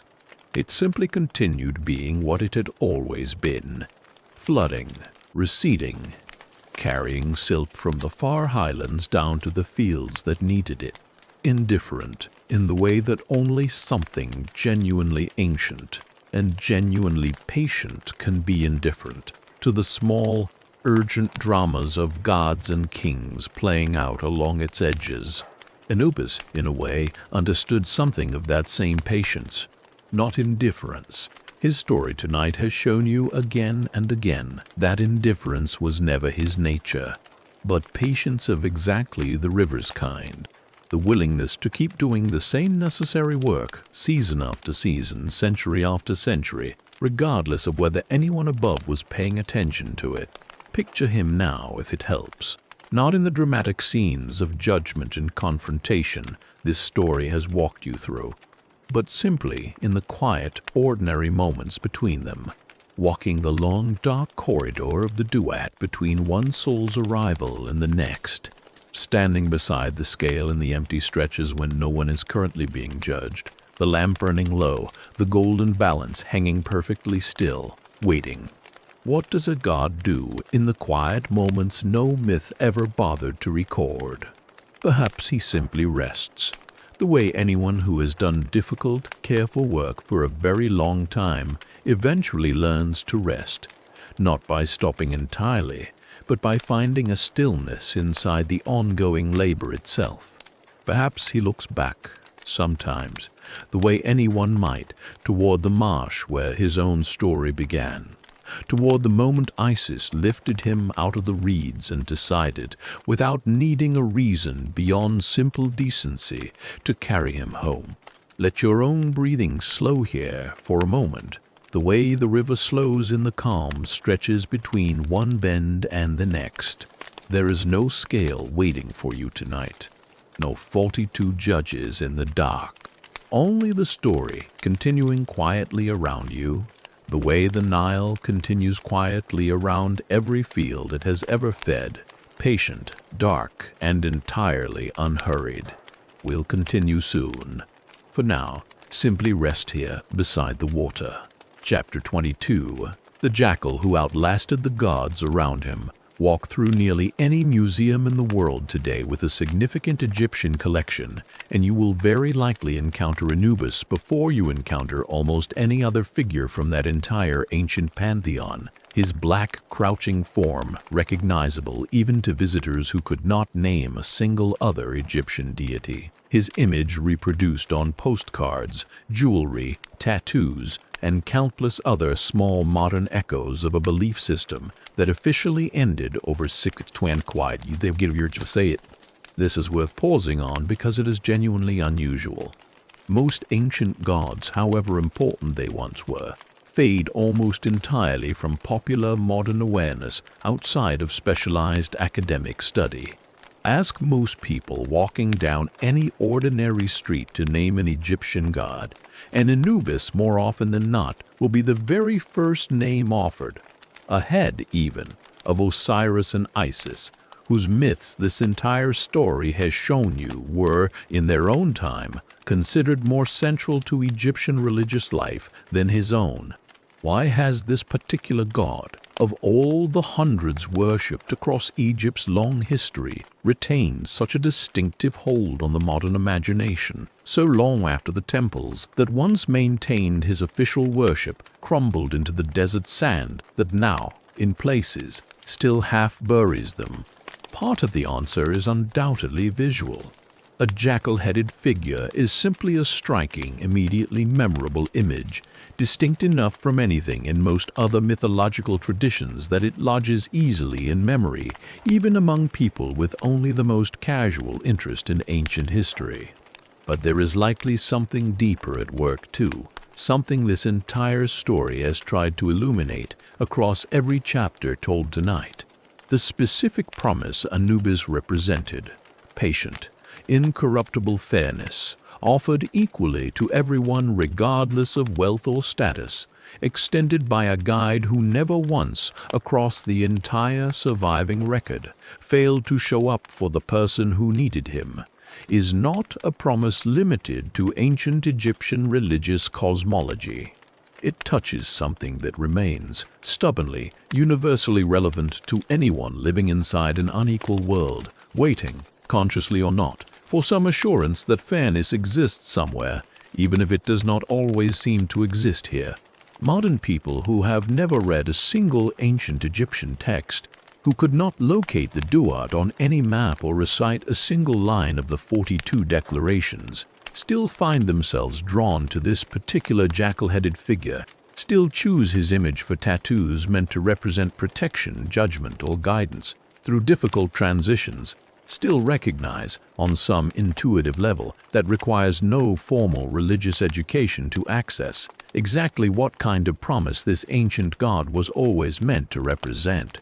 He has, in this sense, genuinely outlasted the very religion that first imagined him, not as a literally worshipped deity, in the way ancient Egyptians once worshipped him, but as a symbol that continues doing, in its own smaller, modern way, something close to what his original mythology always claimed he did.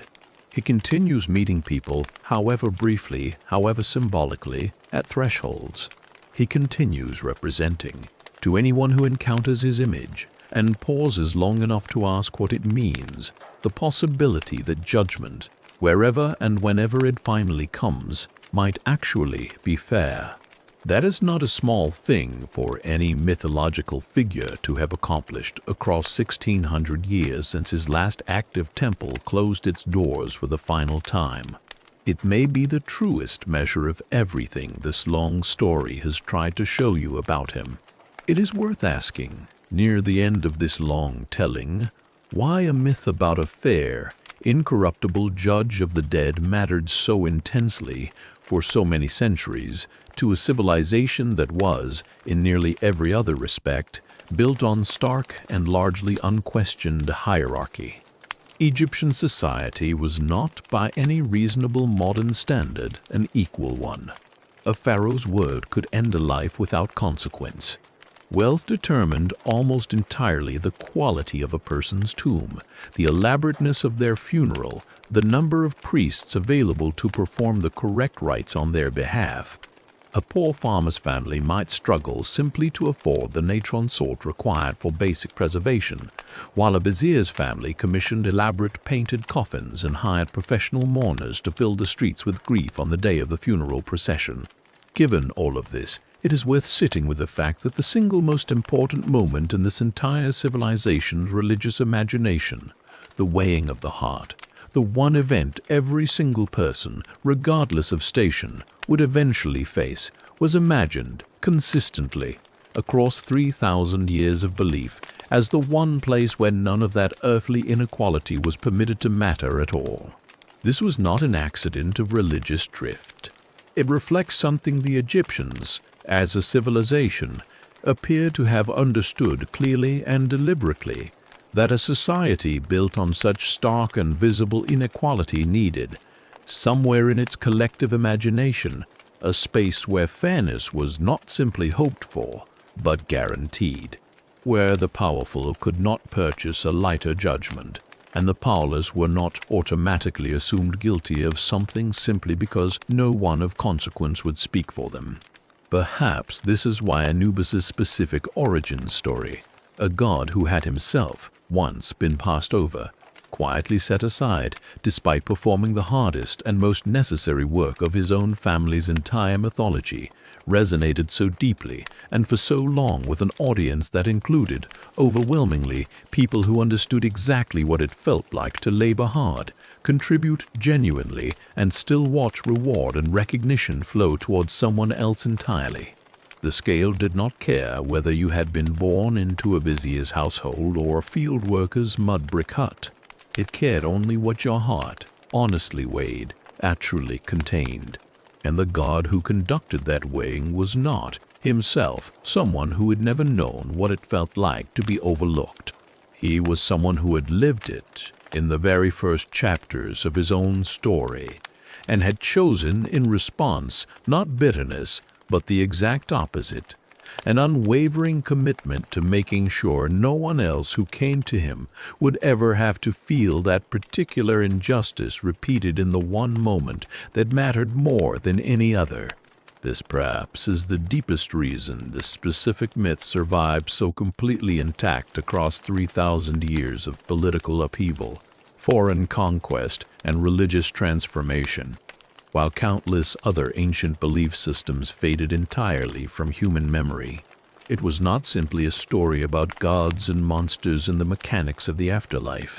It was a promise, renewed in every single funeral, every single prayer, every single small amulet worn against a traveler's chest. The promise that somewhere, eventually, fairness was actually guaranteed, regardless of how unequal the world above the Duat had been. People do not easily let go of a promise like that once they have found a story patient enough and consistent enough and old enough to make it feel genuinely trustworthy. Chapter 23. The merchant who trusted no one final soul is worth meeting before this long story turns toward its close, because his particular fear, standing at the threshold, differs from every other one you have heard tonight, and it completes something important about the full range of hearts Anubis's scale was ever asked to weigh. He had been, in life, extraordinarily successful. A merchant who built, across 4 decades of careful, calculated dealing, one of the largest trading operations along a significant stretch of the Nile, moving grain, linen, and luxury goods between Egypt and its neighbors with a shrewdness that had made him genuinely wealthy by the standards of his time. He had never, by his own account, broken any of the 42 declarations in any dramatic or obvious sense. He had never murdered, never stolen outright, never committed the visible crimes the thief in an earlier chapter of this story had openly confessed to. But he arrives at the threshold carrying a different kind of fear entirely, one he articulates to Anubis with unusual precision for a soul in his position.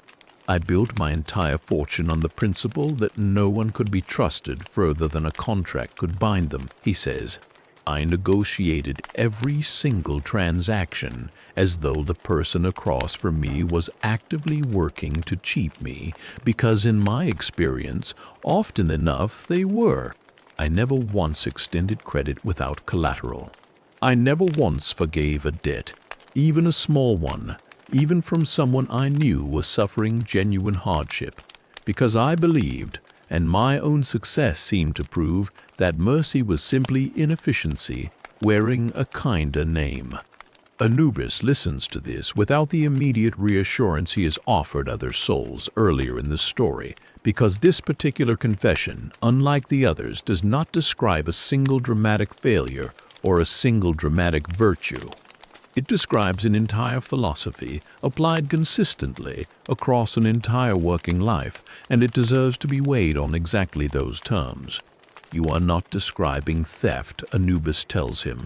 The scale does not weigh shrewd dealing as a crime, provided the dealing itself was honest. But you are describing something the 42 declarations touch on more quietly than outright theft. The question of whether you turned away when someone asked for bread, whether you caused pain that a different kind of heart might have spared them. A contract honestly enforced is not by itself a cruelty, but 4 decades of assuming the worst of every person you encountered and treating that assumption as a virtue rather than a wound you carried and inflicted in equal measure leaves its own particular mark. At the scale, the heart is placed. The feather is set opposite it.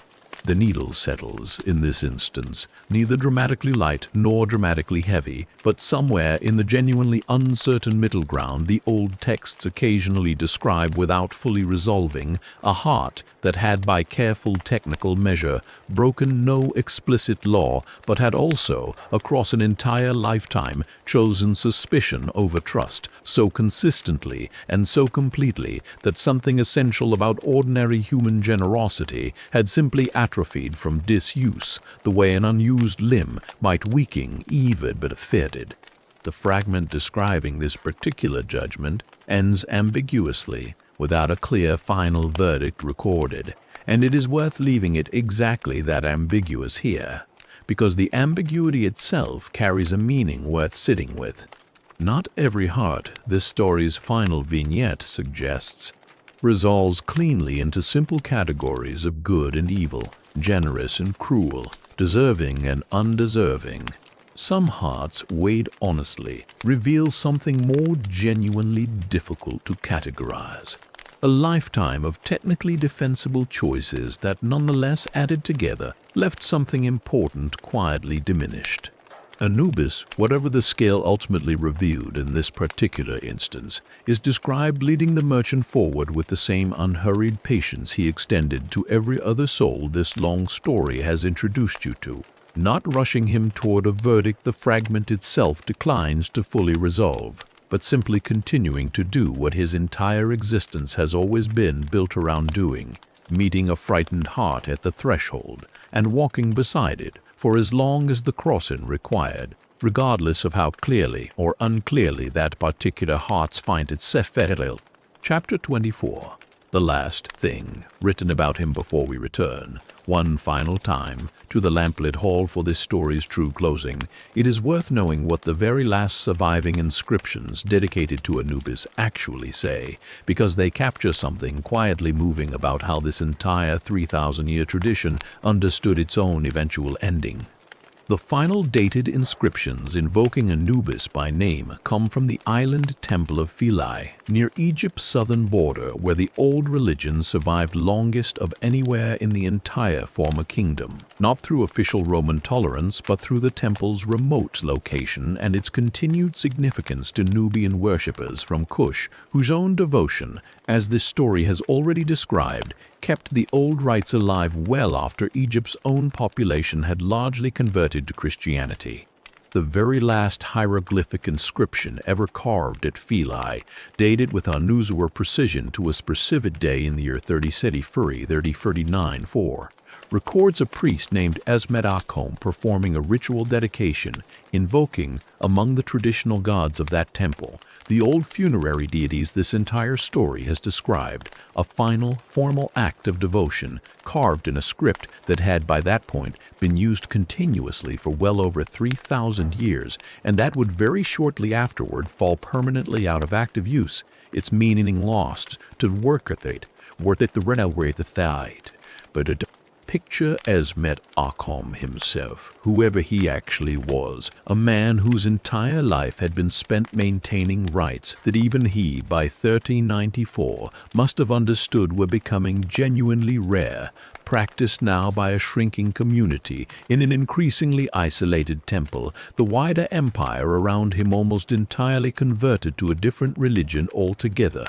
He carved his inscription anyway, with the same careful, unhurried attention this entire story has told you defined every embalmer, every priest, every believer who ever maintained Anubis's rights across the preceding 3 millennia. He could not have known, carving those final hieroglyphs into stone, that he was recording the last formal instance of a writing system that had already existed in continuous use for longer than the entire span of time separating his own moment from ours today. He could not have known that the specific gods he was invoking, including, quite possibly, Anubis himself, whose funerary role remained relevant to Philae's own religious traditions, even this late in the old religion's long decline, would not receive another formal, literate dedication in their own original language for well over 1,000 years afterward. He simply did the work in front of him, carefully, the way every single figure this long story has introduced you to tonight did the work in front of them. The boy learning to fold linen for the first time, the priest reciting the same morning liturgy his own teacher had once recited to him, the pilgrims walking days through desert heat toward Abydos, the countless anonymous families leaving small mummified offerings in the dark catacombs beneath Saqqara. There is something worth holding on to in these final pages of this long story, in the fact that we know, with genuine historical precision, the exact last moment this ancient tradition was formally recorded in its own original language, and that the moment itself was not dramatic, was not marked by any awareness of ending, was simply one more priest doing one more piece of careful, patient work, exactly as it had always been done, without any sense that he was closing a door on something that had remained open, continually. This mirrors in its own way everything this story has told you about Anubis's own nature. He was never described across any surviving myth as anxious about endings, about legacy, about whether his own careful work would be remembered or credited by anyone beyond the immediate soul standing in front of him at any given moment.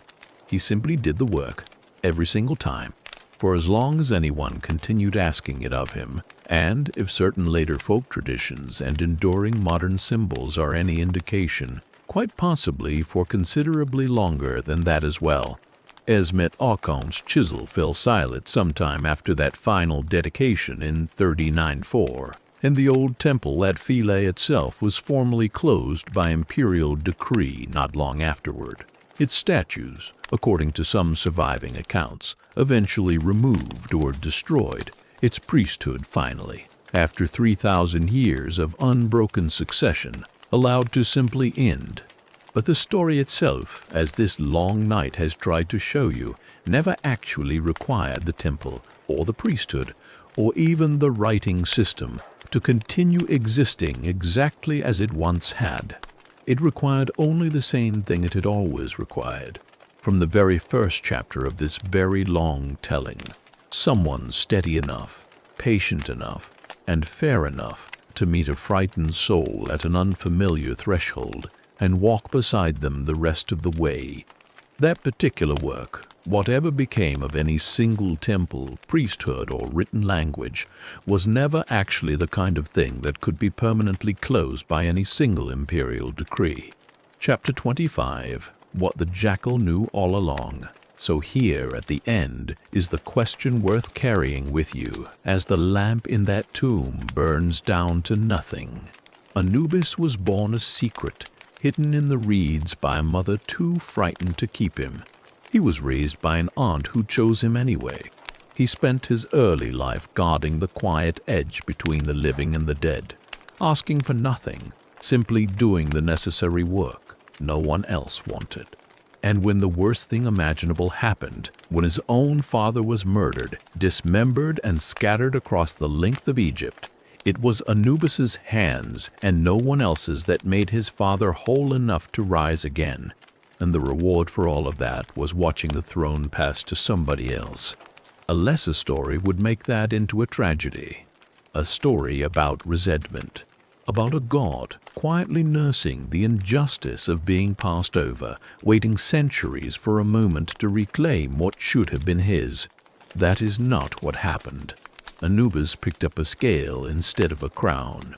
And for 3,000 years, in a civilization obsessed with hierarchy, wealth, and the enormous gap between a pharaoh and everyone beneath him, the one god who never once let that gap matter was the one who had already learned in his own life exactly what it felt like to deserve something and not receive it.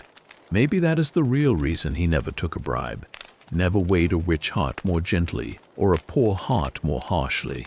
Never let a pharaoh's crown outweigh a farmer's feather. He knew better than almost any other god in that entire pantheon what it costs to be overlooked by the people who are supposed to see you clearly. So he made absolutely sure that no one who passed through his hall would ever have to feel that twice. That is what he became once the throne was gone. Not a lesser god, not a consolation. Something the Egyptians needed even more than a king of the dead. Someone patient enough to meet you in the worst moment of your entire existence and honest enough to weigh you exactly as you were. No more and no less, and kind enough to walk beside you the whole way there. Think, too, about how strange and how rare it is for a single figure to have held so many different kinds of significance across a single mythology. He was, at once, a family member wounded by exactly the kind of quiet exclusion that still, 3,000 years later, remains instantly recognizable to anyone who has ever watched credit and reward flow towards someone else despite their own harder, less visible labor. He was a craftsman whose actual invented techniques, the removal of organs, the careful drying with natron, the long patient wrapping, became the working template for an entire profession that outlasted his own original mythology by centuries.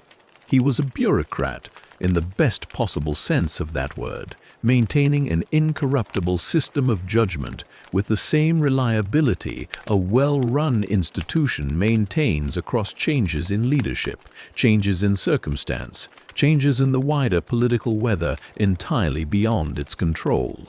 And he was, perhaps most importantly of everything this long night has shown you, simply present, reliably, consistently, for 3,000 years without a single recorded exception, exactly where the most frightened, most vulnerable people in an entire civilization needed someone to be.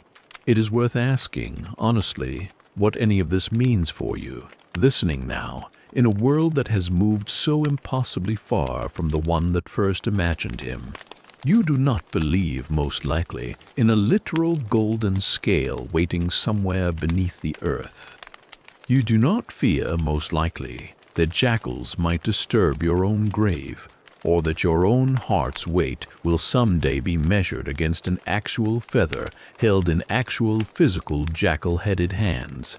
And yet the shape of what the story has been describing all along, the promise beneath the myth, rather than the myth's specific literal machinery, may still have something worth carrying with you into whatever rest is waiting for you tonight.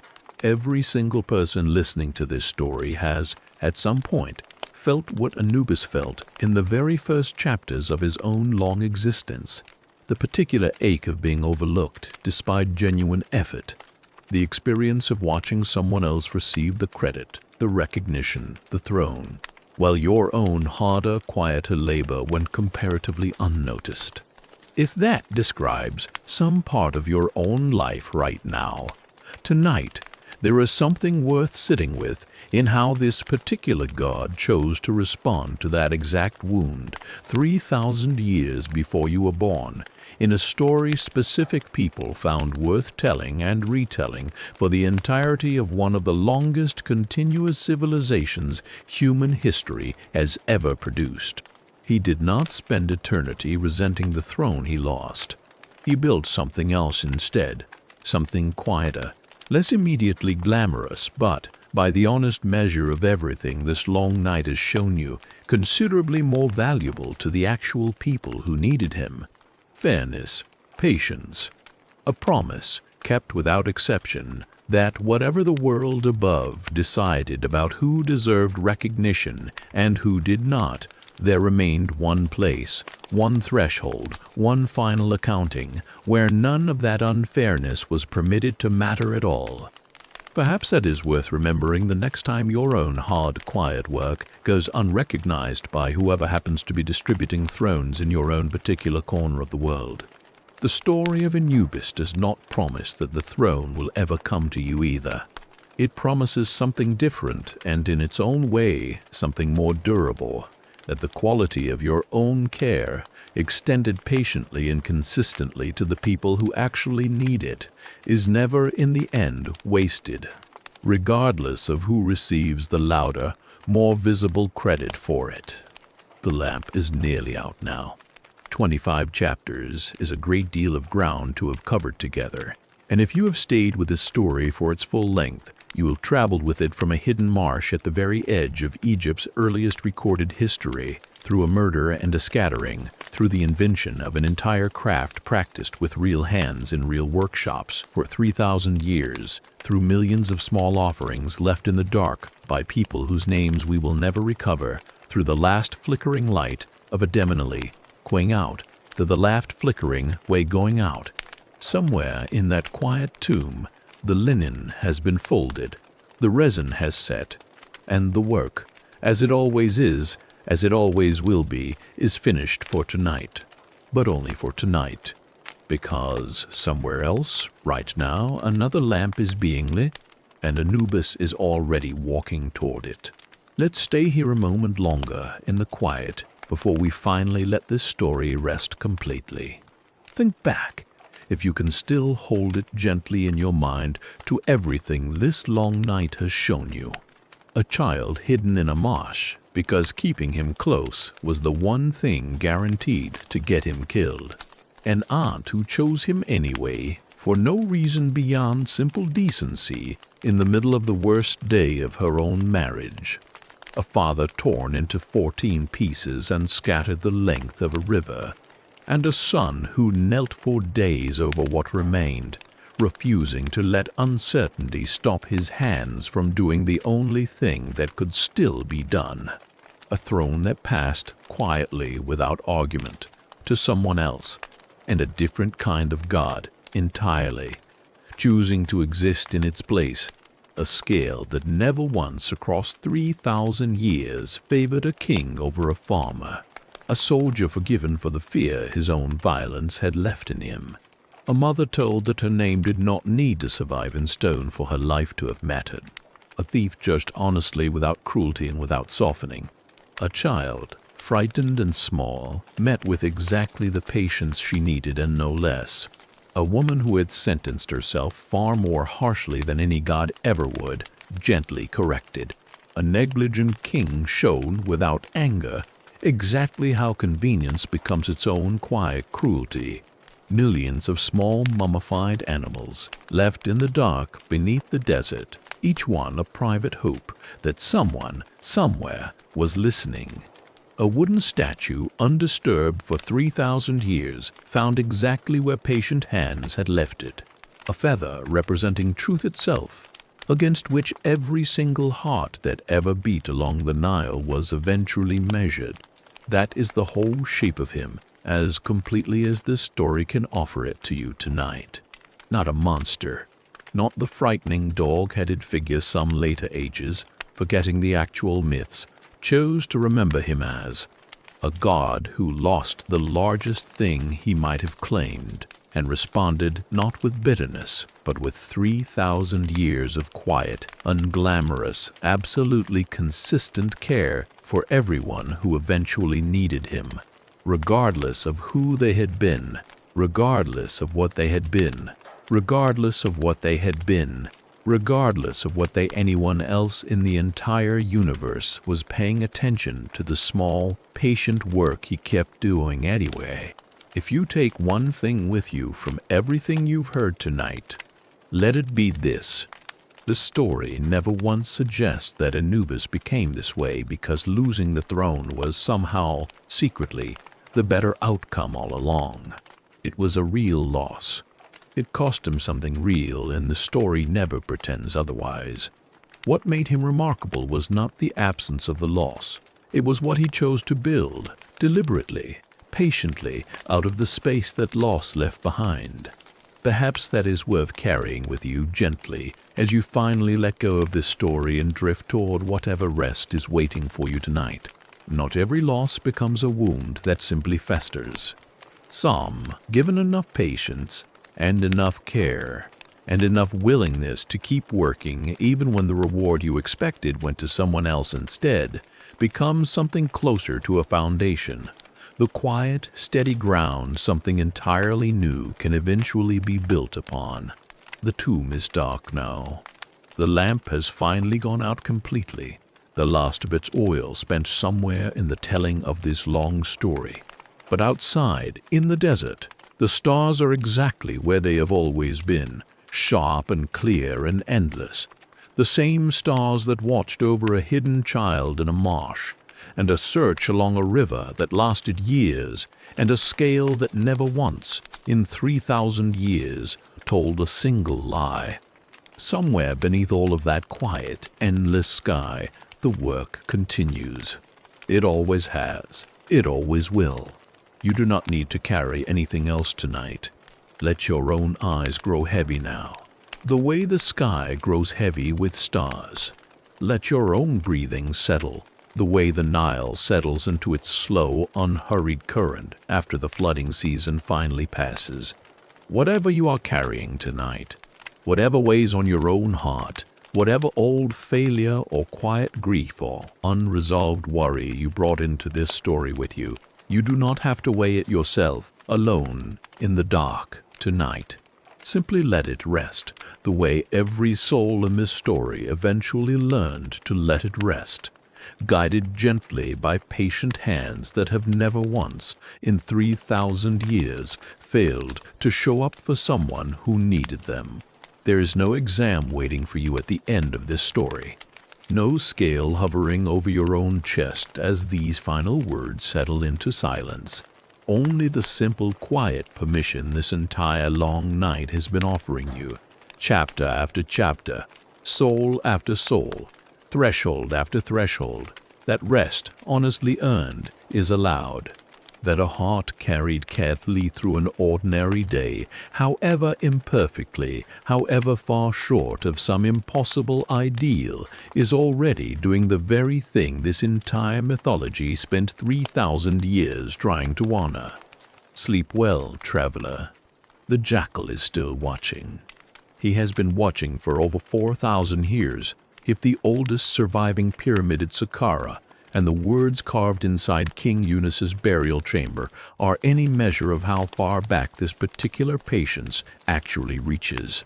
He was watching before Rome existed, before Greece existed in any form later ages would recognize, before nearly every other religious tradition still practiced anywhere in the world today had taken its own first recognizable shape.